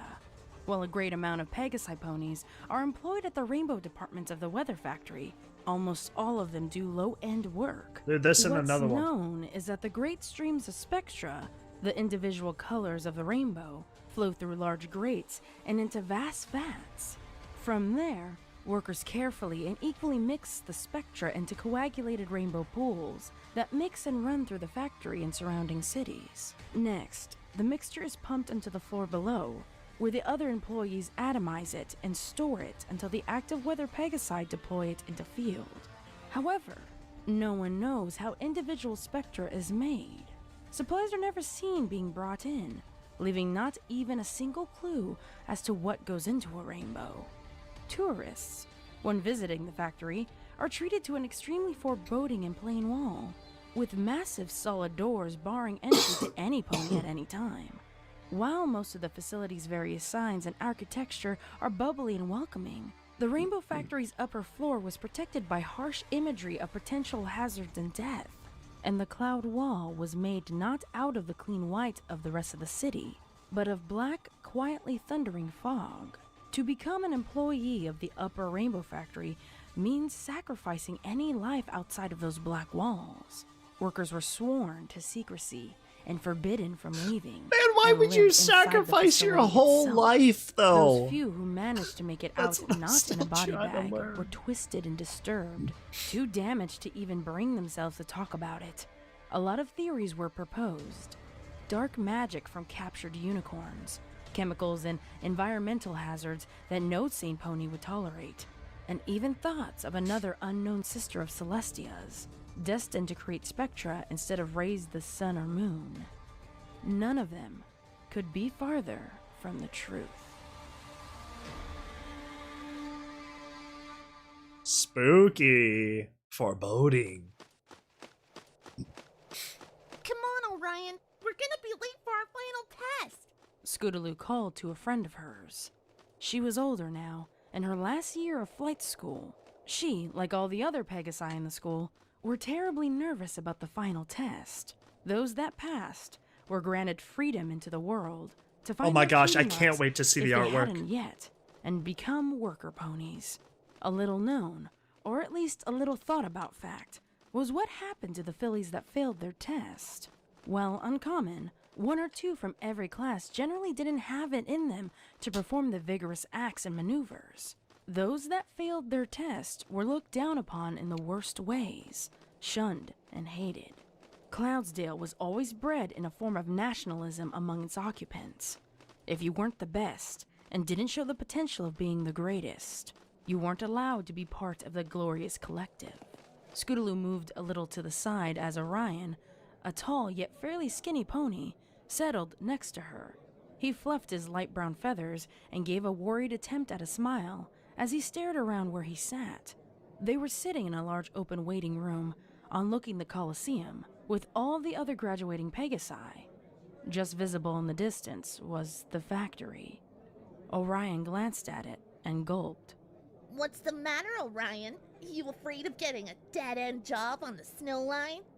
Orion chuckled a bit, then closed his eyes and sighed. No, I don't know. I don't think I can do this. What if I R.I.P. fail? Orion. Okay, what if I don't fail, but do just bad enough that everyone still hates me? I don't know if I can take being deported. Where do we even go anyways? Scootaloo gave Orion a friendly punch. No one knows, you dolt, and we're not going to fail. Everyone here is going to be fine. I know I will at least pass. Thanks to the tips from Rainbow Dash, I'm sure to be fine. Oh, yeah, sure. That reassures me. That's actually just as, if not even more reassuring than the psychopathic hate that every pony here seems to love to spread. Quit panicking, Scaredy Wings. Scootaloo replied. The only one here I think might fail is that yellow pony with the dark green mane. And, well, she's the one who was out definitely, sick for that month, you know? Scootaloo was definitely correct. Orion remembered as he craned his neck at the other pony's direction. The one who had that bad case of hoof and wing. She looks pretty confident, though. I suppose we'll see. Scootaloo trailed, turning to look at the factory herself. It gave her chills. Not of fear, but pride. I hope I get some cool active weather job. Can you imagine?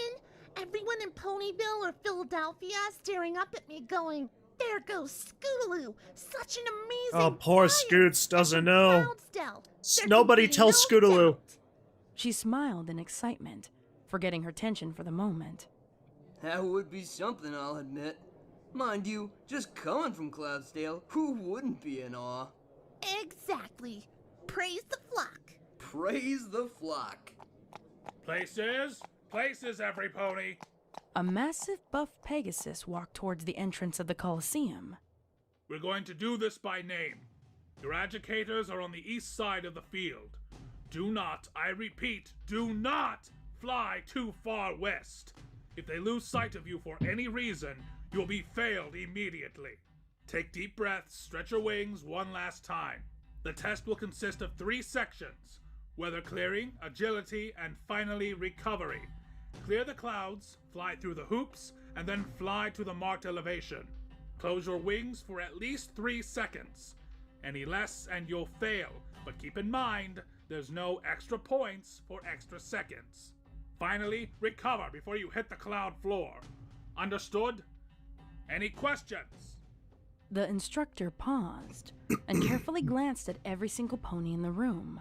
Everyone's eyes were completely focused on him, and none were creased with confusion. All right. AuroraDawn, you're up. Uh-oh, R.I.P. Aurora. Full, complete. A yellow pony nodded. She's screwed. And walked quickly up the starting ramp. You will with be missed, purpose. Aurora. She stared at the watching judges, waiting for a nod from all 3, and then took off with powerful force. The ramp bounced slightly from the force of the takeoff. Every pony watched as Aurora quickly reached the starting altitude, and then began the direct and purposeful attack on the positioned clouds. With expert timing and intelligent angles, the sky was soon empty of any moisture. Scootaloo and Orion watched with open mouths as they watched the first testee pull fast and tight turns, expertly shooting dead center through each and every hoop. Finally, Aurora pulled herself up with proper altitude, hovered, and closed her wings. The group gasped as she started plummeting down towards the clouds and counted breathlessly. 1, 2, 3. They sighed as they watched her wings open at the correct amount of time, correctively holding that relief. Suddenly, Aurora's wings whipped forward, and the group of students flinched in horror as they heard a loud, hollow snap. Oh. Only to be suddenly replaced by fun. an unending piercing scream. Many, like Orion, shielded their eyes with their wings, as others, like Scootaloo, could only watch, terrified, as the blur of yellow, green, and red plummeted into the cloud with a dull thud. God, dude, that's gotta suck, dude. That The instructor scream, walked though. forwards again, as Oh. the 3 judges simply pointed down and started shuffling papers around. Speaking loudly, as if nothing had happened, he called out again. Daisy Fields. Clear, fly, fall, complete. Scootaloo and Orion stared slack-jawed as the other pony gulped, then walked forward onto the path and took off. They turned back to the tuff on the cloud where Aurora had landed and stared. As the wind blew the fragments that were thrown up from the collision away, they saw a shivering yellow body attempting to move, only to collapse with a cry. Faraday spots. Clear, fly, fall, complete. Aurora still struggled to walk, wailing with every step. Her legs weren't broken. She could still use them fine, but it was obvious the pain from her wing joints and the loss of her potential life was crushing her. Yeah, no way. Scootaloo felt Orion I'd feel the same way if I broke tears everything welling in his my eyes body, too. as a frown formed on his face. Holiday shine. Clear, fly, fall, complete. No one's coming to help her. Orion seethed through closed teeth. Scootaloo felt extremely sad for the yellow Pegasus, but couldn't see herself helping her. She would be failed herself and sent away, far away from Cloudsdale and any familiar place on Equestria, to a place where she or any other failed students could never stain Cloudsdale's reputation. It was a terrible shame, but Scootaloo couldn't fail herself. She couldn't fail her friends, and she definitely couldn't fail Rainbow Dash. Not after the care and the help she had given Scootaloo's whole life. Scootaloo blinked the tears from her eyes and forced herself to watch the completing students. One after another took off, successfully passed the test, and flew to the east gate under the judges' spots in the stands. That's all Scootaloo focused on. Pass the test, fly to the gate, live a happy life. Orion Solstice. Clear, fly, fall, complete. No. What? Uh-oh. You can't just refuse your flight test. Get out there before you piss the judges off. No! Don't even pretend to care about my future if you don't care about hers. You say you want me to get a good life, and yet you let those that fail suffer unbearable pain. Dude. Get the fuck onto the Oh my field God. before I fail you myself! God dang! Yes, sir, drill Orion sergeant! spoke sharply before walking onto the ramp. He stared at the judges, waiting for the individual nods, and the second they came, he took off. However, long before the starting altitude, he turned sharply and landed gently next to Aurora. She turned and looked at him, blood running down her forehead and sides, the tears streaming down her face. Dude, that What are you doing? instructor dude was kind of terrifying, I'm gonna be honest. Huh. I'd rather be exiled from a place that treats ponies like this, rather than live my whole life while others don't live there. Oh, look at that, they got a different cutie Aurora mark. smiled. Happiness It's not a thing of glue this time. And her blackened, puffy eyes. I'm so used to Until glue. She stumbled again, and intense pain flashed across her body. Orion leaned in close, using his wing to brace the yellow pony against himself. He stared up at the judges, beaming hate in his vision. They stared down, unaffected, and simply pointed down, before looking back towards the ramp for the next contestant. Scootaloo stood shocked, hardly hearing her name called. She moved numbly up the ramp, never taking her eyes off of her friend, and the pony he sacrificed himself for to help. After a brief moment, she shook her head, recovered her thoughts, and looked at the judges. Thoughts passed through her head as she watched them all nod. Oh, great. What do I do? I can't let everyone I know down, but I'll never see Orion again. I hope he knew that risk when he did that. I'm sure he's thinking Orion's the same right taking now. a huge risk. She glanced at Orion. Don't be a victim. He wasn't looking at her. Instinct kicked in as the familiar rush of wind cooled her and blew her thoughts away. She stopped at the right altitude and then launched again, sensing and seeing every cloud, formulating a game plan. In the matter of a couple dozen seconds, the sky was clear. She did a quick loop in midair, aiming for the first hoop.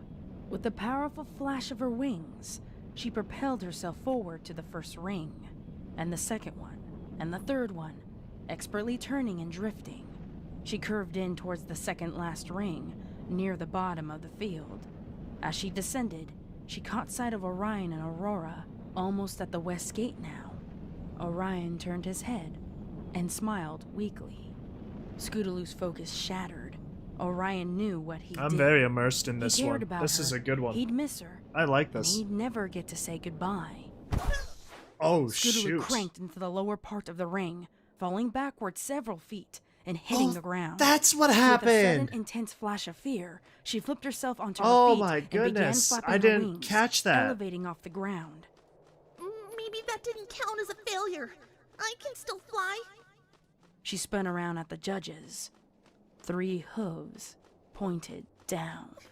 Oof. Scootaloo started crying there, tears welling Okay, up. see, in I didn't blurring realize vision. this part. This wasn't right. This shouldn't have happened. None of it. Orion should have passed his test and cheered her on from the east gate. She shouldn't have looked at him. She should have just focused on flying. But there was no room for excuses. Defeated, she slowly hovered towards Orion and settled down next to him. She looked at him through her purple eyes. He looked back, offering a smile. You did a good job. Scootaloo dropped her head and sobbed. She then walked around Orion, lifted a wing of her own, and helped Aurora walk to the west gate. Dang, Before them dude. stood a long, unlit hall, with only a cheap sign stuck to the wall, notifying test failees to proceed down the hall. They waited, only briefly, to gather themselves and prepare for where they would be taken, and then all stepped forward together.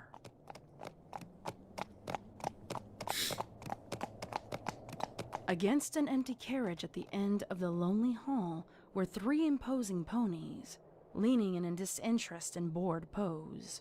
One of them happened to look up as the sorry-looking trio stumbled out into the open. They were on the bottom edge of the Colosseum, with the vast rolling hills and plains of Equestria visible far below. Hey, boss, we got some damn worthless Pegasus. The first one called to an even bigger pony on the other side of the carriage. I suppose it's get to work time, is it? Cool it, hot shot. There may be more, too. No. I was the last student to go.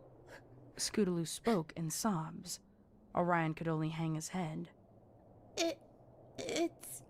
She paused, and then breathed deeply, determined to remain as strong as she could.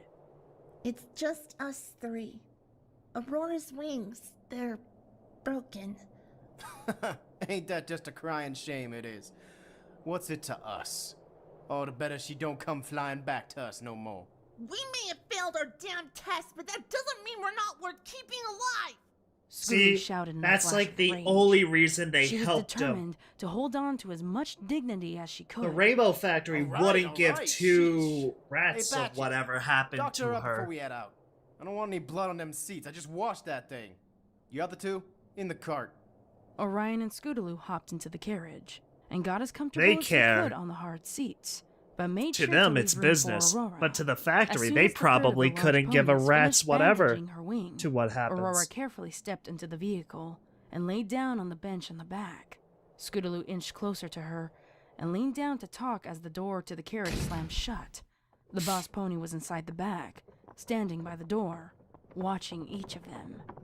So, Scootaloo began quietly, trying not to speak too loud. you're Aurora?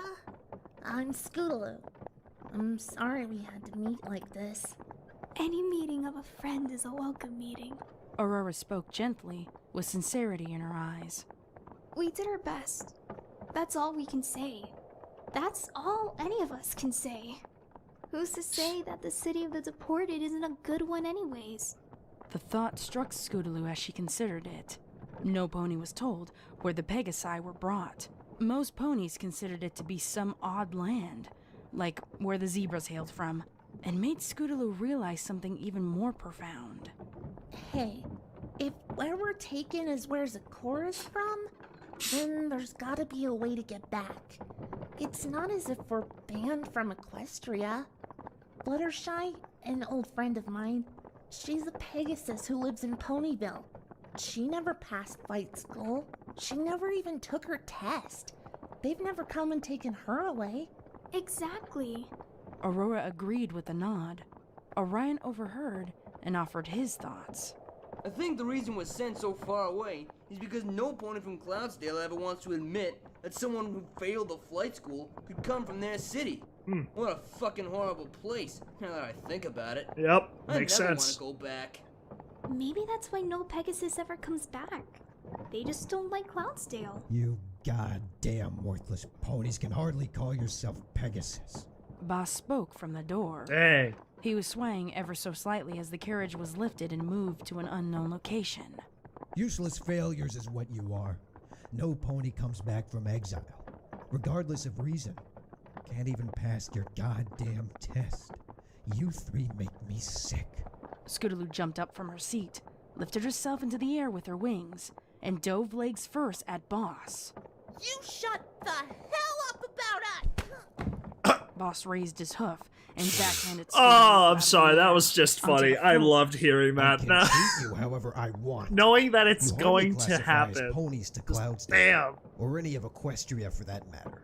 Now sit the fuck down and shut up until you get to your destination. Where are we being taken anyways? Not like we can tell anyone now. And I'm sure as the delivery guys, you should know. Hell if I know. We hand this carriage off to ponies in suits and we get a bag full of coins to keep quiet about the whole thing. That's how it's always been, for 1,000 years. The three fillies huddled together, scared of the unknown. They kept quiet as they waded through the unbearable trip, all lost in their own thoughts. Friends, family, loved ones, and pets.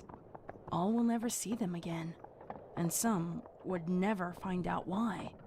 An hour passed, and then another. Finally, the uncomfortable quiet was broken by the sudden lurch of the carriage Here it stopping is. in its Here's flight. the first Rainbow Dash encounter. Well, there's my stop. You ponies play nice now. Have fun in wherever the hell you're sent to.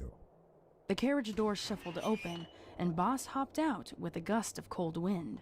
It was night outside now, with hardly any light to be seen at all. Scootaloo stared outside and noticed another figure staring in. It was dressed in all black, its tail dyed an unnatural black that never occurred in nature.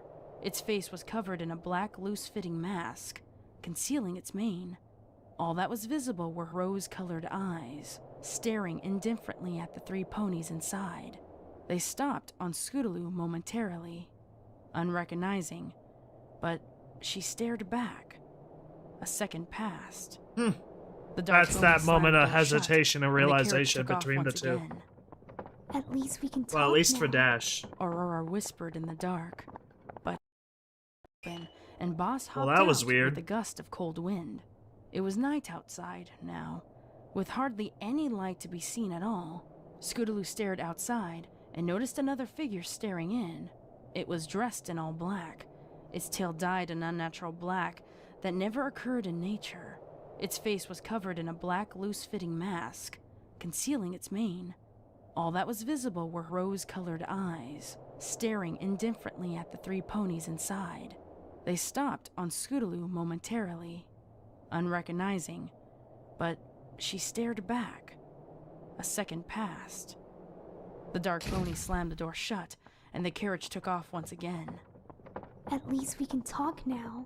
Aurora whispered in the dark, but they had nothing to talk about.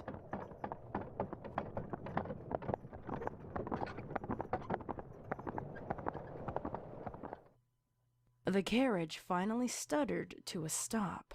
The three desolate foals blinked their eyes awake, having all resolved to conserve energy for whatever came next. With a loud scraping noise, the door shook, and then swung wide open. Several more ponies, obscured by masks and suits, were moving around the area. Scootaloo blinked against the light from what she was seeing. Pardon my quietness They for were this. in a I am crowd generally building. just invested. As her eyes adjusted, she noticed more details. Several of the blackened ponies were rushing around, some holding clipboards, some carrying briefcases and other important-looking items on their backs. The complex was full of machinery and signs, pipes that ran along the ceiling, and a loud humming ran in the background. occasionally joined by other industrial sounds, Oh, it's such as the factory. crashes or alarms. Scootaloo gasped. This place. The architecture, it's all so familiar. I think we're in the weather factory. Orion frowned. That can't be right. We were traveling for way too long. We've got to be far away from Equestria now, not to mention the city. Actually, Scootaloo may be right. I noticed. It was maybe the same amount of time from when we left the Coliseum to the place the carriage driver swapped, that it was from the swap place to here. But I don't know. I'm confused. Maybe that's just a coincidence. Welcome, mules. A large and powerful voice commanded. Several of the suited ponies moved to make way for the deep, dark red Pegasus, dressed in a white lab coat. You degenerates are probably wondering where exactly you are. Stupid fillies, you're in Cloudsdale! The Rainbow facility, to be correct. Allow me to show you around. What's going on here? Do you expect to use us as slaves? Because I'd rather be deported. Scootaloo yelled. Orion and Aurora got off their seats and stood behind Scootaloo, nodding in agreement. Like you failures have a choice. You'll be here for the rest of your lives. I'm sorry. Where are my manners? I am Dr. Atmosphere. My degree isn't a medical one. I shall reassure you in case you're picturing some dreadful surgery going on behind the scenes. Strange how so many worthless Pegasus get that idea. No, my degree is in engineering. I'm one of the 4 colts in this facility. I'm sure you've all had a tour of the lower factory, no? The 3 ponies slowly nodded, unsure what was going on. Excellent! Who can tell me where the tour begins? Orion spoke up first. Where the spectra comes from upstairs and is mixed. Very good. What a pity you're utterly useless to the flock. You could have been a smart one. Dr. Atmosphere smiled sadistically and patted Orion on the head. But today we're on the upper floor. Please follow me. And don't get too far behind, or one of my helpers will be forced to encourage you. With that, he winked at the suited ponies. With nods, 3 of them at the rear leaned forward and jabbed each of the Pegasus with tasers, shocking them to the ground. Dr. Atmosphere whinnied in laughter as they all yelped and fell, and continued with a soft chuckle as they all stood up again. Scootaloo blinked more tears from her eyes and stood herself up again, trying to lose the tingling in her nerves. She Dude, that's turned gotta and suck. quickly looked Zip, at zip. each of the suited ponies, catching each one of them in the eye when she could. None of them were the rose-eyed pony from the carriage. Begrudgingly, she started walking behind the red engineer. You simply must be careful in this department. Dr. Atmosphere began in a tone not unlike the many other tour guides in the lower floors. There's plenty of nooks and crannies and vents and vats one could fall into. One must be careful not to hurt themselves. After all, you're all hopeless as it is. Any more so, and even we couldn't use you. He glanced behind himself maliciously as the 3 fools frowned in insult. They were walking down a series of hallways with vibrating machines and assembly lines lining the way, occasionally ducking under a low-hanging wire and carefully stepping over steaming pipes. As they walked, though, the building became cooler and cooler. All 3 were watching, sensing, looking for any way out. They couldn't see any. Now, let me tell you a story. Cloudsdale is where the weather is made. Without us, the rest of Equestria would starve, freeze, drown, and generally be a not very happy place. That gives us a special honor. One that cannot be Motivation. tainted by incompetent fools like you. How could the world look up and trust us if Pegasi like you are flying around wearing the Cloudsdale name? No. We needed to do something with all of you. And then we got a delicious idea one day, over 1,000 years ago. Those were smart ponies back then, I'll say. You don't find too many of them these days. But I digress. Here, now, Through these doors. Quickly now, before more encouragement is supplied.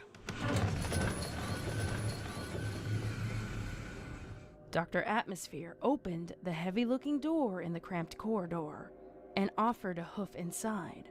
Scootaloo stared up at him. He glanced at a suited pony. Scootaloo and the others walked inside as he laughed again. Enjoy the rest of your pitiful life. Dang. Drama. And with that, I love it. He slammed the door closed. They all turned and looked at the big room where they had been led to. It was fairly open and empty, almost like a theater room. At one end of the room, there were 6 square vats, each one of them nearly filled with individual spectra. Above them was a particular-looking machine. From the central stack, The Pegasus 6 hoses device. broke off and led above each of the individual vats. At the top of the stack, there was a single opening, red with rust despite the rest of the machine being shiny and clean. Even further above was a fairly complex-looking object, with chains and gears hanging off the beams and pipes loosely. Running even higher than the whole machine was a length of scaffolding, with doors on either side leading out of the room. Down on the floor, a small collection of defeated crying ponies sat, chatting quietly. Those suits, those are from that other flight school across town. Aurora informed, sounding shocked. And those other ponies, sitting over there, see? I remember a trip we went out once with Levitating Acres Private School. I remember them from that trip. So, this is where all the failures go. Not deported, but forced to work forever? Oh, Orion they won't be sobbed working. Quietly. In exchange for helping someone, We'll he put had them to doomed better himself use. and his good friend for a life of solitude. Scootaloo reached a reassuring wing over and lifted his chin. She smiled at him, understanding his depression. At least we don't have to go through it alone. She cooed softly. Suddenly, there was a commotion in the group of ex-students. One pony from an unidentified school took off, headed towards one of the open doors on the scaffolding. Immediately, 2 suited ponies launched up at record speed and both clipped the flyaway with their tasers. The pony spasmed in air and dropped like a stone. Dude, they got a With an quick audible response crack as time. he landed in a violent burst of twitching. All the other ponies walked back, staring horrified at their friend. They watched, hopefully for a long time. He didn't move. Yikes. Some cried softly. Most others turned away, too far confused to feel any other emotions. I guess that option's out. Aurora said to no one in particular. Dang, that's But grim. we can't fly right now anyways. That medic guy, Patches, or whatever he was called, he popped my wings back into their joints and bandaged up where my skin tore. I won't be winning any races, but I can fly again. They slowly walked forwards and joined the group of ponies, looking at each other with understanding sorrow. Eyes front and center, you inept mules! One of the suited ponies shouted. After the previous display, no pony challenged that order and stared at the scaffolding, just as one of the doors opened. A few official-looking Pegasi walked onto the scaffolding and turned to look down at the group with disgust. One of them stood on a small podium set up in the center and began speaking loudly and clearly. By now, you've all clearly determined that you are Oh not my going God, into evil exile. voice. I love There it. is no deportation. There never was. You That's are in the evil factory. voice. You will never leave the factory. Ooh, smooth. And while you may be called useless, I'm already that's falling also for him. not entirely true. You're worthless to the flock as a pony, but you still have purpose.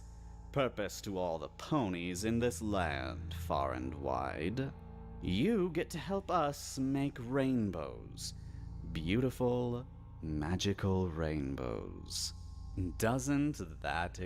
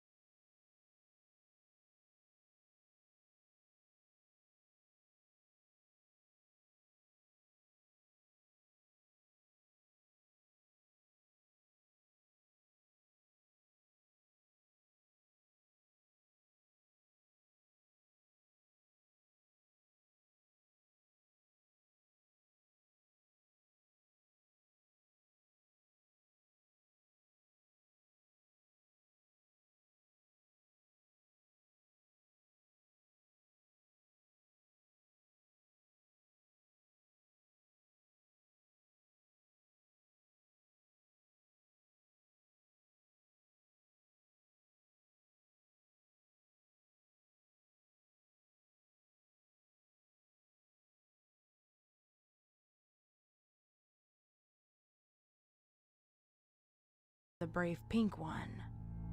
That is, until our top engineers made a breakthrough. They discovered an ingenious way of extracting pigment, and it was so beautiful that even a simple machine could do it.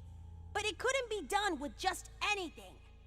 The conditions had I'd to say be magenta. right. What did those horrible ponies do? The pink Pegasus screamed, growing angrier by the minute. The Doubt, mysterious I pony guess. whipped her mask off, unveiling more than her rose eyes. Her skin was a light cyan, and her mane was a gorgeous rainbow. Several of the fillies gasped. Scootaloo's knees weakened as it hit her. It was Rainbow Dash. Scootaloo's thoughts raced through her mind, and the room started spinning. How could it be? An evil twin, maybe? Perhaps some neglected sister. Doppeldanger. Rainbow Dash couldn't be this evil. She was her friend, her mentor, her only family, even if not by blood. How was all she could think. It had to be live ponies. Only in ponies, where magic and spectra ran freely together. Only then could the spectra be separated. It was such a beautiful idea. Such a wonderfully horrible idea. And it worked so well. We could create more rainbows, a better quality, and of real spectra. And it finally gave us a way to prevent Cloudsdale from being tainted by all those horrible Pegasi that couldn't fly. While all the other ponies there exclaimed their disgusting Gosh, fear, dude. running and screaming from where they came in, backing off as suited ponies around them herded them back into the center of the floor. Hey, Rainbow! Scootaloo Rainbow, couldn't tone down take the it laughter! anymore. Rainbow, stop! It's only so funny. Huh? She turned and noticed Oh, the I'm just amber kidding, I get orange it. Pegasus. I thought you loved me. How could you do this to me? I thought you cared for me. After all the help, all my life, you've treated me like a little sister. And I've treated you like my big sister. Ooh, here it is. Big sister to me. You were the only family I've ever had, and you knew it. Tears were pouring down her face now, obscuring her vision again. Her throat hurt from crying That's and just shouting, depressing. but she couldn't help it. After everything, you're just going to let me die? I tried so hard for you. She stared at the floor for a moment. Everyone was silent. Then Scootaloo looked up slowly, and while she couldn't see for the sadness in her eyes, she looked straight at Rainbow Dash, straight into those rosy eyes, past them, and deep into Rainbow Dash herself. I thought you loved me. Oof. Rainbow Dash returned That's the just look. depressing. Her eyes revealed no emotion, no love, no care, only apathy. Slowly, however, they glared at Scootaloo. Pure, seething hatred erupted from Rainbow Dash's mouth as she screamed in return. I did love you! I tried so hard for you! I taught you everything I knew in hopes that you would pass your test! Dang. You had it in you, kid! I knew! I knew what they did here! Ever since I performed that sonic rain boom, and they approached me, they thought that if I was capable of making rainbows, that I could help them make its components. God dang. They couldn't! And I learned a lot from this place. I'm the manager here, you know? I worked my way up, in secret, pretending to only be simple weather control. How do you think I can afford that massive house over in Ponyville? How did you... Oh my god. How do you... She trailed, Is shaking her head. I can't. Is this remembering all her anger extra? Did I read this at some point and just not pay attention? It was up to you to save yourself. You kind of go into autopilot. I do anyways when I read these myself, so hearing it is definitely a refresher. Failed me. You failed me. Dang. And that's the worst thing you could have done. You are just dead to Cloudsdale now. You're dead to me. Dang, that me as though. Scootaloo tried to comprehend what she was told. Her You're mind dead broke, to as she me. was totally unable of focusing on anything. She stumbled slightly until Orion held open a wing, and she clung to it for stability. Rainbow Dash noticed this and pointed and yelled with more fury. You can't have happiness. You ruined me. Now I'll ruin you. Workers! The brown one there. Him first. No! Scootaloo, Aurora, and Orion all jumped. Suited ponies cornered Orion, pushing the other two to the side.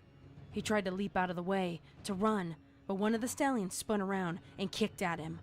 The hoof connected with the shoulder, and Orion collapsed with a shout. Get back! Get back! More suits yelled at Aurora and Scootaloo as they dragged a whimpering Orion to the front of the room. The giant machine in the back started humming to life, and the assembly of chains lifted to the top and moved towards the floor. Everyone noticed that they were shackles now, and the suits clasped Orion to them. Braving a look up, he turned to Scootaloo. Don't worry, Scoots. I love you. Goodbye. Bye, Orion. I love you too. With that, That's the depressing. chains pulled tight. God and dang. lifted the brown Pegasus all the way up to the gears. The chains grew taut and stretched each of Orion's limbs straight up and down. We find the machine works better when the ribs are broken. Oh my Rainbow Dash gosh. explained apathetically. Oh my as gosh, the chains that's spun around in opposite horrible. directions, Oh. twisting Orion. His screams almost covered Oh. the echoing popping and shattering noises. One or two jagged bones tore through his side, and his yells faded into a slow, quiet rattle of breaths. The chains untwisted, and then the shackles opened, dropping the shattered pony into the single opening. With horror, Scootaloo watched, her brain overcome with what was happening, detached from all emotion. He'll probably She be noticed alright. that the top of the machine Right? was rusty. It was blood. Blood. Just like what was being tossed up from the mangled remains of Orion, as the rest of his body was swallowed into the great machine, finishing with one lone hoof, directed straight up. And then nothing was left. As the hoses over the green and red vats of Spectrum started spewing their brilliant colors, Scootaloo's vision started to fade, and the last thing she noticed was Aurora's concerned broken voice calling her name as Scootaloo flopped to the side.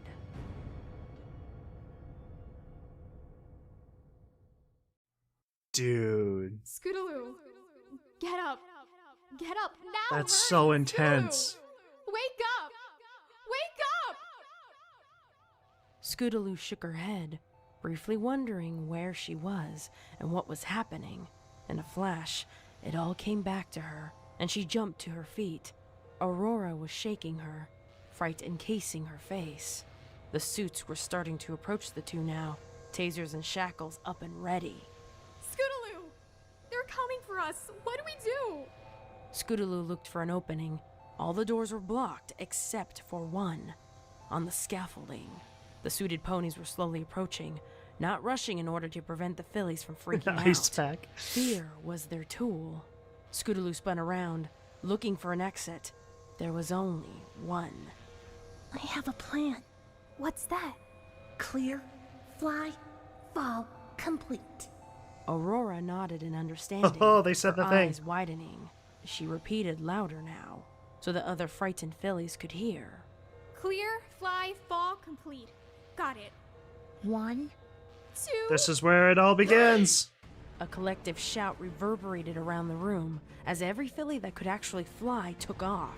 The suited ponies gasped and fell back, unsure of where to go. There was too much confusion. A few of the faster-thinking ones took off as well, tasers at the ready, aiming for the closest Pegasi they could take. Stop one! Clear! With her command, the failures started targeting the dark ponies in droves.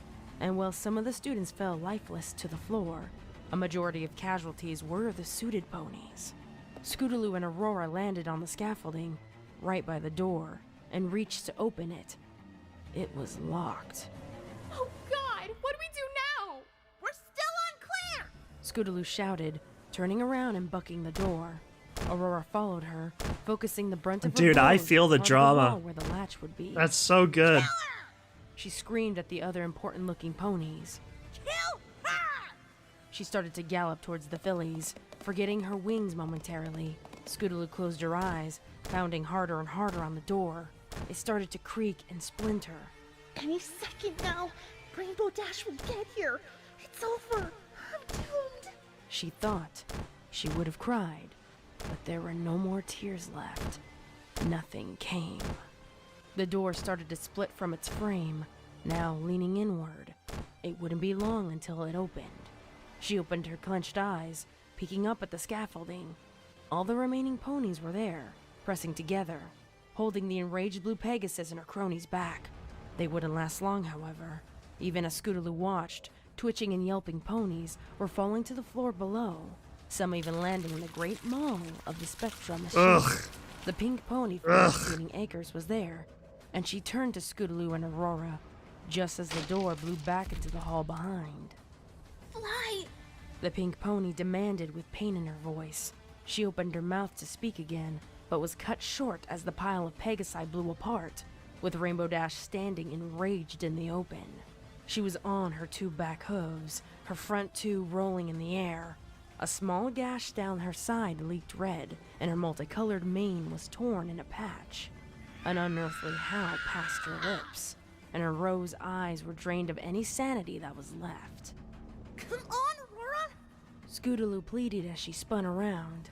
We gotta fly if we're gonna live! I can't. This is too much. I haven't healed. Aurora looked at Scootaloo with wide open eyes. You go, Scootaloo. Tell everyone what happens here. Let them know. She glanced back at the wall of students, almost bare now, as Rainbow Dash's lust tore them to pieces. Her blue coat was now glistening crimson, almost dripping, as she ignored the need for live ponies. There would be more. Cloudsdale could take a shortage of rainbows. In another few months, there would be more classes, more failures. But for now, all she knew is that Scootaloo had to die, violently if possible.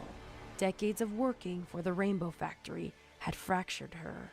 She was the only one allowed to be in the public, and keeping the horrible secret with her since childhood had only led to psychological problems that no amount of therapy could cure.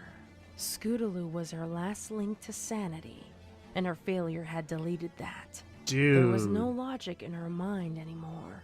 No care, no capacity for compassion. Only hate. Pure, concentrated, evil hatred filled the gap her love for Scootaloo had once occupied. Rainbow Dash was no more. Only this monster remained. This makes...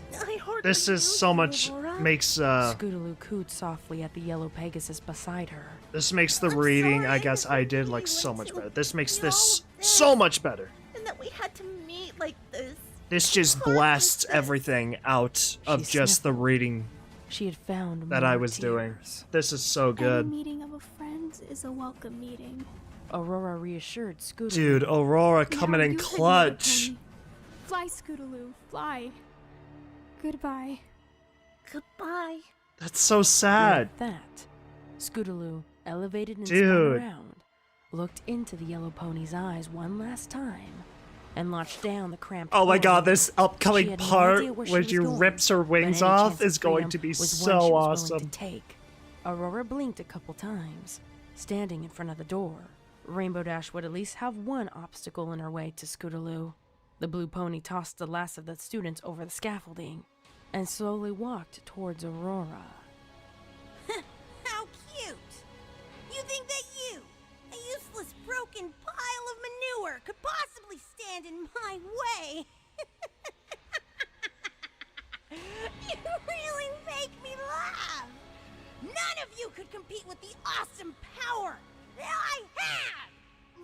can overcome all evils in this world. She straightened herself in rebellion as Rainbow Dash stopped in front of her. Aurora stayed in front of Dash, barring her entry down the corridor beyond. Well then, bitch, let's see if love can overcome this one. And with that, here it is. Rainbow Dash grabbed one of Aurora's bandaged wings and pulled, tearing it off her completely. Aurora collapsed on her knees, grinding her teeth in horrible pain. But she didn't scream. Aurora wouldn't give that to Rainbow Dash. Rainbow grabbed her other wing and dragged her kicking and moaning down the center of the scaffolding. She lifted Aurora up by the wing, laughing quietly to herself as the look of intense agony appeared on Aurora's face. Rainbow Dash took to the air, bringing the squirming yellow and green pony with her, over top of the machine. With a squeak of laughter, she jerked at the wing in her hoof. It too disconnected from the Oh my Pegasus, god! And Aurora fell. She landed head first. The door on the scaffolding Jeez, closed with a gust of freaking wind, wings! just as the machine Oh began pumping my out the brightest green goodness! it had ever produced. There was no one around to see it. Holy cow! Uh-oh. Scootaloo It's time for glanced the hunt. backwards momentarily, her heart pounding. The noise of the constant beating drowned out any other sound in her head, her ears throbbing along with it. The corridor was just like the one that led to the theater room, cramped, with dozens of obstacles jutting out at different intervals. Straight behind her, maybe 500 meters now, the bloody mare that used to be Rainbow Dash was cruising along herself. Both Pegasi were completely straight, hooves forward, wings beating at an impossible count, one trying to escape, the other to capture. Dude, this is looked so forward good. Again, focusing on what lied ahead of her. That's all that matters. What's ahead of me? She thought. There's no changing what's behind me. Ignore it. Focus. For the second time in many days, the flood of instinct overtook Scootaloo, and despite the terror she felt in her body, the sorrow that had surrounded her, and the evil behind her, her worries melted away, and the thought of flying encased her very being. Down under wires and pipes she ducked, up and around various workers whose complaints and shouts were ignored, only to be repeated momentarily as the raging pony behind collided with them. Her body doing the flying, Scootaloo's thoughts turned to escape opportunities. She whipped around sharp corners at impossible speeds, zipped up and down countless flights of stairs, trying to shake her murderous tail, but to no avail. She contemplated every nook and cranny she passed, briefly considering hiding. She struck that idea down. As insane as Rainbow may be, she was still too smart to overlook any possible spot Scootaloo may be. But there, ahead of her, Scootaloo thought of a solution. A garbage vent of some kind, sticking out from the Scootaloo, wall, wait! down to the floor below. Momentarily, she gave thought to where it may lead. Whether out of the factory, or into some kind of incinerator, she couldn't tell, but it was probably worth the risk. She snuck one last glance to make sure the unstable mare was far away enough. Rainbow Dash was paying no attention to any hazard as she sought her prey, tearing through electrical wires and ricocheting off heated pipes, going through any obstacle rather than around it to save time. But the collisions had slowed her down enough to give Scootaloo a chance. She slammed to a sudden halt over a vent, hoping for her life. R.I.P. She Scoots. muttered, closing her eyes and wings, resisting the urge to start flapping immediately. She counted silently to herself as shadows passed her closed eyes, hoping for the best to where the vent led. 1, 2, 3. She opened her eyes and her wings and looked up, hovering. Rainbow Dash was up above, looking down into the vent. Her eyes were buggy and twitched. Her hooves pounded at the edge of the vent. She was too large to follow, the filly having barely made it to herself. But then, the anger in her face vanished, only to be replaced by a malicious grin. She started laughing again, the cackle echoing down Gosh, the vent. dude, nobody escapes the Rainbow Factory. Oh, you moron! did have a You good tried and sense you of failed. direction. Scootaloo finally looked down, getting her bearings. Oh no! She was in the theater room again. Only, by now, it was filled with suited ponies, circling her. Their masks' face seemed to be grinning at her as Rainbow Dash shouted orders down the vent. Don't let her die! Just subdue her! I want to do it! It has to be me! She whinnied in glorious victory as the suits shocked Scootaloo with a taser, and as her limp body began to fall from the air, caught her and brought her to the floor. Scootaloo blacked out momentarily as the electricity passed through her. Dude, this is so On sad. the cold cloud floor, metal shackles preventing her from moving. She struggled to get free. She could hardly shake. The chains lifted her slightly, bringing her small body eye to eye with the Pegasus in front of her. The pony was deep blood red, glistening in the artificial light of the factory. Her mane had small spots of glorious colors of the rainbow, but it was mostly the same red color of her coat of fur. Chunks of skin were missing from small spots, and her hair was ripped in some places. Honestly, All makes patches of sense why skin she's and kind of mad, but like that's all the her. only clue Scootaloo had as to who this used to be were those rose irises focused on her. Any final words, you miserable, worthless, horrible fool? Scootaloo brought her chin high, still demanding even the tiniest fraction of dignity. You have beautiful eyes. Dude.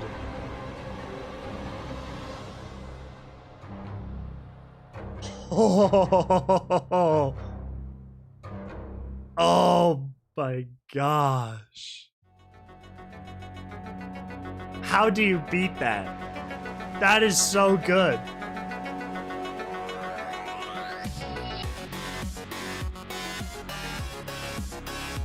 Oh my gosh. Oh my goodness, I haven't heard this before.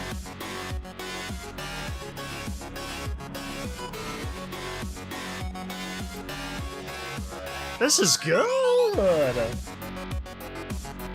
Holy cow.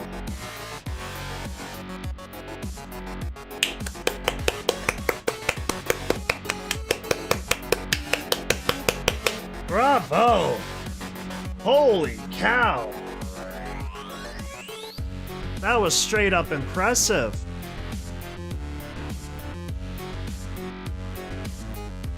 Ooh, this music.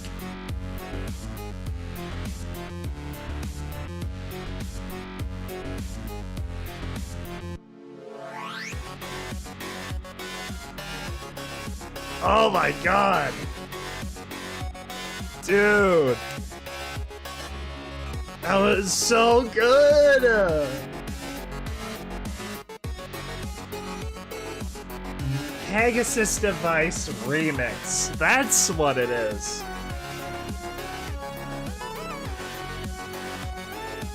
Gosh, dude.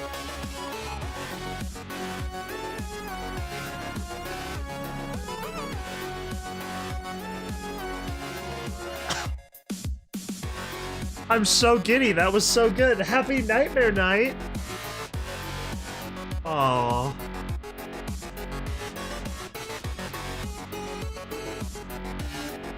So wait, is this the sequel? This must be the sequel.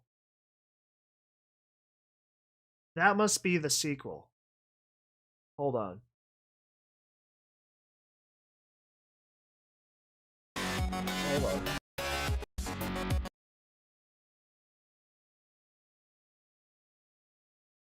Oh my gosh, dude, this came out.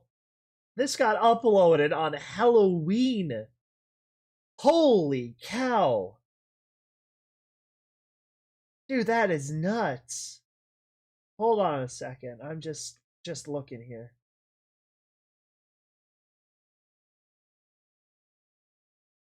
Yeah, Debt to Society. That's the sequel story.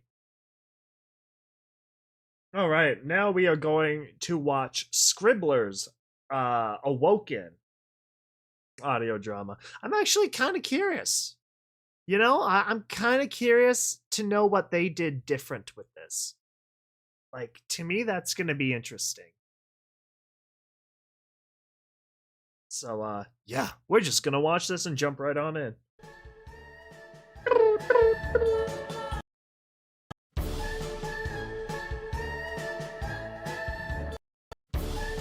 There we go. The quality, though, gives me like Carnival Circus vibes. Bum, bum, bum. Well, shoot, starting strong. Oh my god, we're starting very strong. Oh, jeez.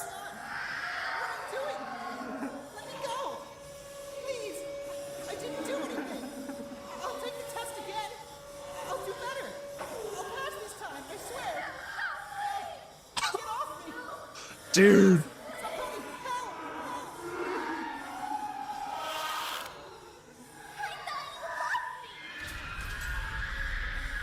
I don't know what's going on, but I'm hooked.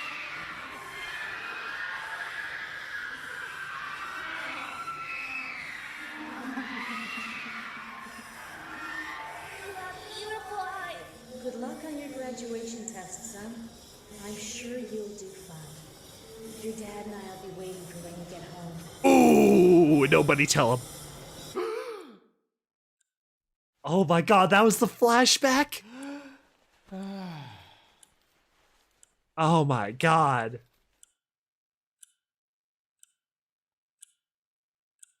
The revelation came to me rather spontaneously. A second ago, I'd been smiling at the ceiling, musing that I was one very lucky pony. I was alive, for starters. I was alive and not down in the gloomy depths of a rainbow factory, shivering with fear and cold, pressed against panicked fillies and colts as I choked on the that's a gloom and bonus. oppressive misery that seemed to hang about its perimeter around the clock. But at what cost? It was that notion, a simple, self-challenging question, which had brought about my suddenly feeling of insecurity. I didn't usually ask myself questions like that. It was safer not to think that way. Better just to count your blessings and remind yourself you were serving a greater cause, and to think about something else. That was what I did. Except that this time, I couldn't. My mind kept circling back to this single, simple question. At what cost? Deeply perturbed, I let my mind wander, searching for something I could use in defense of my reasoning. I was lucky. I was one of the fortunate ones. I had made it. I was better off than the ponies who failed the test and came here to the Rainbow Factory. The Rainbow Factory. The test. Flight school. Flunking out. I still remember when I stepped hoof into the ominous basement of the Rainbow Factory for the first time. It was dark down there, and I had been lost to something far past fear. I'm hooked. I'd been petrified. Around me, like dumb cattle, my fellow flunkouts were herded from the cramped hallway and out underneath the large domed roof. The metallic tinge of blood, heated sweat, and bitter fear all came together at once to lace the still air. Distant screams echoed off the concave roof, mixing with whimpers from my classmates and the industrial noises surrounding us. I'd never known any place in all of Equestria with so many huge machines like this. The first thing I noticed was the biggest machine, cylindrical at the bottom but then tapering off far above my head. The stout top was surrounded by a gangplank that circled the machine once and then divided in different directions. We were assembled so that we could look up the side of the contraption, up to the circular gangplank. They want you to watch. For a single moment, there had been silence, or more so an absence of voices as even our panicked whispers died. Only the loud clang of hooves on metal could be heard growing closer above us. We didn't know why we were there. None of us understood what was going on. And then, she appeared. Rainbow Dash. Well, that's not nice. At the time, I had no clue of the gender of the trim Pegasus above in a full bodysuit and hood. I just got a sense of presence, as if this pony's importance was a smell in the room. For a few seconds, the Pegasus and the gangplank looked amidst the audience. She then had spoken. Her voice was rough and authoritative, but vigorous with youth. She had given us a lecture on how worthless we were, the lowest of the low, the failures, verbally beating us down like we didn't already hate ourselves or failing the test. I remember more than one Coulter filly literally falling to their knees in tears of fear and shame. The moment she pulled back her hood, I felt like my eyes were going to fall out of my head when I saw the cyan face, the flowing rainbow mane, the determined pink eyes. A single thought raced through my mind. Is that Rainbow Dash? Rainbow Dash, the record breaker. Rainbow Dash, the loved one. Rainbow Dash, the head of the weather team. The pony who encouraged everyone to do their Rainbow best and Dash. be everything that they could be and never give up. She was the one telling us we were worthless and should be ashamed that we were even Ouch. born. I really gotta admit, though, make that's sense. clever, though. What was going on? As flyers, you're all useless. You couldn't pass the exam, and our flock has no use for weaklings who will only make us less than we should be.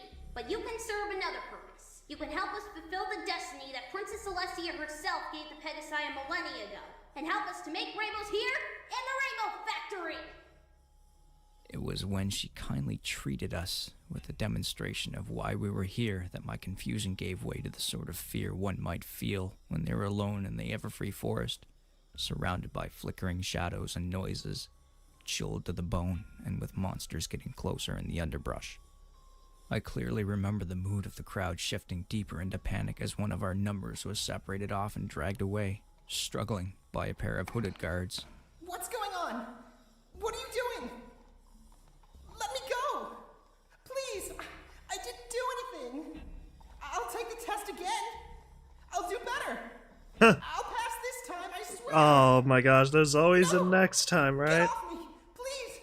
Some pony, help! Spectra is pure essence of color.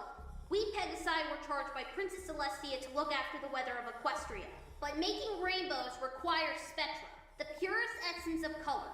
And you can't separate pure color from what holds it. So instead, you have to get at it another way.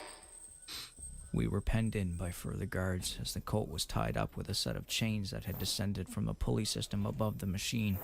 It was total panic, and we had to get out. But where could we run? Where could we hide? The hallway behind us had already been excluded from the chamber by a set of sturdy wooden doors. And even if we could get out, we didn't even know how we had gotten here. We may just fly around in circles until we were caught and brought back. I remember having to sit there, frozen in panic and despair, as that orange colt was pulled up to the sky, given one last chance at being off the ground. Oof. For a moment, he had stayed suspended over the machine, wings fluttering in a manner that projected his burning desire. Shouldn't have let them get you, Buckaroo. He'd been struggling terribly, screaming for help, screaming at whatever he saw at the top of the structure. It was the darkest minute of my life up to that point, and the longest. My jaw had gone slack, and my heart began beating as fast as that Pegasi's wings. I could fly up there. I have wings. I could go up and pull them free. I had buried the thought. It was something I got very, very good at as time went on. Ponies are full of spectra. They're the best source in all of Equestria. But who would ever sacrifice ponies' lives for rainbows? No one would. Not that is, unless the ponies in question have no other function to serve. Not if those ponies are failures. Too useless to pass a simple flying exam to prove their worth to the flock. That's just so nuts. Are in charge of the weather. So unicorns and earth ponies have no place contributing to our sacred duty. But if there are Pegasi who are better off dead than alive, well then, who better to use for spectra? So the best Pegasi engineers invented this machine to extract spectra. But they found it gives best results when the ponies they extract it from are full of life. Colors are always so much more more vibrant than when we use corpses. And then it happened. Oh my god. The thing that both scarred me beyond repair and That's filled me with so something nuts. stronger than hate. The chains began to pull their captive in all directions, splaying his 4 hoofs and both wings apart. We could see his joints straining as his limbs were locked into unnatural positions. We find the machine works better if the Pegasi's wings and ribs are broken first, so they can't wreck the process by trying to get away. Sweet Celestia, it's hard. Yeah, it's going to hurt, Buckaroo. Oh. The chains began to twist, as if attempting to wring out the colt like a piece of wet laundry. Oh. Quickly, his hollers of panic turned into screeches of suffering as pain washed over him. His shoulder erupted in blood. And Just bone. let it all The out, chain Buckaroo. had torn the leg right off. Oh, just The let blood it all cracking his out. breaking ribs, leaving him looking very Mhm. similar to a bloody, Mhm. dripping ragdoll. Mhm. His eyes stared in agonized helplessness. He'll be all right, as, with a probably. hiss, the clamps around Nobody his tell hooves him. opened. He fell into the top of the machine, where his convulsing body was ground down into a bloody pulp.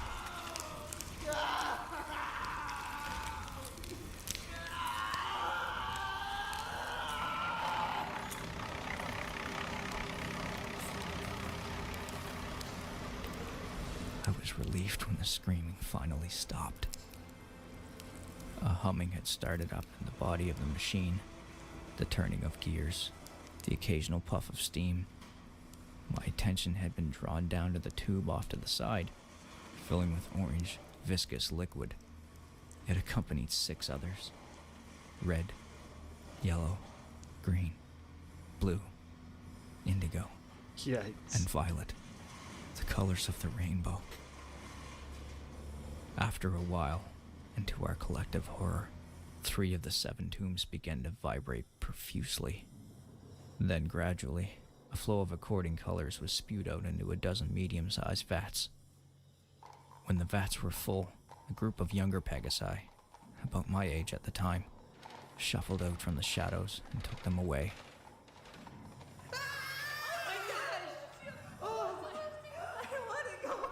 What came after the demonstration was nothing short of a panic. The audience erupted, some flying into the air, others just straight out galloping for escape, all looking for an exit, all failing at the end. Soon the riot had been returned to order. Broken. Hollow. Welcome to the Rainbow Factory, failures. Yikes. Introductory day. Or introduction There day. was no glimpse of hope left for me. Welcome to the last day of your lives. For any of us.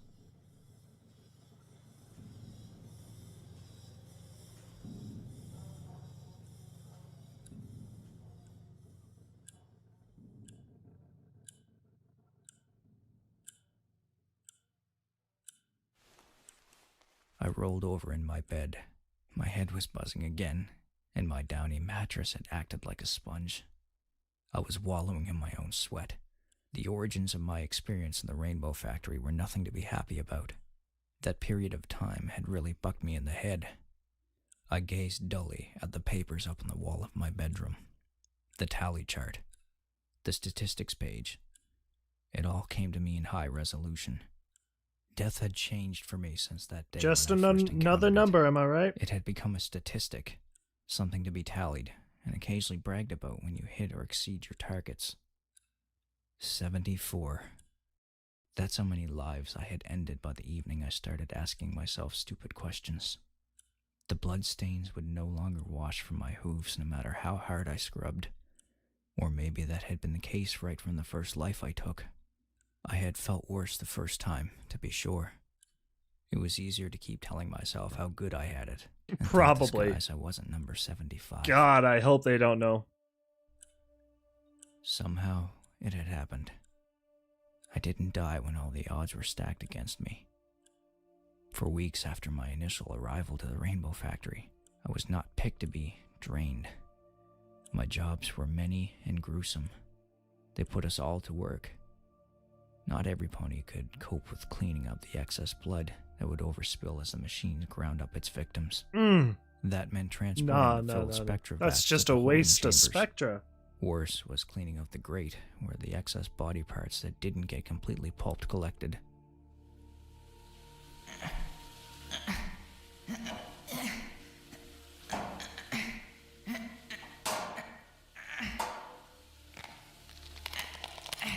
I remember once finding a pale purple hoof that ended in a protruding mess of meat and dirt encrusted Lovely. floor, and Love realizing finding it was that. a filly I had kissed.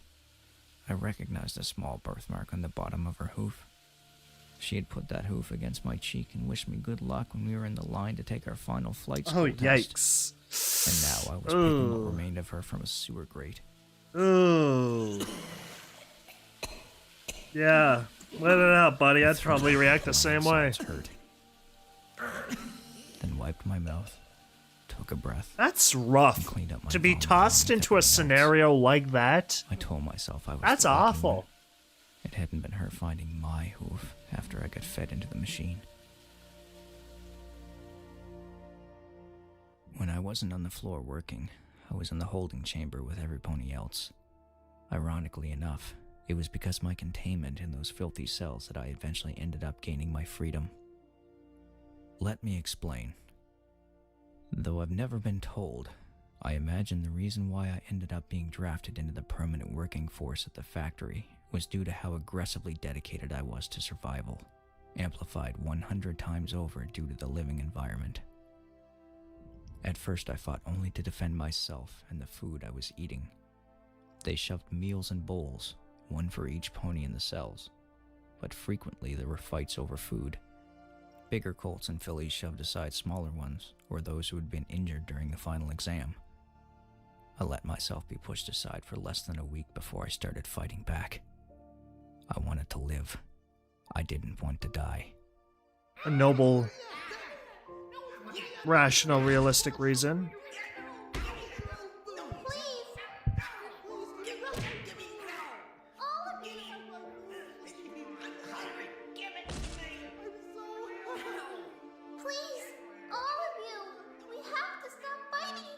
Ooh. Better than this. If we all band together and share the food out equally, we could. Shut up! Ooh. Every pony for themselves. You can choose starvation if you prefer that. Please. This is so wrong. Yikes. Did I hear a cartoon punch too? There it is. I told you to shut up. Oh. Yikes. I never went without food. I wasn't the biggest pony in there, but the others learned to be wary when I came near at feeding time. But then I began to fight for the sake of fighting. Like animals. I found that the longer I remained in the damn building, the angrier I got. Unable to take my rage out on the ponies who were keeping me there, the pressure just kept building up until one dreary day. I blew up at a younger mare who shared my cell. I had lost practically all my friends then, whether to the machines or because they have become frightened of what I have become. That's so depressing. Any pony who says they'd remain calm and level-headed in that kind of situation is talking a load of bull. You don't know until you've lived it. Exactly. I never would have thought I would be the kind of pony to do what I did. Not until I did it. I had started my slow change into a monster. I started finding comfort in harming others. It broke the frustration inside me and gave me relief from the buzzing, screaming tension in my head.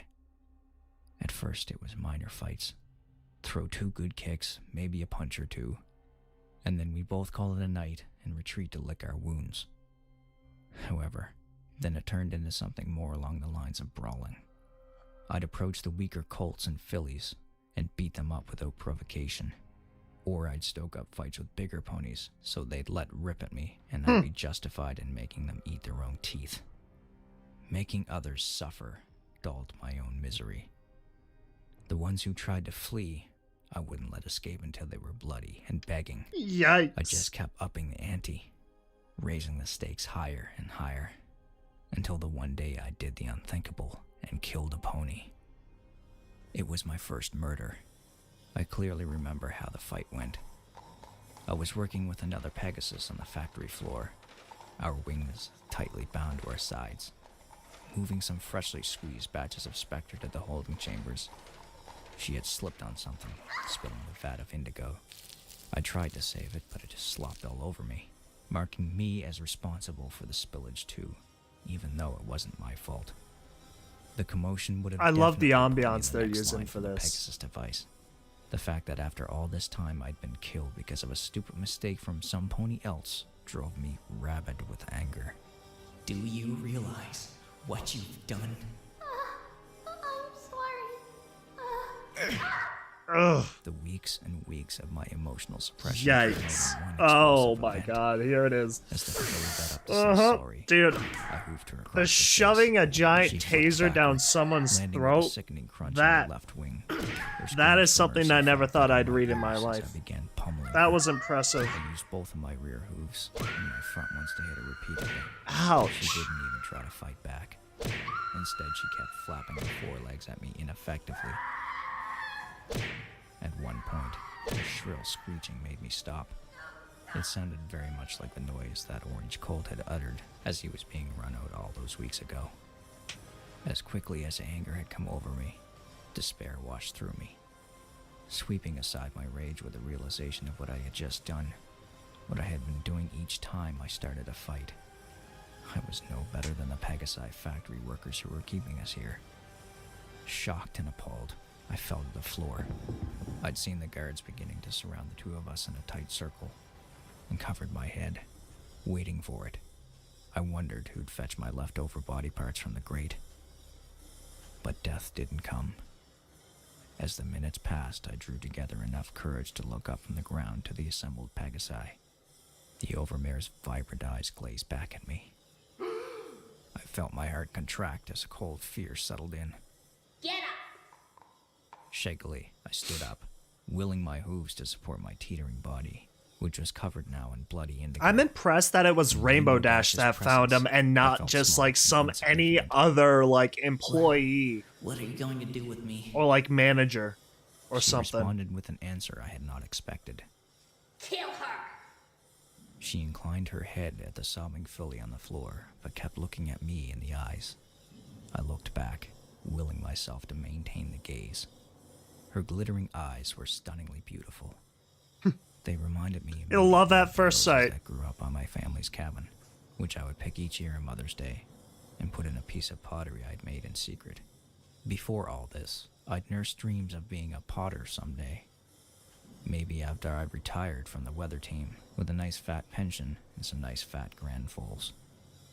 Her eyes' beauty, however, was confined only to those rings around her pupils. The rest of her eyes were being eaten away by madness. They were bloodshot and burning with something I couldn't quite determine. I was so tired, and so confused, and so afraid that I could only yank up words from my memory to see if one fit. Curiosity, maybe? Pride? Expectation? Stress? Humor? Look into her eyes. Look and see the fear as you snuff out her worthless life. Do it now and prove to me you're worth my decision. Do it. Decision? What decision? She smiled secretly, and then motioned with her chin at the sobbing filly. Do it now. She gave me the taser that previously clipped her leg. Use this. Or can't you take orders? I don't have much use for ponies who can't take orders. They're only useful for Spectra. I grabbed the device and switched it on the way I'd watched the guards do. It came to life with sparkling blue energy. The sobbing filly scrambled to get away from me, but I put one forehoof on her chest and sat astride her, using my greater weight to keep her in place. She struggled, eyes glued to the sparkling taser. She shouldn't have gambled with your life by being so clumsy. Didn't she know what was at stake? You did, though. That's why you got angry. You were willing to punish her for her mistake. Pin her down. No. Put it in her mouth. It's the closest way to her brain. Yikes. That's so awful. All my attention had shifted onto the heaving That's Pegasus so bad. I didn't say sorry. I was beyond sorry at that point. I could tell this was a test. I was not about to fail another one. I stared into her eyes, willing myself to feel nothing. Hey, now that I think about it, I think I could get along with the guards very well myself. I have one of those also. Shoved the taser down her throat. We could all work together. Her life in a haze of smoking flesh. and the crack of an Zip, exploding zip! skull spewing out I'm guessing you all probably heard that. Zip, zip!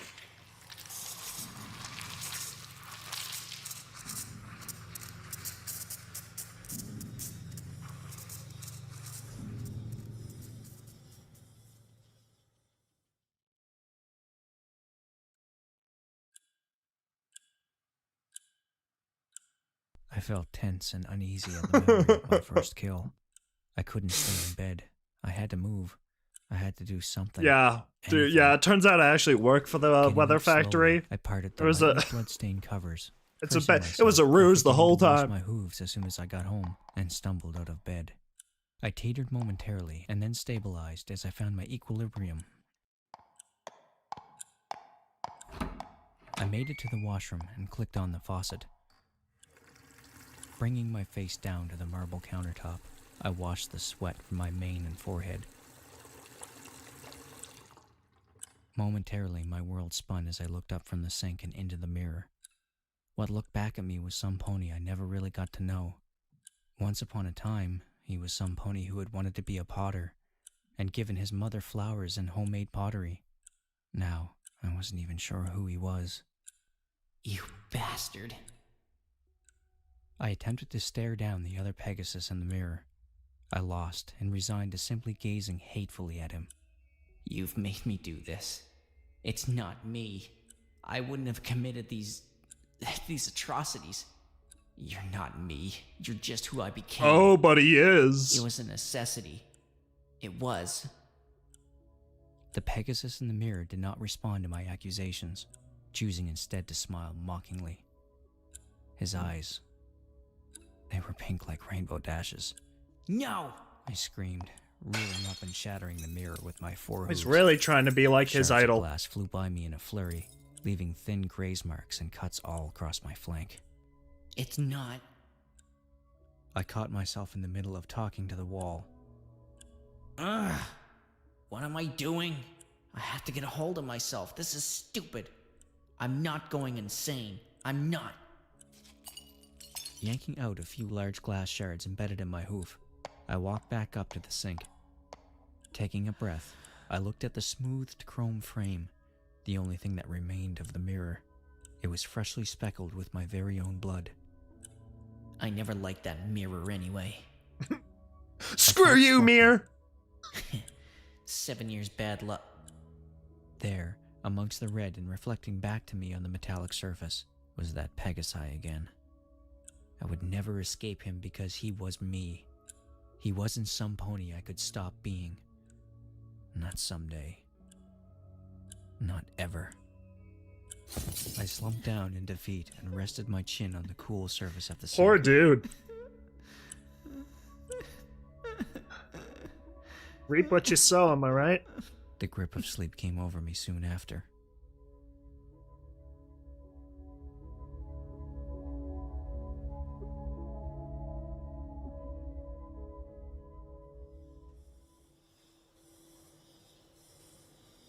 A mere day after my brutal murder of the filly Pegasus, and to the other captives' great surprise, I was back under that domed roof again. I doubled as a mechanic and floor supervisor. I remember how surreal it felt for me that first day in the field, how alien. A mere day ago, I was in the horseshoes of those I could now command. I ignored how they glared resentfully at me, and told myself I was the lucky one. You brought your life with hers. Shut up, brain. At the time, I hadn't been That's given the kinda full true. bodysuits that the guards got to wear around, but I did have a white vest, trimmed neatly with yellow. My ID card hung from a clip on my collar. I had gotten to wear a helmet while doing the mechanic part of the job as well. Yay, safety first. Not only had my title as working pony changed, my mindset had as well. I was almost constantly craving for those feelings I had felt while standing over that bleeding Pegasus. The empowerment. The satisfaction. The one time where I could have control over something in my dreary life. Even the revulsion I had also felt was no deterrent. Forced respect of the overmare mutated into outright admiration. She'd become my role model. Impressing her was the way to stay safe. But over time, I found her ways of total control very effective. She could disarm any problem with a look, and every single pony, male or female, young or old, was compelled by fear to obey her. I sincerely wanted to master her art. No pony could ever make me feel helpless. I mean, to be fair, that really just comes with the power. As I settled into you my know, position in you the factory, downgrade them I and found they're myself not going to be striving any more better and than the more next every day to person. model my actions after hers. On the floor, I'd been The ruthless, factory runs lashing out based with my off of taser at the cruelty. slightest falter, and bucking those bound colts and fillies who were too slow. Ugh. To my sickening satisfaction, I quickly gained the reputation for being the supervisor to keep away from. This was success to me, a ruined concept of reality. I liked being feared. As long as I was feared, I was in control. And I craved control more than anything else. Now taking back control. The next catalyst of change for me in the factory came in the form of an unexpected rebellion. A fresh load of flunkouts had arrived to be slaughtered, and I was up in the workstation tuning the control panel for the massive, meat-grinding Pegasus device. The new load was like the last, and every other before it. Nervous, afraid, and insecure, I was far beyond sympathy, but I did have a strong concept of what was going through their minds. As Rainbow Dash, along with her representatives, arrived at the podium in preparation for the speech, I had stopped what I was doing to watch the show. Out of every other time that group had walked up to the podium, I remembered the details of this particular No occasion idea. the most. Nobody knows what time the Firstly, story actually one is of the being told in. representatives had They stepped never up to base. clarified. By now, you have all clearly determined that you are not going into exile. There is no deportation. There never was. You are in the factory. You will never leave the factory. And while you may be called useless, Although that I'm is also guessing- not entirely true. You are worthless to the Probably, flock as a total, I but don't think you Twilight's in still charge. have That purpose. wouldn't be the case. This was Purpose to written all so the long ponies in ago. this land, So that far wouldn't and make sense. wide. You get to help us make rainbows. Rainbows! Beautiful, magical rainbows. Heck yeah, rainbow! Doesn't that excite you? Oh, it excites me As indeed, big expected, man. It hadn't. In response to their action, I grinned briefly.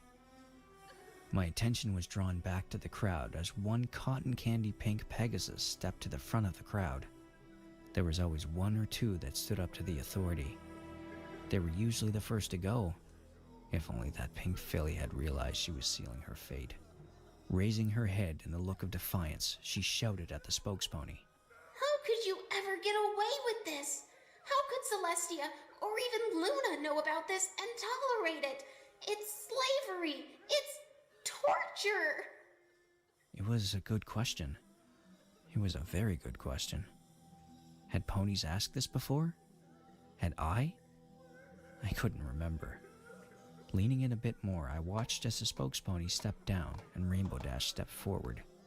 After looking over the audience, she spoke up and explained in that rough, authoritative voice of hers.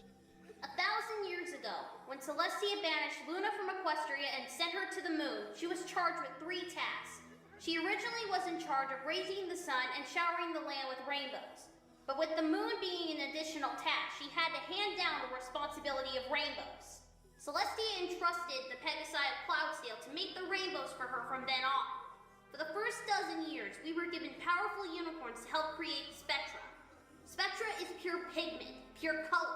Everything is full of Spectra. But you can't just harvest it. You can never separate color from an object. So it was made artificially with magic. For a moment, Rainbow Dash paused to let her words soak in. A defensive veil of silence had fallen over the crowd as each and every pony registered the information. Then the overmare continued. That is until our top engineers made a breakthrough. They discovered an ingenious way to extract pigment. It was so beautiful. Even a simple machine could do it. But it couldn't be done with just anything. The conditions had to be right. Another pause. I could tell she was becoming excited as she anticipated the reaction following whatever she was about to say. It had to be live ponies. It is only in ponies where magic and Spectra ran freely together!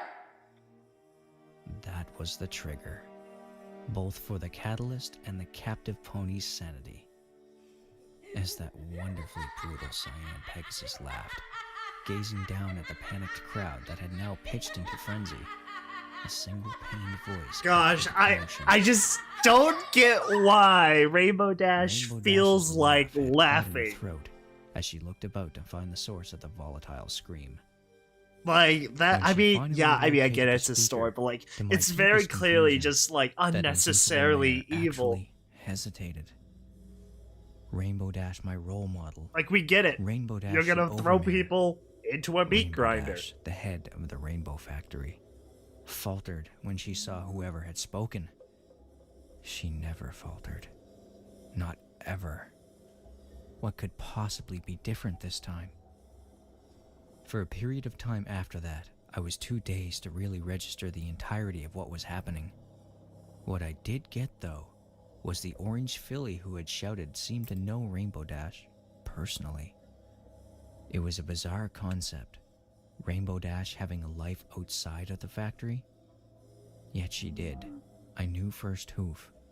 Equestria was full of tales of the elements of harmony, the ponies who had rescued the land time and time again, and the Rainbow Mane Pegasus who had done more good for Equestria than any pony since Commander Hurricane.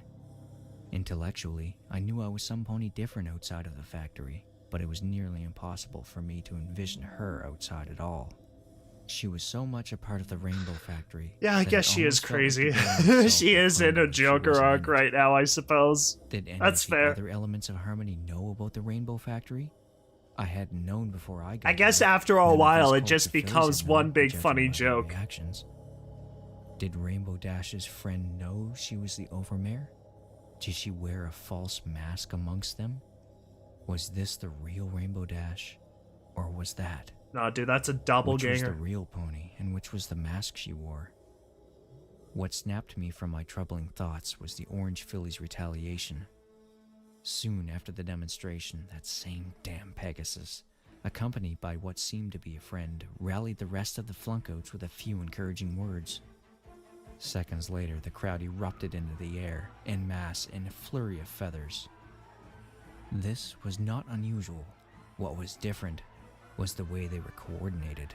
Oh, they're These learning, captive they're ponies evolving, were they're adapting. But in just that small amount of time, the orange filly had done the impossible. A reverse of roles had taken place, as the unprepared guards were attacked. They're escaping! Get them! Stop them! Get them back here! Get back here, you little pipsqueaks! Don't let us get Pipsqueaks.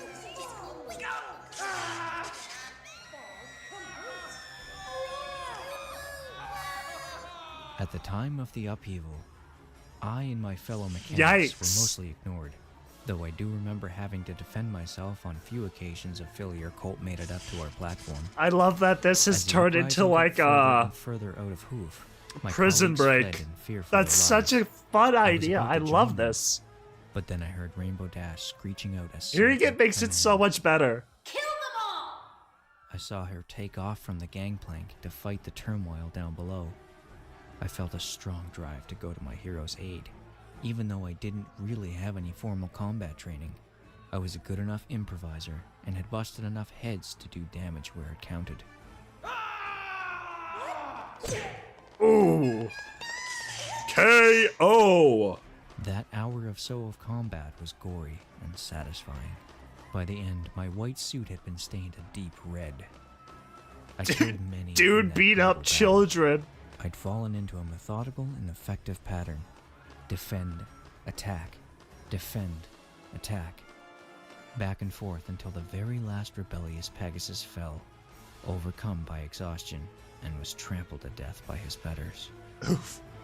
At this point, Rainbow Dash had disappeared. Dude's in being pursuit all of the high and lone mighty, orange even filly. though he was like I fighting remember like standing little defiant people. amongst the corpses of both friend and foe, wishing bitterly for that filly to be brought to justice. In the end, she was. Disposed Specifically of children. manually by the Overmare herself. Ooh. Crunchy. My god, the vocals. Could be an opera singer. Rainbow Dash stared at the machine as it pumped out vibrant purple and orange spectra. She stared so hard and so long Yikes. that one R.I.P. of her aides Aurora. stepped close and might have tapped her on the shoulder if she hadn't spoken. Clear up this mess. Use what you can. Leave nothing to waste. Yes, Silverman. Right away. She descended from the stout top of the Pegasus device to meet me on the floor. As she approached, I stopped wheeling the Spectra vat and saluted her in respect. Purple liquid slopped about inside, staining the sides of the vat even after it slid back down from the edges. I do gotta say, like, hearing screaming and like that, that kind of crud's like disconcerting. My hoof. That leaves an uneasy feeling. She smiled brilliantly. A few things, soldier. For starters, I'd like you to stop calling me ma'am. I nodded uncertainly, both at the request and at the word soldier. Was that a nickname? Was Rainbow Dash herself giving me a nickname? Oh. Sure thing. I trailed off as I searched for the appropriate word. Dash will do just fine. My heart fluttered with honor. Of course. Dash. Boss? I deliciously savored that word on my tongue, reveling how it sounded. Better. She paused and looked off into the distance. Secondly, you did a good job this afternoon, soldier. When given the chance, you didn't flee. That speaks in volumes to me, you know. I look for your sort. I knew I'd choose right when deciding between ending your life all that time ago or keeping you around. Ending your life or work. Into those mesmerizing eyes. I'd like to promote you, soldier. Draft you into my core group, the Orchestrators. You know what? As cruel as it is, I guess that's one way to look at it. You can either die or you can work. No. It was really happening. Yes, Overmare. Of course. You can be pushed into a meat grinder, or you can work. I had nice new private living quarters, and all the time I could have dreamed to spend around Dash.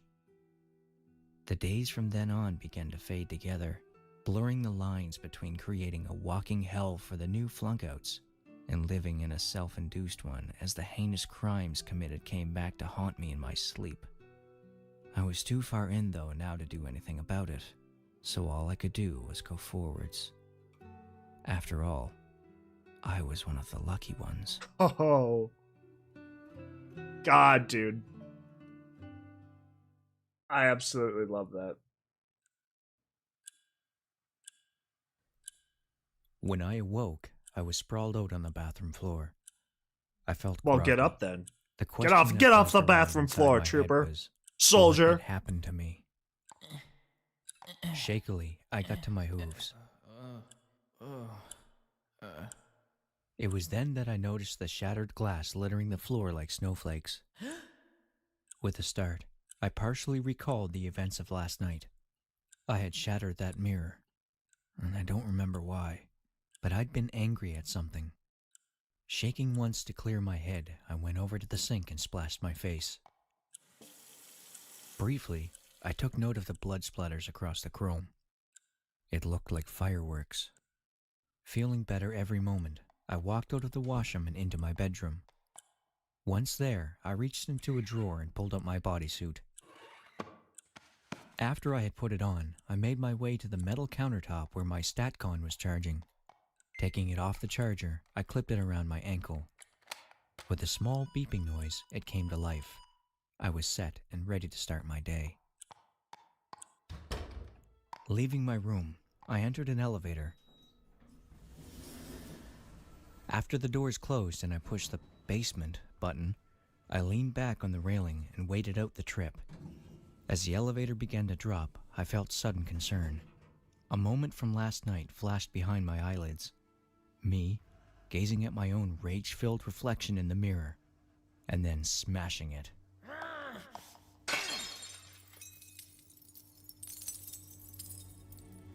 Concern turned to insecurity. Recently, I've been having Starting to think this guy has a thing out for mirrors. Well, myself. My strange nightly activities had started quite suddenly 3 weeks prior. the night after I talked to the new flock of Spectra donors. Things had only gotten worse from then. Last night was the first time I had actually caused physical damage, though. What was happening to me? Huh?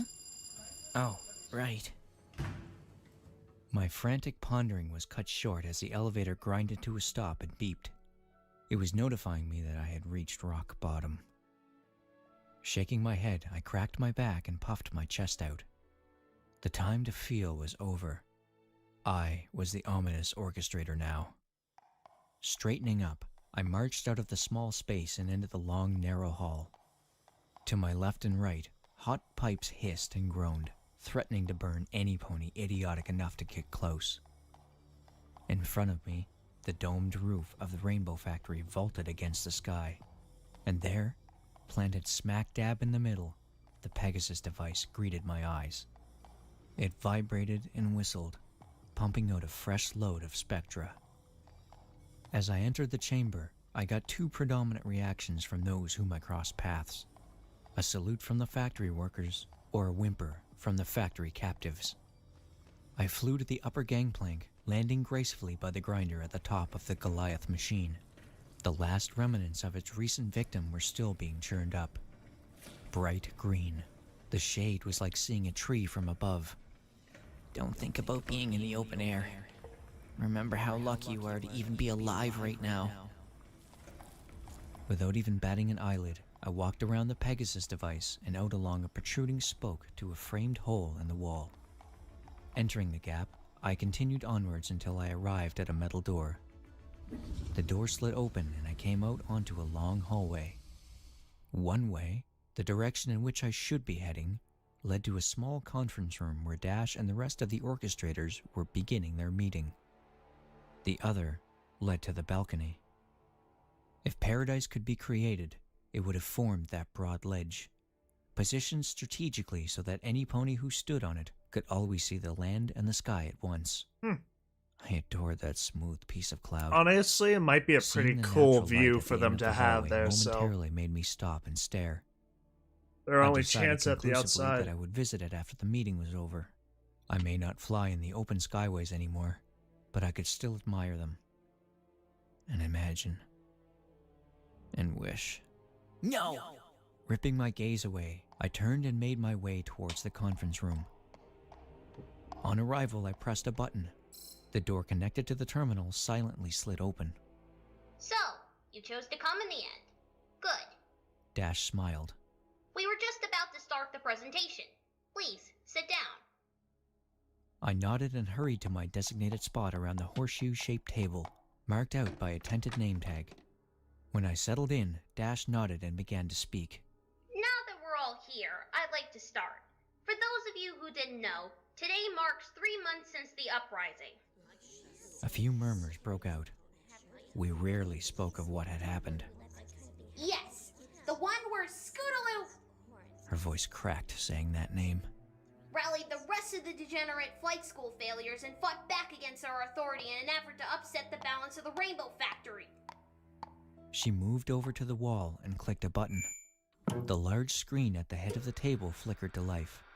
I spent a long time trying to figure out something that was bothering me. I brought the video feed from our floor's cameras that day. I'd like you all to watch it. Let's see if you can figure out where we went wrong. The lights dimmed and my attention was drawn to the screen. As the footage began to roll, I felt the twang of something deep down in my heart. As the events of that day unfolded again in front of me, I began to shiver. What was going on? My stomach clenched, and I felt as though I was about to throw up. Unbidden, I recalled something a pony, I guess you might call him a friend, had told me once. He had been one of only 2 friends I ever had in those earlier stages working in the Rainbow Factory. They had both died long before the uprising. One had been the purple filly with the birthmark. Oof. The colt was a pony of few words, so when he spoke, it was because he was telling you something very important. Wisdom. He had talked to me the day after I'd murdered that filly, mere hours before the guards came to fetch me out of the cells forever.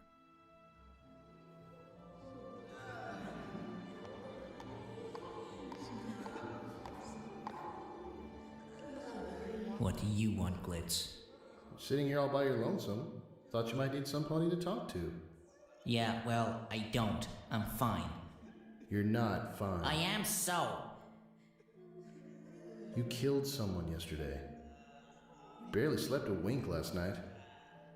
And you're more jittery than a long-tailed cat in a room full of rocking chairs. Oh, he killed somebody, so I mean... You're not fine. Get lost or I'll smash your face in. He had recoiled a little at that, unsure whether I meant it. You know, in the end, things catch up with you. With every pony. All the crimes any pony has ever committed over their lifetime eventually comes back to bite them in the tail. Rainbow Dash, eventually. Unless they make amends. When I didn't uncoil from my rocking ball, he settled back down. Make amends? Are you kidding? No, but I... How in Tartarus' name am I supposed to make amends for what happened? It was her or me, Glitz. Or both of us. Would you prefer that I was dead now as well? No, but I... Then shut up because you don't know what you're talking about. Yikes. You weren't there. You don't know what happened. I was there. I was bringing back empty Spectra vats with Cumulus. I saw you. I heard the Overmare give you an order, and you followed it. You didn't stop pressing that taser button until Purple Bit's brains were all over the floor. Purple Bit's brains! You came back and didn't mention it. I got worried about you. Get lost. I'm fine. She deserved it. It was her or me. He had stared at me by then, clearly disappointed. You've changed. You weren't like this in flight school. Have you caught the memo yet? Everything's changed. We all have. This place changes ponies. Yeah. He had gotten up and then walked slowly away from me. I guess it does. If they let it. Dang, dude. Guy is wise At and the time, savage at I the had same only raged time. at him. Now, however, 3.5 years later, I finally registered his words. Was that what was happening to me? Life at the Rainbow Factory has certainly changed me, but were the past atrocities beginning to come back to ruin me?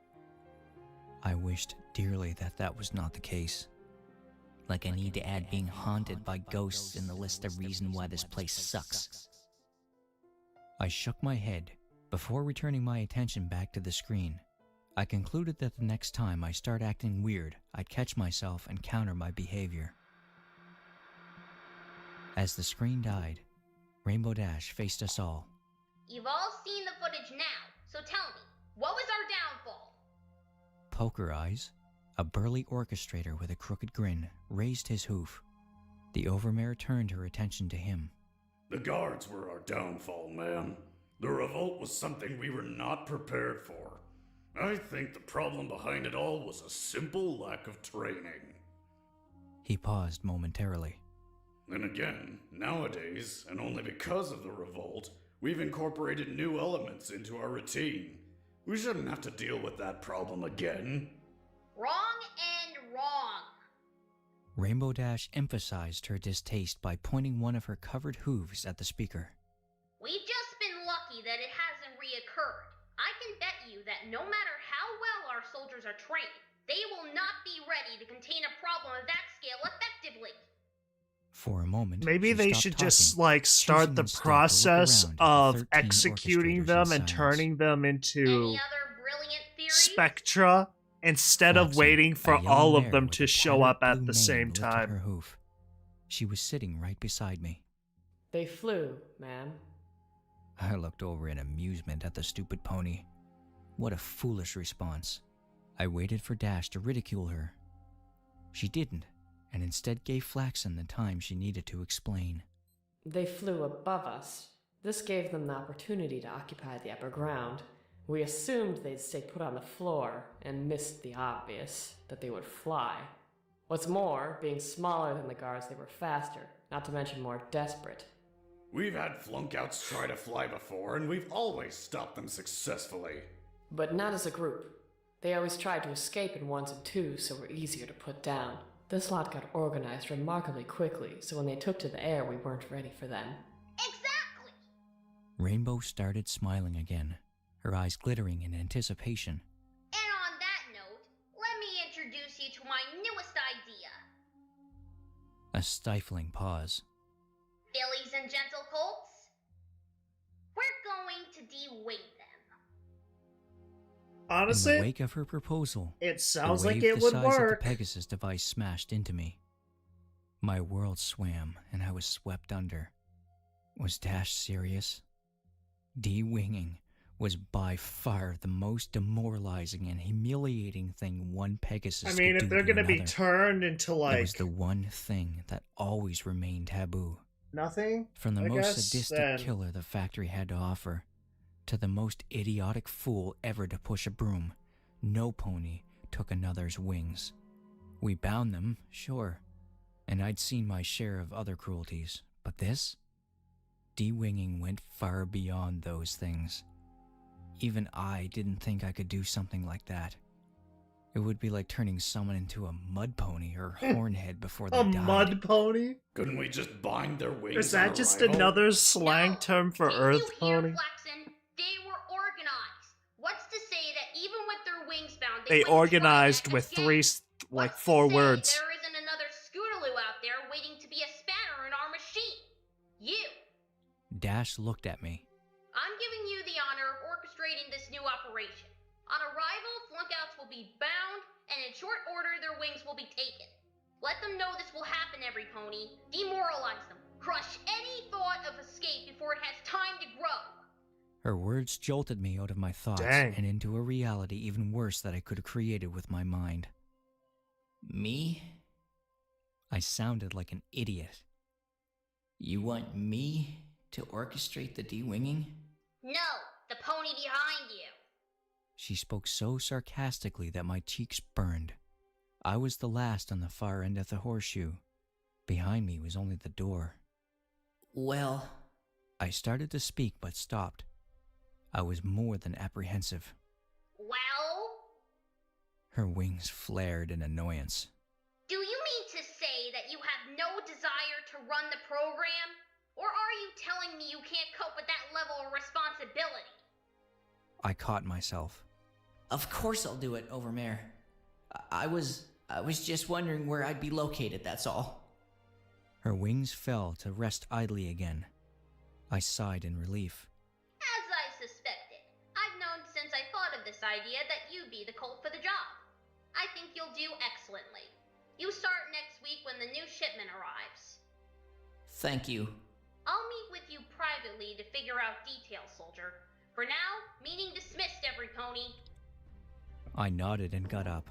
I knew that I'd start screaming in hysteria or something if I stayed in the room for much longer. Pegasi always died. Yeah, I'm with their not sure wings if that on. would work or not. Even those fed into the machine kept their Like, wings. to me, it's like Whenever as I soon fought as they someone arrive, you themselves, throw them I into the never meat took their grinder. wings.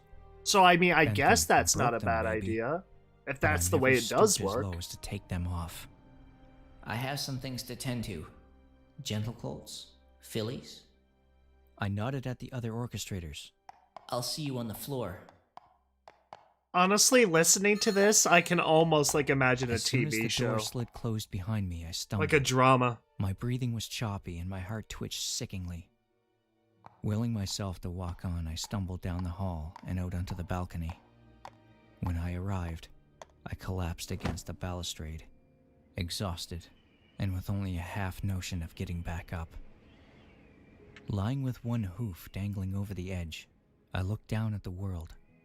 We were drifting over Ponyville. Far below, like colorful ants, ponies milled about, bartering, interacting, playing in the fields, all oblivious to the fact that Equestria's largest slaughterhouse was floating right above their heads. I felt the twang of something I hadn't felt in a long time. Sadness. I'm one of the lucky ones. I tried desperately to remember my life before the Rainbow Factory, but came up largely blank. I recalled a few details, but they were like splashes of color on a blank canvas.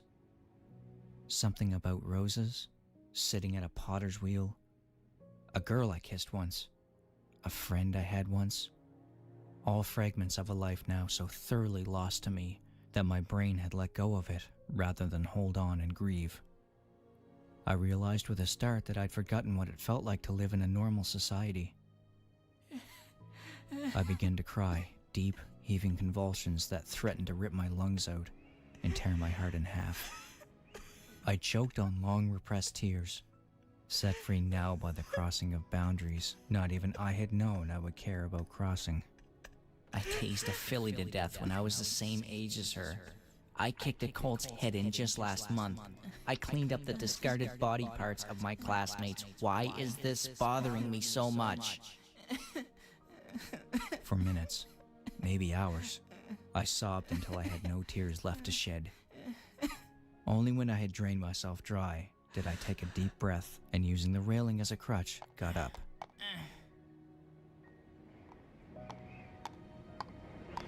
Hoof steps behind me signaled me to turn. Dash arrived out from the hall, paying little heed to me. The mayor walked right up It's to the time for her railing to and give him gazed at some the sass. horizon. A moment of unease went by. Had she heard me being so soft and weak? Life is a simple game. We become the game masters. We've set up a world inside of the bigger one and controlled every single thing that goes on. We became gods. She stopped and looked Of at a me. building? Me. I'm a god. And those worthless souls down there and up here are pawns I can move around. She smiled and turned away from me again. Yikes. My friend Twilight tried to teach me how to play chess once. I had to pretend I had no interest in such a complicated game. She has no idea how complicated the real game is.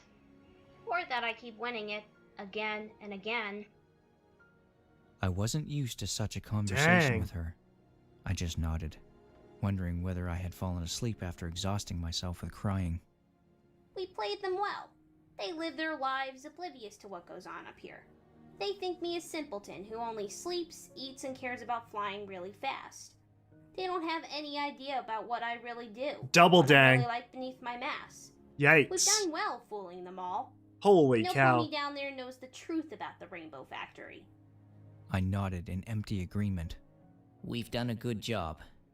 It seemed like the right thing to say. You've done a good job, soldier. Look at how you are now and then compare yourself to how you used to be. A simple mortal, living life controlled by fear and instinct, living in the shadow of those that were above you. I've seen you rise up the ranks in the factory. I remember clearly the first day you arrived here. Do you? Yes. It was 3.5 years ago. Your memory's pretty good.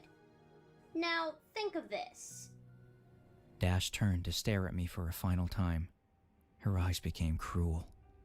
It took you 3.5 years to make it here, but it will only take a second to knock you back down. I began to bite my tongue. I'm watching you, soldier. You performed the trials and earned your place here in the upper ring of power. However, that does not mean you slipped under the radar. My tooth punctured my tongue and I swallowed blood. Don't disappoint me. I have had enough ponies I care about and trust ultimately disappointing me. Are we clear? I nodded and began to back away, slowly making it to the door. Her gaze followed my every move. What a good scene. Bring on part 5. To prove my loyalty to the pony who most embodied it. Oh my Indeed, god, who part carried 4, that my element of mistake. harmony, I had Guess to I'm kill just wrong. One more innocent soul. Just one. Just one. That was all. That's all? What was one more life to me? It had been a week, and the new shipment What of a Spectre twisted donors had view arrived to on look time. at it. One from the group had been pulled away to my new office for a demonstration. The title emblazoned above my door stated that I was the official wing remover. 3 hoofs away, the small desk cam filmed my every move, taking the footage and then projecting it up on a big screen that had been mounted on an unused ledge of the Pegasus device. I could tell that I was being glared at hatefully by a few hundred sets of eyes on the factory floor. Yet in all of that, the one pair that mattered was the overmares. I knew deep down that if I could perform the task of dismembering a Pegasus in front of the whole factory, her suspicions of my loyalty would be dismissed. The guards had knocked the filly out during transit. She slumped, unconscious, in her restraints, a small bundle of white feathers and yellow mane. Her eyes beneath her lids were flickering as she returned to consciousness. The Pegasus beneath me was strapped to a rotating operating table. She struggled against her bindings, trying in vain to get away. Live from the Rainbow Factory. The metal restraints held firm. The new de-winging policy. I grabbed a fitted saw blade and slipped it on. It fit surprisingly comfortably. Raising it high so she could see, I started it up. She froze at the whirring noise and whirling blade, shocked into silence.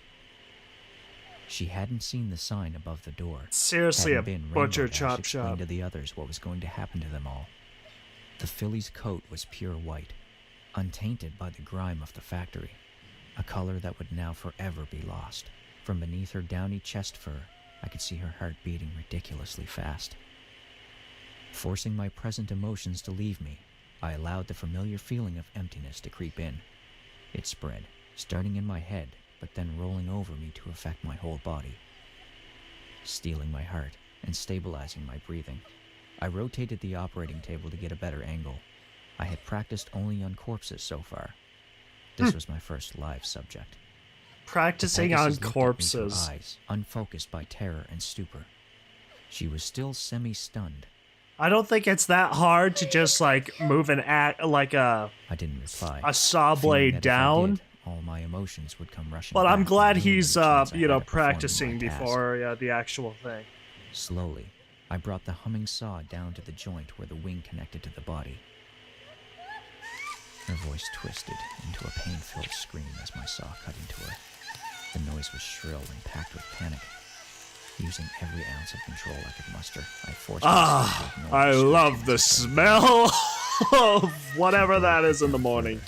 Easily slicing through skin. Fresh Pitching a little screams. on the thin tendons. Fresh They snapped squeezed back, screams. allowing me at the bone beneath. The filly convulsed wildly. Yikes. The saw jarred as it cut into the bone and went through to the marrow. Gouts of blood. That sounds fountained from the wound, absolutely awful. splashing against my apron and face mask. Yuck. I couldn't take it much longer. Closing my eyes tightly, I pushed hard down on the saw, ripping through the bone and Ooh. striking the metal table beneath in a flurry of sparks. I hit the button to power down the saw.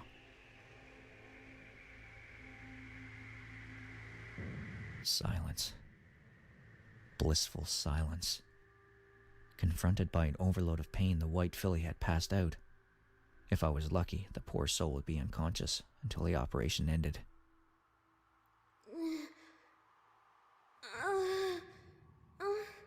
Go back to sleep for your own sake. She begged me to stop as I brought the saw to her other joint. I know it hurts. That's the whole point. She began to cry, and I felt my Fascade crumble in a way it hadn't any time I had put a pony like her to death before. Killing seemed so much simpler than slowly stripping away the things that made the basic fabric of what she was. What I was.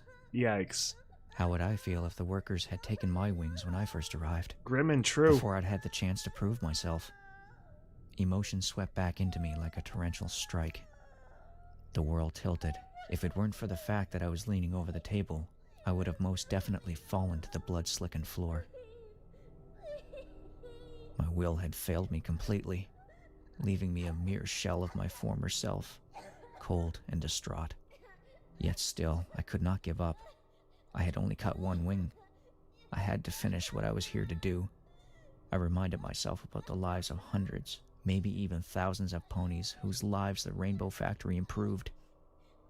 Sacrifices always had to be made for the greater good.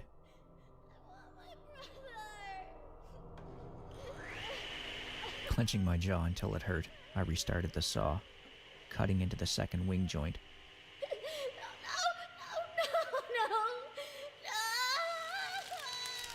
Thrown far beyond hysteria, the little filly could only groan in agonized misery as she lost her second wing. Yikes.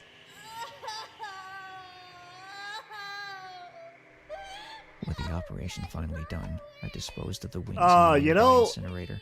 thinking about it, it's a lot worse because it's children that they're doing this to. They're not doing this to adults. That was clear. They're doing They this had to to little know children. That once they were gone, they would never get them back. Not by medical science or by magic.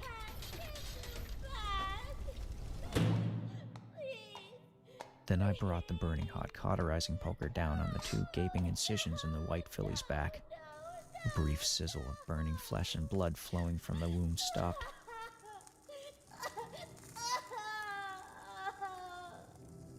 Making quick work of the bandaging, I flipped the blood-matted filly over and wrapped her up, laying down numerous layers of gauze around her chest and wing stubs. With my task done, I injected her with a solution to induce unconsciousness.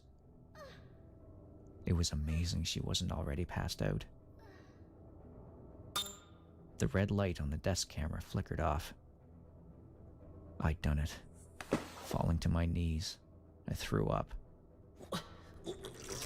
Oh, thank you for the detail. Thank you for the... Oh, yup. Let it out, bud. Come on, just a little more. Yup. I felt disgusted. Wait for the toilet. Way I'd never Get had yourself before. a bucket. I'm so... The words wouldn't come, even with the little filly asleep. I had never apologized to a victim before. This was new territory for me. I caught a whiff of burning feathers and threw up again. Yup. Rising. Better I in than trudged out, over to right? the nearby wall and turned on the water. In moments, the high-pressure jets had washed away everything except my shame. The weight of the building around me pressed down like a dead weight. I could feel the heartbeat of every Pegasus in the whole place, but not my own. I had no heart anymore. There was a mirror above the sink. I caught sight of myself, of the pony I had become. The last time I saw myself in a mirror, I had smashed my reflection, and this time, I just stared. This was me now. This is what I had become. This is I what was you are. assaulted by a This is memory what of I pressing am. a kiss to my mother's cheek when I was just a foal. I made this vase for you myself, Mommy. Oh, that's It's crazy. made of cardboard, so it won't hold water real good. But next year, Daddy says he'll teach me how to use the potter's wheel so I can make you a real one. The Aww. weight of my childhood dreams made me choke up. That's nuts. He never saw his I had family not grown up again. wanting to Oh be my the want I god. was now. Oh, I you had think hopes and into it, dreams and back then you realize how The bad it filly I really just is. mutilated had hopes and dreams once too. All gone now because of me in this place. This factory and the ponies in it had taken so much from so many. The cost was too high. The thought arrived fully formed in my head, as if it had been waiting for me to catch up to it. I was getting out of there. Ho ho ho! And he's taking back control. Microwave? Oh, elevator. It was the night after the operation, and the majority of the Rainbow Factory had been shut down for the evening. As I dropped towards the basement floor in the elevator, I couldn't help but feel good. I wonder The what events all that occurred this today is. could I not swear have we're gone almost any better. done. I went through the open doors and began walking along the hallway that led to the main chamber. At the end of the corridor, alert and on sentry, a suited guard prevented any notion of entrance or exit. Approaching in a manner where I would be heard, I cantered towards him, calling out as I got closer. Soldier, move aside. I'd like to get through. In response, he turned to me, cringing visibly as I walked up to him. Yes, sir. He leapt up out of my way. Hey, I could somebody tell he was punch him in rather the throat? confused as to why I was up at this time, but I also knew that a lowly guard would never question an orchestrator's actions. I nodded in affirmation and briskly marched past him. Honestly, you know what? In my Probably wake, being I heard scared the of suited being guard punched sigh in a the breath of throat. relief. I get it. Passing at the door to my office, I continued down the hall. Its sole purpose in the factory was to keep the holding chamber for the soon-to-be wingless Pegasi separate from the rest of the place. Soon to be wingless. Soon not to be Pegasi. Pegasi without wings are not just earth ponies. They are less than that.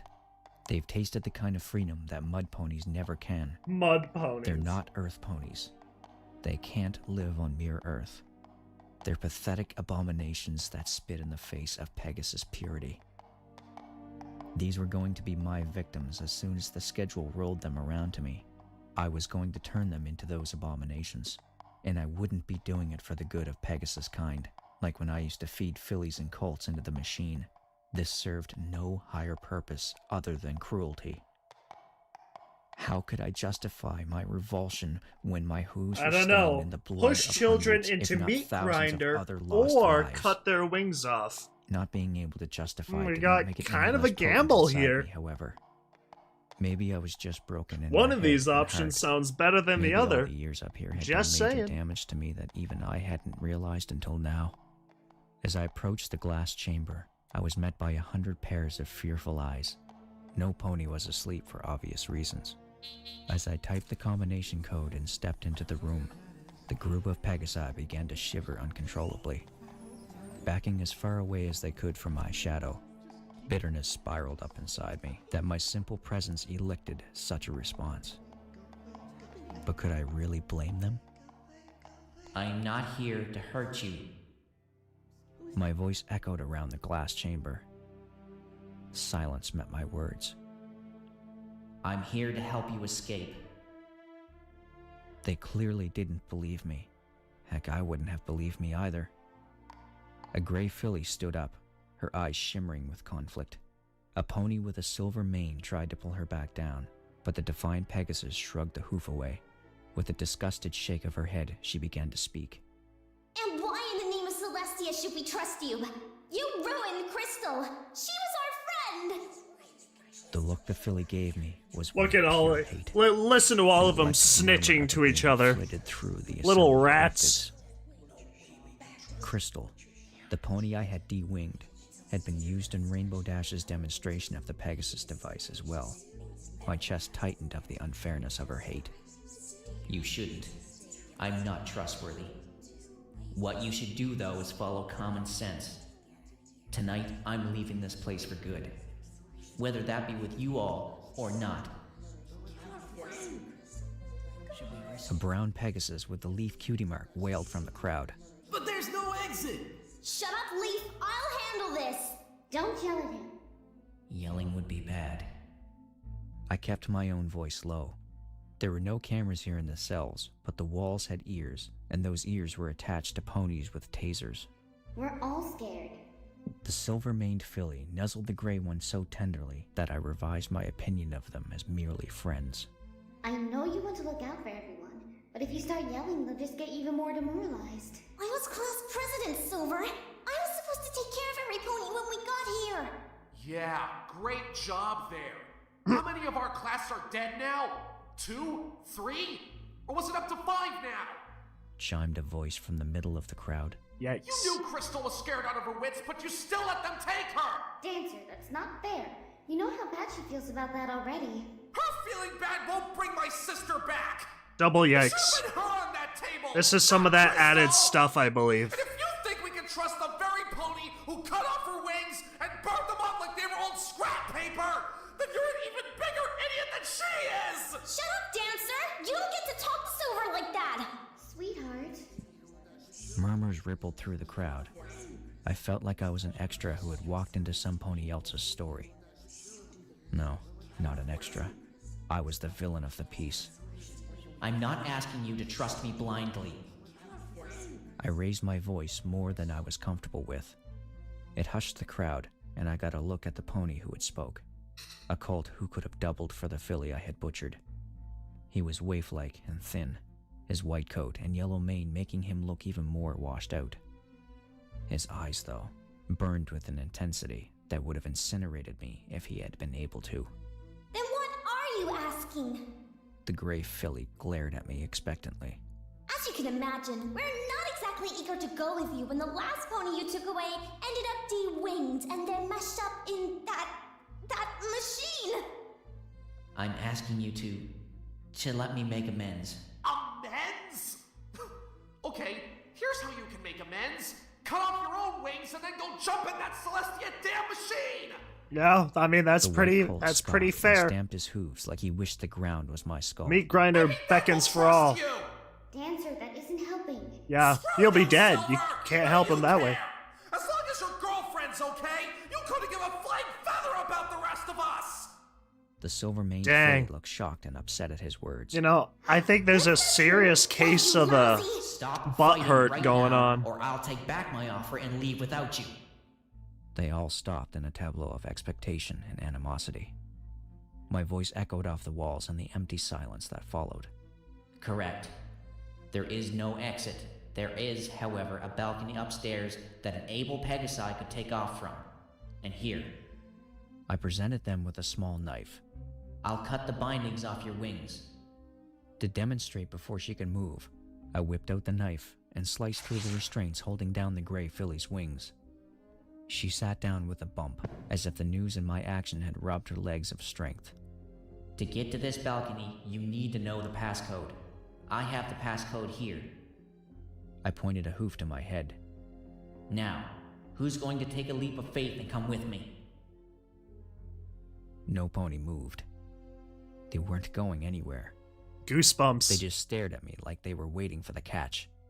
This was a stupid idea. Shut up, brain. Very well. No one will. I will. The gray filly struggled back to her hooves. A twang of excitement ran through me. Oh, it's going it felt down now. Strangely familiar. I will too. The silver-maned filly rose to stand as well. If they are, I am too! The whole crowd began to rise until almost every single pony was on all fours. I felt something flutter in my chest. I better to die trying than die Yet at the same in time, general, so I natural. guess. I began cutting free the restraints, allowing them to stretch their wings and wrap them around each other in overjoyed hugs. I realized with a start that I was happy. I was feeling genuinely happy. Only one pony remained on the floor, the white colt with the angry eyes. Wind Dancer, aren't you coming? I can't believe you idiots are actually trusting him! What else would you have us do? You're all freaking idiots! What? You don't What? know he'll get you out! This place is sick! And What? so are all What? the ponies inside this place! So what else are you gonna do then? Well, I don't know about you. What else is gonna happen, Bucko? Fighting for my freedom. Exactly. Then die because some pony else decided it's my time. Exactly. The object of this is to not die at all. I stepped over the white colt. He bared his teeth at me like a scared dog. Surprise washed over his face when I flipped my knife around and gave it to him hilt first. Here. If you don't trust me, cut your own wings free. Then you can do what you want. Come with me or don't. I'm leaving, and I'm willing to help any pony here who's willing to accept it. Slowly and gingerly, he accepted the knife, glaring at me all the while. With a few quick swipes, he cut himself free. How do you know I won't just stab you with this? I don't. I don't. Exactly, you don't. I didn't elaborate. I just turned away and surveyed the rest of them. My ears perked, and I raised my chin a bit higher, looking at the rallied crowd in admiration. Their wings were all Ooh, free now. we got that music They glared going back on at in the me, background. We're getting loathing ready and for distrust in something. their eyes, but I didn't care. Follow me and keep silent. If you're messing with us, I'll kill you myself. Dang. I stared Children hard got at the gray fired. filly. Don't become a killer if you can help it. The benefits aren't worth the cost. I swung open the door to the containment chamber.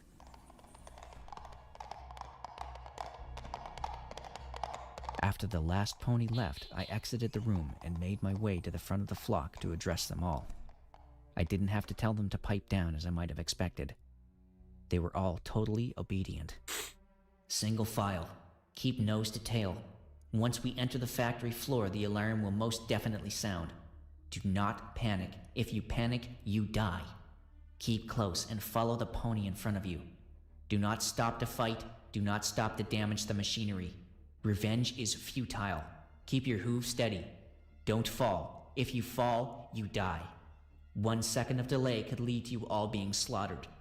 The only advantages you have over the workers out there are surprise and desperation. This sounds like a horrible idea now. You need to go fast. This Keep sounds your feet awful. And do not look back. I don't feel Even if too ponies around comfortable. you fall, don't you dare look back. Are we all set? This sounds like a huge gamble. Good. May Celestia. Uh-oh. The voice did not come from an individual in my audience. Turning around, I Trouble. saw Rainbow dash a mere 20 hooves down the hall, blocking our exit. My heart sank and soared to see her. She was my hero. She was my inspiration. She was wonderful and brave and loyal and committed to keep the Pegasi great. She was also the pony who had insisted I rob other Pegasi of flight, even though it benefited nothing and no one. She was the pony staring at me now, like I was a bug under her hoof. After all this, you call on Celestia to help you? You're stupider than I thought. Celestia hates you. You've killed and maimed those that worshipped her for years now. The stains on your soul won't come off now. You feel guilty and try to save a few who deserve their fate. Celestia, as you know her, is dead, soldier. She's been dead to you for years, and you have been dead to her. Forcing down a wave of fear, I made myself walk up to the overmare. Not another step. The tone of her voice made me hesitate. What are you playing at, Dash? Oh, you misunderstand. I'm not playing. I'm serious. Do you see this, StatCon? She pointed down to her ankle, where the gold-trimmed device beeped. With a simple click, I can bring the whole guard force down on you. You're strong, and these ponies behind you are desperate. But do you really think you can win in a situation like that? I knew I couldn't. I was so stupid. What had I been thinking? I had seen failed uprising attempts before. How could I possibly thought my attempt would be successful, where theirs had failed? Some of those Pegasi had planned their escapes far better than I had. They hadn't had their heads so recently turned by guilt like me. They had been waiting for months, even years, and had still failed. Every fiber in my body willed me to just give up. My attempt at redemption was nothing more than a fantastical theorizing. Yet still, something deep down made me want to try. It's not a matter of winning or losing, Dash. Overmare to you, traitor! I set my jaw. It's a matter of spreading your wings and trying to fly. You can't take flight from Pegasus. That's not how this works. That's not what this is all about. How can you bring honor to the Pegasi race in Equestria by taking away what makes them great? And for what? No reason except cruelty. No benefit to any pony. It's even more barbaric than I would have thought you capable of. I guess I didn't know you at all. Like you said, no pony on the surface knows who you really are. They think you're some happy-go-lucky prankster. They never guess you're the Overmare. I thought I knew you better than them. I thought... A clicking noise was followed by the slamming of doors. At the far end of the hall, flooding like spectre from the Pegasus device, guards began to arrive.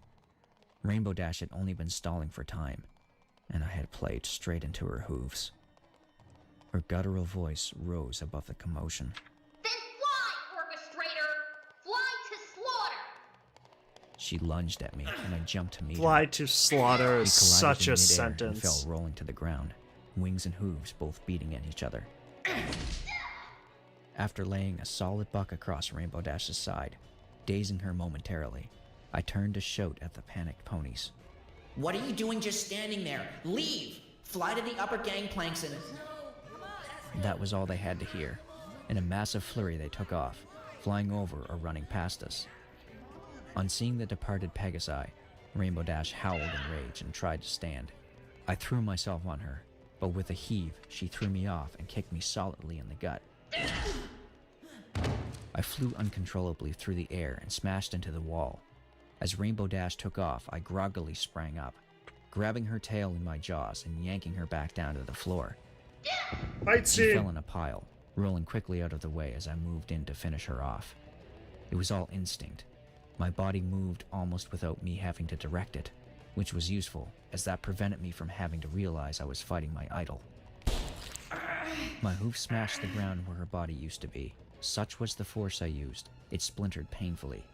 I fell to the floor with a cry. Did you really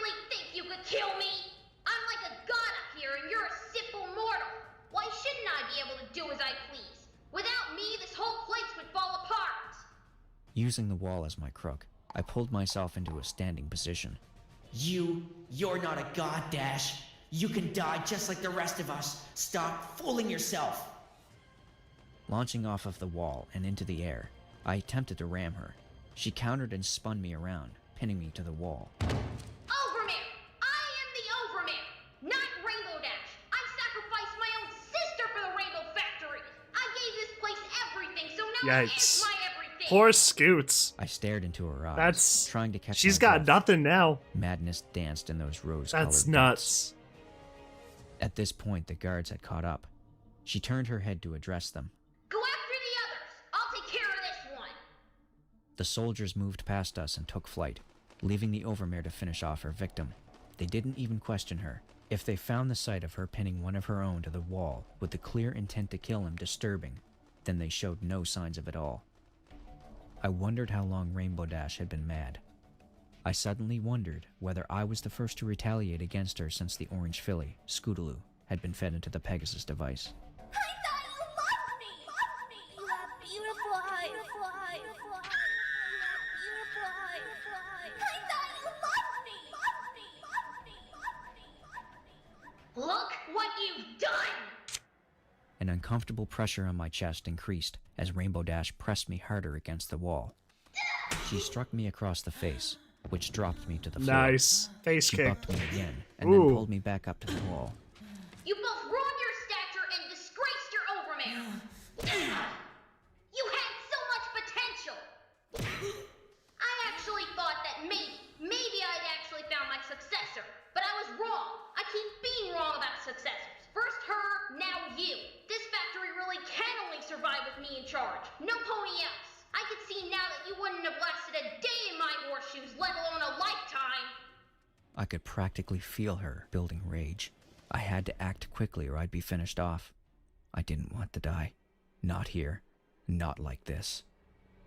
As she screamed in my face, her attention took up by letting me know what a failure I was. I reached down and yanked at her taser. It held firm. Tensing, I desperately flicked on the device while it was still wrapped around her hip, placing my own hoof to meet the vibrant blue bolt that had appeared. I felt a jolt as the electricity passed through me and into Rainbow Dash. Her grip went slack for a mere second, but it was enough. Taking the small window of opportunity, I wriggled out of her convulsing hold and slid between her hind legs, rolling onto my hooves behind her. The source of electricity gone, she turned to confront me, but I was too fast. Bringing both my hooves to the back of her head, I put all my weight into a kick that smashed her forehead against the wall. There was a wet, cracking sound, and she collapsed onto the floor. Enjoy the damage, Rainbow Crash. My front hooves, one burning with pain and the other shattered, were useless for walking, so I hovered, wings flapping in small jerky motions to keep myself off the floor. Thankfully, they still functioned perfectly. I braced for her to retaliate again, but she didn't move. Already a pool of blood was beginning to form around her still body. To my utter disgust, I felt a shock of empathy. As much as I hated her, she had been the one who let me live in the end. She had, in her own twisted way, been protecting me ever since I killed that filly all that time ago.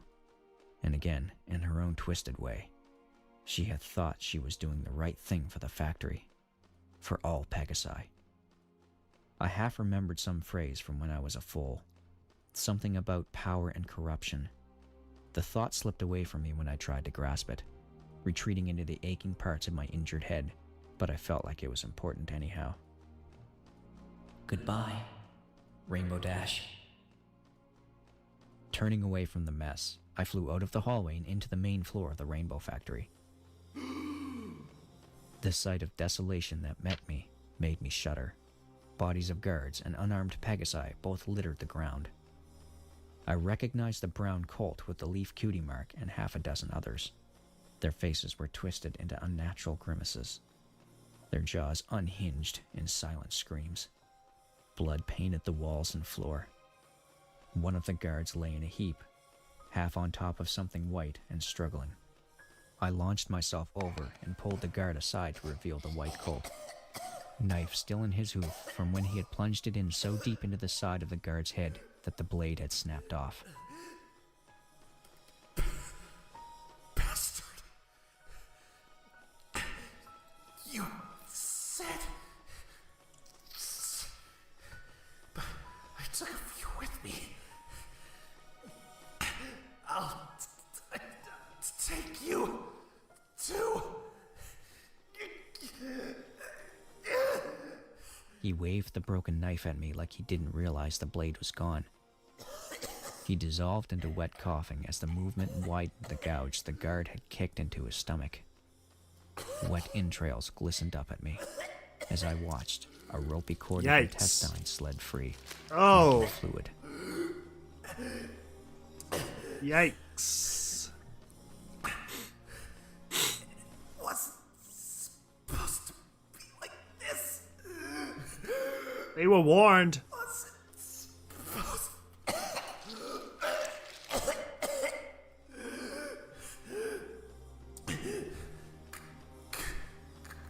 Oh, trust me, we slacked off a lot.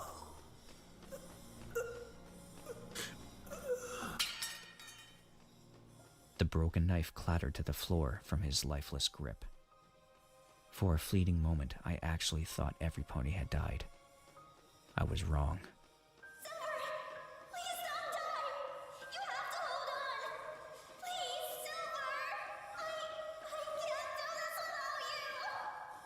An echoey distress call coming from somewhere ahead drew my attention, and I started making my way to the far end of the upper gangplank. There was still some sort of commotion going on. I rounded the corner and saw a single thin figure leaning over another. A pony convulsed on the floor in a seizure, most probably instigated by a taser. The dead guard, taser still in hoof, was testament to what had happened. It seemed like the silver-maned filly had been taken down, and the gray filly had got in the lucky shot while he was occupied. He had fallen backwards against an outcropping of metal that still held a chunk of his mane and scalp on it. I was both mortified and deeply relieved.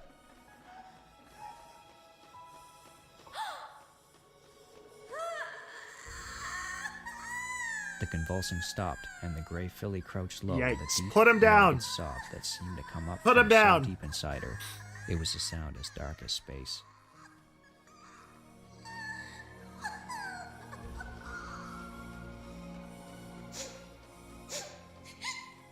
So you're alive. We all thought that you were dead. I nearly was. Or that you had abandoned us in some sick, twisted game that you were playing. I could tell she was just trying to hold back tears. She looked back down at the dead filly in her embrace, and her voice became soft and broken. Either way, you're too late. Every pony. They're all dead. Silver and I were the only ones to make it this far, but that damned guard. He was hiding behind the door, and he jumped out on us. Clever. We never even saw him. And then Silver was on the floor, and he was stamping on her and using his taser. Ugh. And Poor dude. Tears plopped onto the silver filly's upturned face. I can't do this without her. Yes, you can. She would have wanted you to live. How would you know? She all but growled at me. Hackles Well, I raised. hope they didn't want you to die. We were all just things to you, not ponies. Are you saying she'd prefer you die here with her? Yeah, for real, that's what I'm saying. I just... Then choose life. I sighed. There was no time Look for at comfort, that. and I was bad at It only anyway. took him 70-something life kills, count. and he's become As a long as wise you can man. make it, every ounce of blood spilled would have been worth it in the end. All it takes is a single voice to tell about the dark secrets of the Rainbow Factory. You could have left at any time and told paused to take a everybody, shuddering my guy. breath, You had access to the balcony. realizing that this wasn't just about escape anymore. Maybe the thoughts had been inside me all along, and I was too cowardly to see it. Or maybe the sight of my hero with her insane head caved in had sparked it in my brain. Equestria needed to know. Honestly, what why went didn't on he here. ever just do that? The Rainbow Factory could not be allowed to continue this way, stealing ponies as lives in all ways. We can still escape, but we have to move quickly. Are you ready to go? Reluctantly, the lone filly got up. Nodding slowly at me, she planted a kiss on the silver filly's forehead and followed me. Hovering above the terminal, I typed in the password. To my relief, the door swung open. Follow me. Please. When we arrived at the hall, I realized with a start that something was different. The lights were all off. Entering deeper in the room, the gray filly close in tow, I went over to the far wall and felt around for the light switch. After a moment, I clicked it on. The sight that met my eyes as the lights flickered to life made my heart skip a beat in panic. To my horror, the hall had been blocked off on two sides by metal walls. My mind reeled as I tried to comprehend. As if on cue, the door that the two of us entered in from slid shut. See, that's why the light was off, so they couldn't see the other end. That's a well-done ploy. The gray filly growled at me from deep in her gullet. It was a primal noise, full of grief and frustrated regret. I abruptly wondered who the silver-maned pony had been to her, and wished I could have given her one more time to say goodbye, and mourn before dragging her away. I was reminded with cold clarity that I did not see death the way any other ponies did, and it made me shudder. I didn't, was my weak response. I raised my front hooves up in innocence. I was beyond confusion. I'm going to die in here! The enraged Pegasus took an aggressive step towards me, and tears of anger began to fall down her cheeks, her voice choking with emotion. With you! I could have stayed with Silver, but instead I followed you, and now I'm going to die with you! Or is this some kind of trick? How could you play me like this? I didn't respond. I was too discombobulated to talk. Had I somehow confused the doors? No, impossible. If I'd done that, I wouldn't have been able to get inside here in the first place. What in the name of... I had been about to say Celestia, but Rainbow Dash's words floated back to me. I wasn't one of Celestia's ponies anymore. She was right. I hadn't been for a long time. Dang. Still, that's what grim. in Equestria was going on? Dark. I win. The voice. Dang, dude. The evil monologue. Crackled in a pool of static. I win, and you lose, soldier. That voice. Dude, that chills got me goosebumps. Or maybe not. Maybe she really was a god. Immortal and invincible. I began to shudder uncontrollably. My world blurred around the edges. Confused? Let me explain. Currently, you and your companion are in between two breach walls. Years ago, they were installed by the last Overmare as a foolproof if all else failed. I have to admit, this was the first time I actually got to use them. Those wretched Spectre donors you rallied really put up a fight this time around. Yet in the end, it was to no avail. Clearly all you've done is trap the last beacon of hope for me. A sharp burst of laughter ripped at my nerves. My stomach twisted painfully in distress. I had plans to come after you personally for trying to kill me, but then I changed my mind. I thought to myself, why not kill him and the nag with him in one go? She's the last one, you know. Every pony else is dead. So you didn't save them. You didn't succeed in this pathetic attempt at a rebellion. I expected so much better from you. Instead, my best orchestrator has to die alongside the stifled moaning of the pony and a hook and kill it. You killed them all. And because of what? Of any concept of redemption? Did you really think you could escape and just go back to living amongst normal society after what you've done? My gosh. You did. You actually thought you could just leave this all. She sounds genuinely out of her mind, and I get it now. After that, it all makes sense. I get it. Obviously, she was unhinged from the beginning, but like that spoke droves. I no longer had the will to rise. I was only doing what I thought was right. I couldn't live with myself any longer, and... My voice cracked. Thin lines of moisture rolled down my grimy cheeks. I couldn't do this anymore, Dash. I can't do it anymore. There has to be a better way. There has to be some other... There isn't. Maybe once upon a time there might have been, but look around you. Think about all that rests on this factory. All the ponies who depend on what we do here. Would they understand if it all just shut down and went away? Would they be able to cope? Think about the way equestrian society works, you pathetic disgrace for an orchestrator. They need the Rainbow Factory. They need us. But... You're an idiot if you think otherwise, just like all the other idiots I've put down for even trying half of what you did today. None of you understand. None of you. You're what's wrong with the world today. Not me. Not this place. You. All of you. Her laughter made my She's skin out of her crawl. mind. I think we This need to was put wrong. Dash down. Everything was wrong or had gone wrong. I'm going to enjoy watching you die, you sniveling disgrace. A hissing noise. I looked around frantically. So did the gray filly beside me. She stood tall, but I could see that she was trembling with a combination of fear and fatigue. Do you hear that? I think you do. As we speak, the oxygen is being drained from the room. Why don't you pray to Celestia? We'll see whether she cares enough to answer. I think Rainbow likes her job a little too much. With a resolute click, the audio cut. Dude, that Already is so black screwed dots were up. spreading to consume my vision, and the air in my throat felt thick and syrupy. I ran at the door, stumbling on my bloodied hooves, and bucked. A hollow knell rang out, but it did exactly nothing except split my hoof down to the bone. I gave a ragged cry of frustration and agony. Turning my heavy head to the gray filly, I motioned for her to come to my side. At least I could die alongside a pony who hadn't been corrupted by the factory. A pony who lived amongst the society that, even now, Oh my God. I craved to return to. She shied away from me.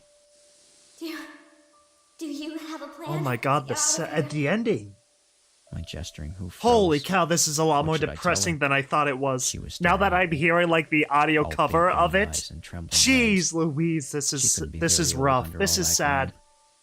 Unicorn and earth pony fillies her age didn't have to worry about dying up in the sky, in the one place where wings couldn't fly you to freedom. Hers were neatly folded at her sides. If I had just This is done my cinema. job the way I was supposed to, I would have cut those off.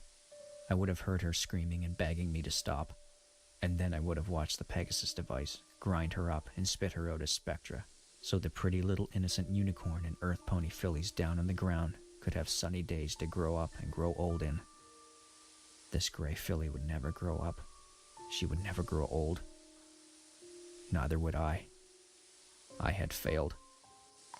Just hearing the Abruptly, she gas in the stumbled towards me, background. Well, not shoving me gas, aside to but- turn and yeah. launched her tiny hind legs at the door. Oh, it is a gas.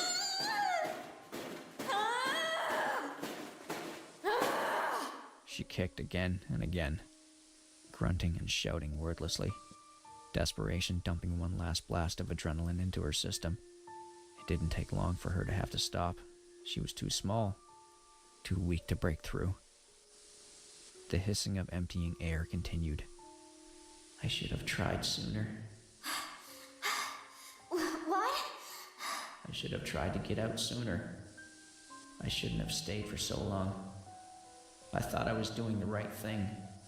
Or, no, I was too scared. I was always too scared. I was selfish, scared only for myself. I did such terrible things, all because I was too scared not to. But that's not an excuse. And then I was too late. I should have Dang. tried harder. I should have said no sooner, before it all got this far. Dang. She didn't try to comfort me as my tears fell. Why would she?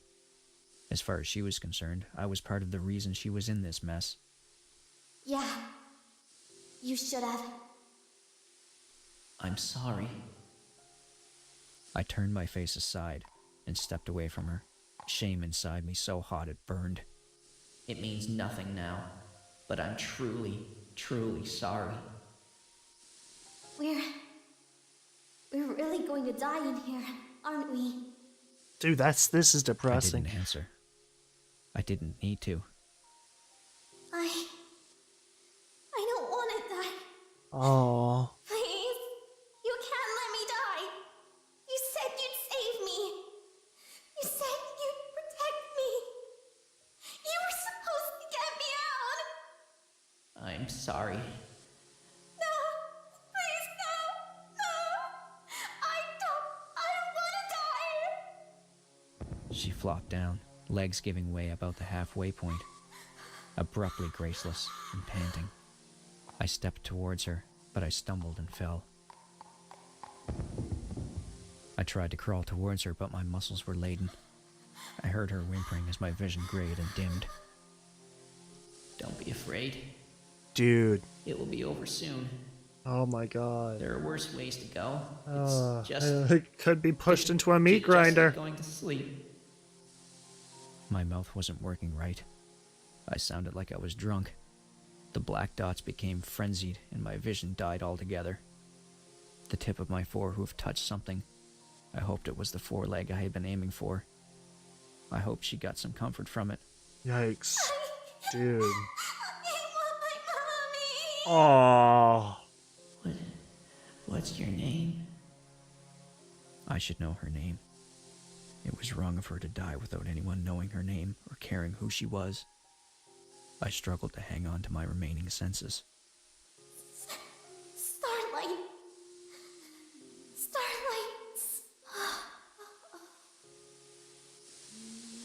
I couldn't smell my own blood anymore. My mouth was made of cotton wool. Only two noises remained. The deep clanking of the Rainbow Factory 1 story below, and the ever-present static. I'm sorry.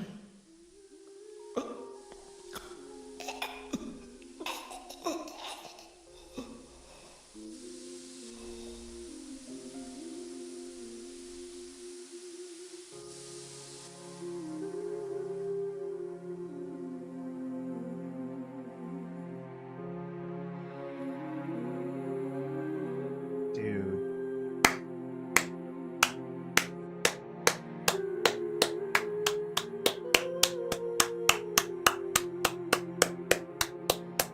Beautiful. Oh my god, that was good. Holy cow. What the heck?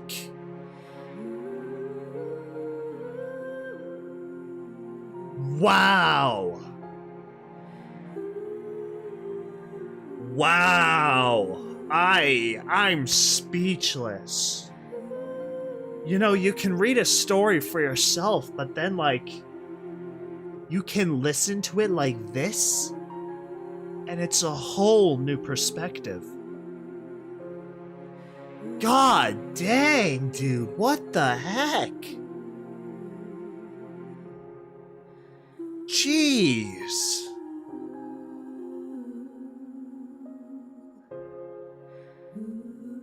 What the heck? Wow.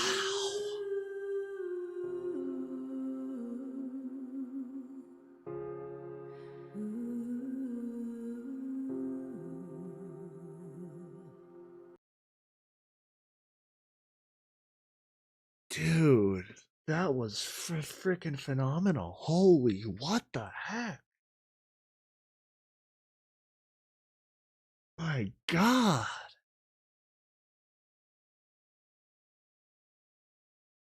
I don't know what to say.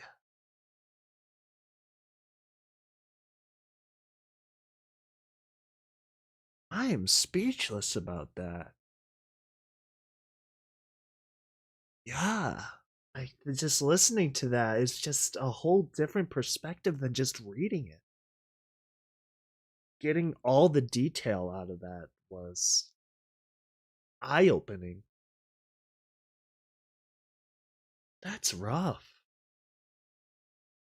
Not a single soul gets through. My goodness. Wow.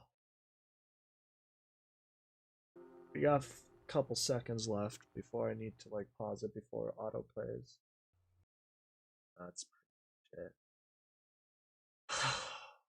Wow. Honestly, I would play some more music, but I think we listened to enough. Enough music. And,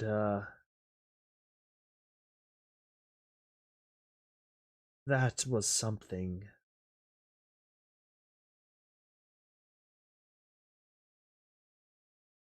Jeez Louise.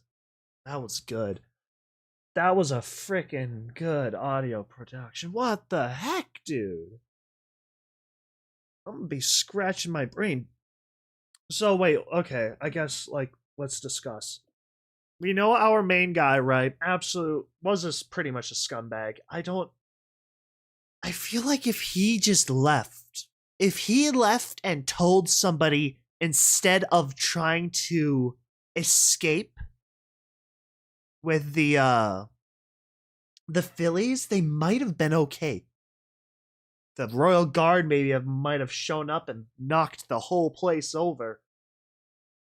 He had access to, like, the balcony. He could have left. He seriously could have left. I wish he did. I wish he left sooner before trying this almost impossible feat of an escaped attempt. That is... I know he tried to do the right thing, but he had a week of time to try and do something before the next shipment. That would have been ample time. That would have been of ample time for that guy to step up, get out of there, and just make the right call. Then again, I mean, I don't know how far this Pegasus nationalism goes, right? Like, that's a whole different beast. Who knows how long they've been doing this, where the failures get sent and turned into minced meat? That could have been happening, well, as they said, 1,000 years or whatever. Solution after solution and crud.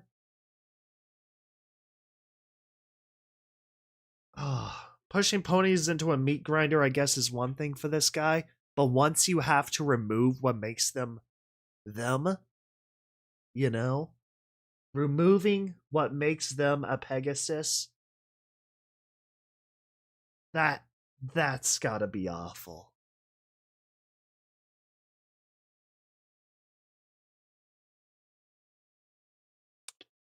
Well, I think that's a good note to call it here for the Rainbow Factory. If anything, the first Rainbow Factory live stream. After 7 hours and a lot of horror later. I think it's time we call it here. Beautiful audio productions, beautiful music. Just the whole thing was beautiful. It is super sad, but in a way, it's beautiful. Twistedly pretty. That was good. That was super good. Thank you all so much for watching, and those of you, especially thank you to all those who managed to make it this far somehow. But, goodness gracious. Yeah, I mean, I'll catch you all in the next one, folks. I don't really have anything else to say, so yeah.